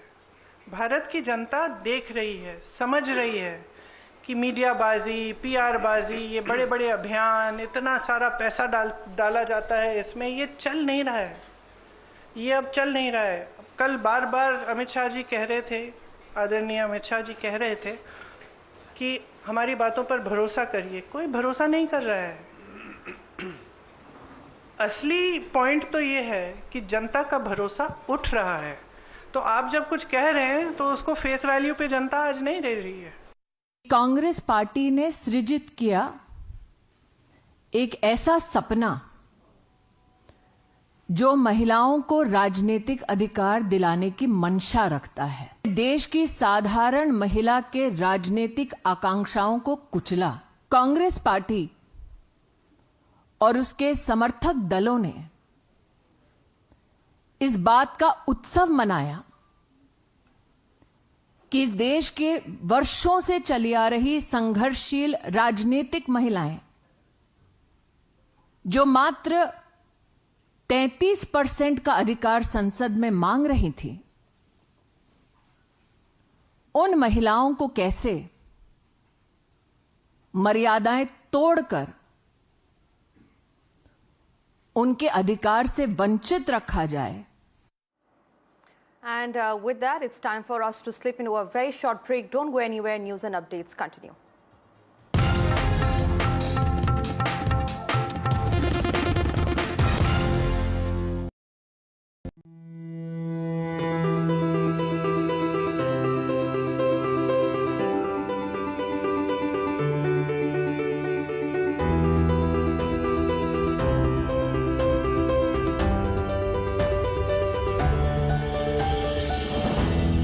शिक्षा और अनुसंधान।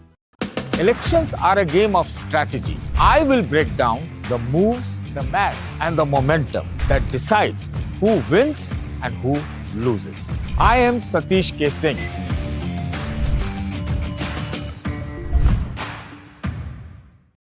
मैं शुरुआत करूंगी औकात की बात। युवा जो होता है Change the game because there's no game. Young voices To make India. big ideas. Bharat एक युवा देश है. A generation debating its future. small things in life. Some bold takes. Bharat 2047 का इंतजार नहीं करेगा. We want to be entrepreneurs. Live your life to your best potential to the Some uncomfortable truths. जिए और उसके बावजूद भी हिम्मत दिखाते हैं, हंसते हैं, गाते हैं, नाचते हैं। NDTV Yuva, the voice of young India. Bombings continue here. Fresh bombing, it has hit here. Look at this marketplace. This multi-story shopping complex completely destroyed. It clearly, this Israeli bombing is destroying everything here to make this place uninhabitable. It's a cafe which was targeted here and it has caused a massive destruction. Imagine 100 places were bombed here within a period of 10 minutes. Completely destroyed buildings here in central Beirut. In Beirut, Nazir Masoodi for NDTV.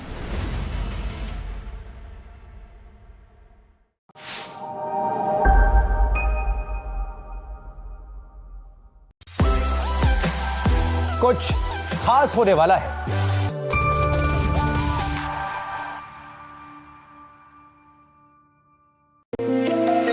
कुछ बड़ा होने वाला है।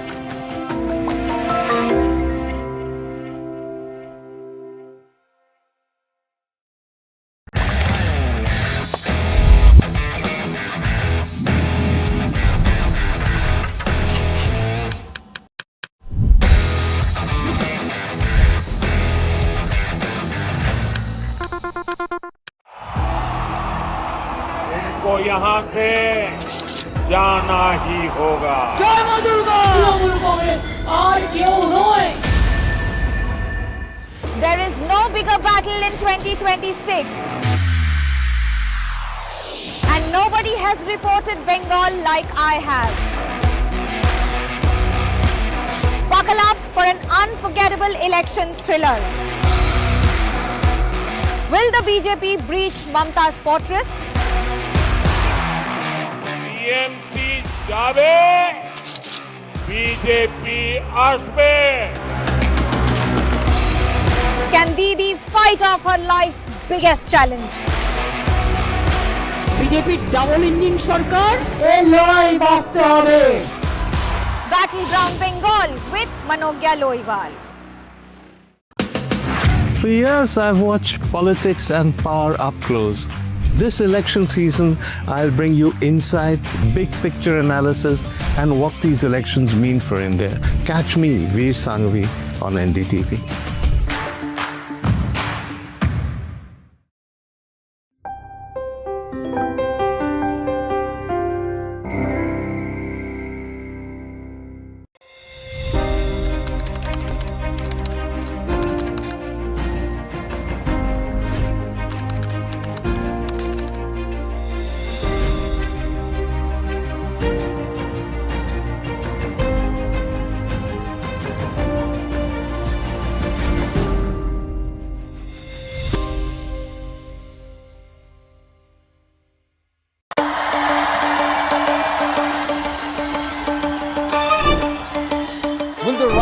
Sun win with a hand in hand? Will the two leaves and lotus bloom? Who will whistle to success in Tamil Nadu? To understand the Tamil Nadu twist, join me in the midst of our politics and people. Vanakkam Tamil Nadu, here we come.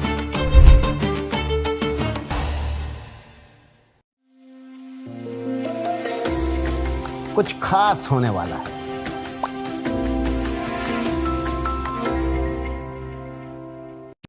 Prime Minister Modi, President Trump have had an opportunity of speaking to each other. The President keeps the Prime Minister updated regularly. The President gave him an update on what is happening in the Middle East, along with some of the big ticket items that we have happening in Washington between the United States and India. And do you see President Trump coming to India soon? I will tell you this, that Secretary Rubio will be here next month. You potentially see India having a role in the peace process? The United States would welcome their involvement as they have welcomed many other countries.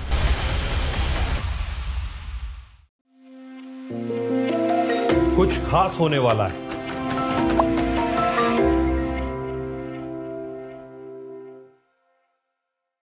21 days in Kashmir. People have bombarded me, friends, with requests for an unfiltered list of things I saw and observed on the ground. Very special ground report from the line of control. There were some children who've lost limbs in the shelling.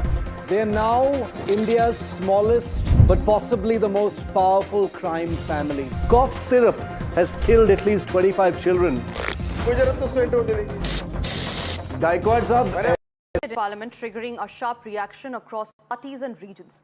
Rahul Gandhi, during a public rally in Tamil Nadu, said that the bill was to reduce Tamil Nadu's representation in the Union of India, to weaken the strength of southern states, small states, of northeastern states, whereas Tamil Nadu Chief Minister M.K. Stalin welcomed the outcome and said that this is the beginning of BJP's defeat and Women Reservation Bill should be implemented on present number of MPs.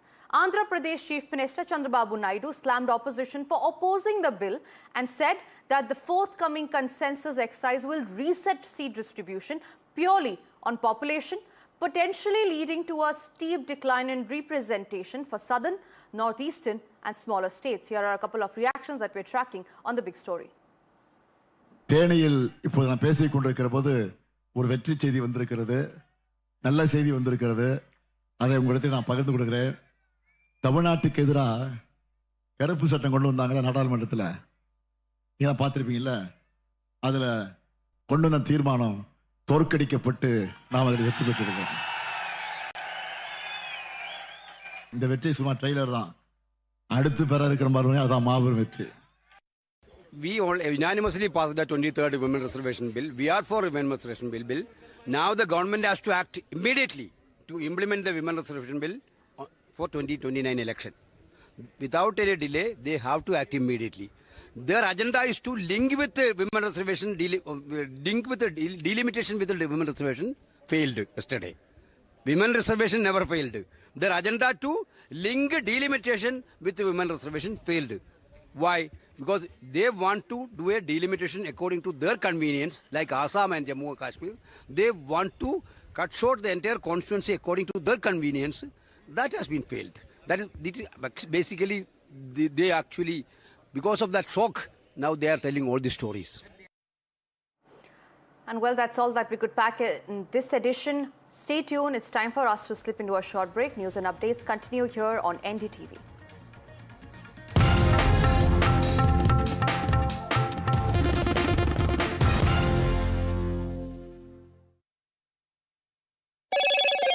Hello, Moto.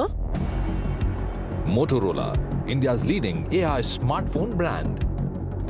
Motorola Signature, India's #1 camera phone. Grab Motorola Signature today.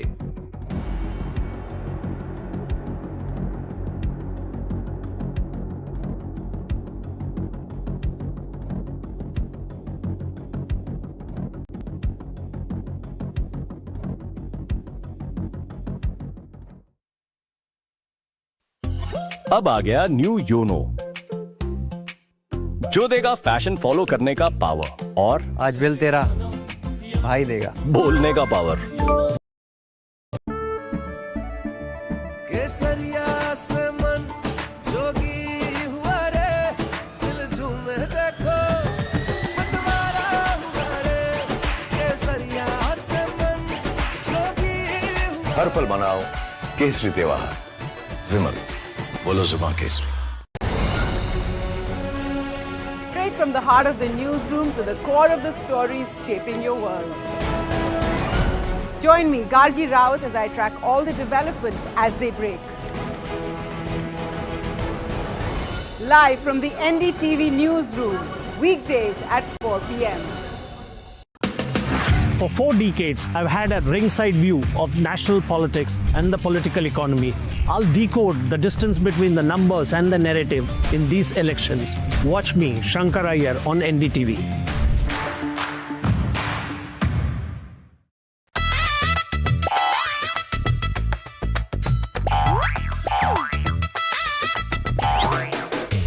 To understand the Tamil Nadu twist, join me in the midst of our people, language and politics.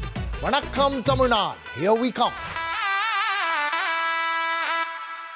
Across the country. He has tracked the pulse of power from Washington to Korea. Witnessed history being made in global capitals and conflict zones. Brought clarity to complex issues of national security and international affairs.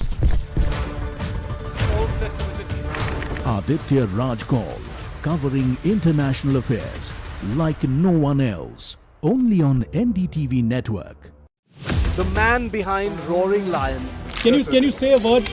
Israel's warfighter Prime Minister on NDTV. I spoke to our great friend, Prime Minister Narendra Modi. Spoke to him at length yesterday. Thanked him for his standing with Israel, standing for the truth, and for the enormous friendship of the people of India. They are much admired and loved in Israel. And I won't get into the details of the conversation, but I've spoken to him and I've spoken to many other leaders in the region and beyond. Thank you. First word since he declared war on Iran. Just behind me, Prime Minister Netanyahu. An NDTV world exclusive to Aditya Raj Kaul. Benjamin Netanyahu on NDTV. कुछ खास होने वाला है.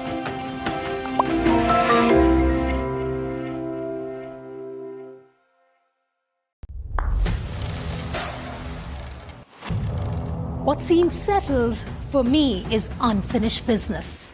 So I rewind, I pause, I reflect, I dig until what's buried stands up to be counted.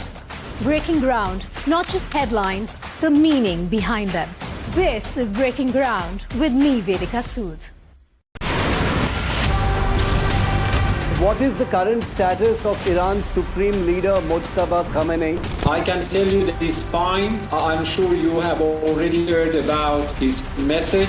Haven't heard from Mojtaba Khamenei. There's some talk of him having been airlifted to Russia. There's widespread dispersion of power across Iran. Mojtaba was generally seen as the most favored candidate by the IRGC, by the Revolutionary Guard. So what you now have is a military dictatorship with a clerical facade making all the decisions. They are fighting an asymmetric battle. Does this, in a sense, force Israel and the United States to think about an off-ramp? The Iranian regime has been using asymmetric warfare against Israel for the last 3 decades. We have to make sure that their capability to do so diminishes. Thank you very much, Mr. Bolton, for speaking to us. We've heard of how Iran was planning to assassinate President Donald Trump. Iran has tried to assassinate Donald Trump. They've tried to assassinate me too because of the successful strike against Qasem Soleimani, then the head of the Quds Force.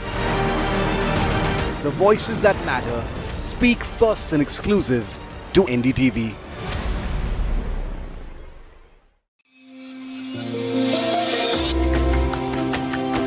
कुछ बड़ा होने वाला है.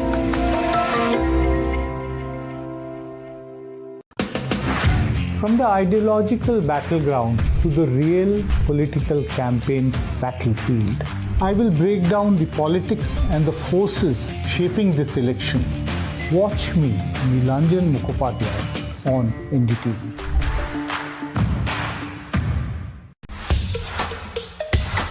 कुछ खास होने वाला है.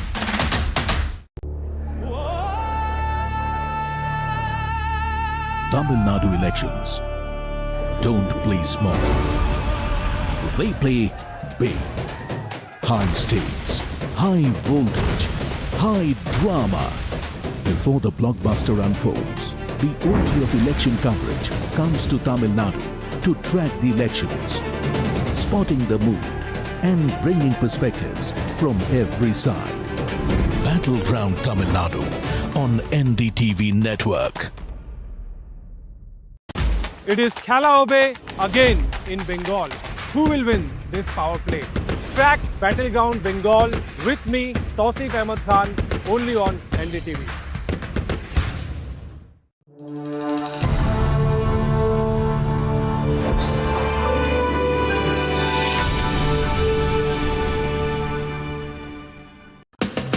From the heart of West Bengal, I will bring you the pulse, the mood and the stories shaping this crucial election. Join me, Gargi Nandi.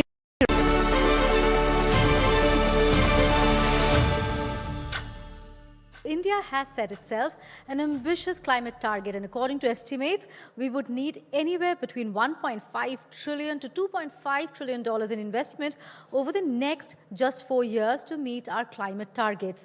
So the critical challenge now is, how do we make green investment not just viable, but inevitable? And to unpack this, I am joined by an exceptional panel of experts. I have Varad Pandey, who works at the intersection of policy, capital, and global climate strategy. I have with me Jyoti Kirit Parikh, one of India's foremost voices on energy policy and sustainable development, and Arjun Dutt, who brings deep expertise on climate economics and India's transition pathways. I'll begin with you, Varad, and my question is that we often hear that capital is not the constraint, and there is global liquidity which is just looking for the right climate-aligned investment. And yet, in countries like India, we still have a finance gap. So what is the real bottleneck today? Is it capital availability? Is it risk? Is it ROI? What is it? Thank you, Suchitna, and great to be here. In the oxygen panel is always a good one to be. Maybe just to start by saying that, the whole climate finance agenda can sometimes be anxiety-inducing. But I would say that, we need to solve the climate finance problem really in our own self-interest. And by that I mean that, India is probably the country which is, on the one hand, the most vulnerable to climate change, and CEW and IRADE have done some fantastic work on unpacking that. But we are also the country that probably has the most to gain if we can solve the climate finance problem. In our earlier panels, we talked about the whole energy security issue, but also jobs of the future, economic competitiveness, and resilient cities. So it's in our self-interest to solve this panel, and we should approach it with that mindset, and not so much from the old sort of negotiating mindset of what can we get from the international community, so to speak. Number one. Number two, I would just say that I think it is correct that we don't have a money problem. We actually have a more like a plumbing problem.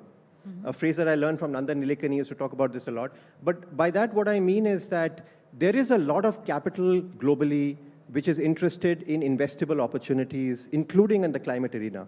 We need to channelize that capital by providing investable, predictable investment opportunities that make sense for investors. And in that context, and to your point of bottlenecks, I think there are three things. One is just the policy certainty, regulatory unlocks, wherever they are missing. Of course, we've done a lot, but there's still much to be done, and I'm sure we can unpack that a little bit. The second is bankable projects which are ready to invest. It's one thing to say we want money for solar, we want money for this, but where are the projects? Are there enough projects where investors can come in, put in their capital, with capital structures that actually make sense? That's the second thing. And then the third is, catalytic capital, or what some people call blended finance, which is really about using small amounts of public or charitable money to unlock large amounts of commercial capital. And maybe just giving you a very quick example. Today, we've talked a lot about solar energy today, but today a solar plant that is set up in India, say in a state like Rajasthan, has to pay a premium of about 80% in the cost of capital relative to a plant which is set up even in cloudy Germany, right? Which is ironic. And the answer which is offered is, there's perceived risk, and perceived risk premium, or I would say a risk tax that we have to pay because of currency fluctuations or offtake issues that sometimes arise. And in this situation, if there was an ability to provide de-risking instruments, like guarantees or first loss measures or currency hedging, you will see a lot more investors come in, right? So I think this whole notion of catalytic capital to de-risk is what we need to solve. It's the fundamental thing. We can unpack this a little bit more. It's hard, but it's doable. And if we can do it, I think there's no other country today placed in the world, especially amongst emerging markets, who is poised to benefit from this, because we have 6% plus growth in a volatile world. We have an aspiring middle class which is rising. We have 70% of our infrastructure which is still to be built. We are ahead on our Paris targets. So we have everything going for us if we can crack this. Of course, I'd love to come back to you to unpack this further, but before that, I'll take a question to Dr. Parikh. Many panelists before us said that if there is policy stability, then finance will follow. But my question to you is, what kind of regulatory architecture should we have to ensure that all stakeholder priorities are considered and taken into consideration? Well, India is growing in size of the renewable market, and the regulatory system is responding to that. It has developed many innovations over the time compared to earlier, and now we have reverse bidding, and we have power markets, and we have power prices every 15 minutes. And there's deviation settlement mechanisms and so on. But I mean, in terms of finance, there's not a one pool for finance that is ready to be taken by people or banks or anything. It's the whole system which has to be affordable, and that can go by first of all the whole affordability issue is somewhat we are aiming for that. For example, LED became affordable by EESL's aggregating techniques. Then so that they bought millions of bulbs and brought down the prices from 800 rupees to 100 rupees or around that. Similarly, people are not paying for electricity, so that politicians' interference is making problems. Banks have to mobilize their green bond situations and so on. So everybody the whole climate has to support it.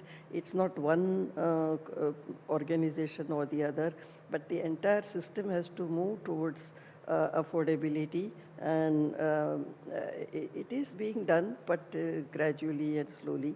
Now, we thought that, okay, we will put up a lot of solar plants and wind power, but now the situation is such that power market shows less than a rupee price during the daytime, and nighttime sometimes touches 10 rupees because there is no solar power. Right. Or sometimes there is no wind power. So we need to even out these things by demand-side mechanisms. So that's where the consumers come into the picture. And this whole field of renewables is, we call it prosumers. Means consumers themselves produce energy, and they respond. And they have to respond to the markets, to the prices, and to investments, their own investments, and looking for opportunities to participate. And India has done also take care of Surya Ghar, so women can participate, farmers can participate through agriculture pumps and so on. So that way, awareness spreads, and the consumers are no longer turning switches on and off.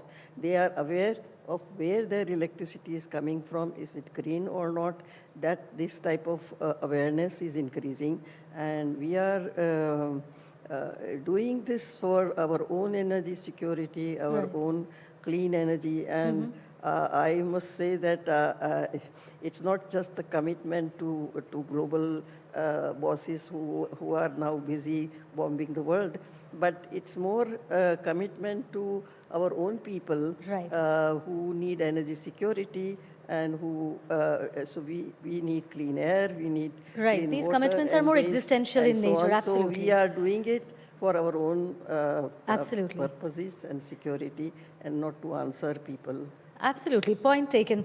I'll move to Arjun with the same question. That is, we've spoken about policy stability, we've spoken about the need for innovative finance models. But before that, what is the regulatory architecture that India requires to accelerate green investments?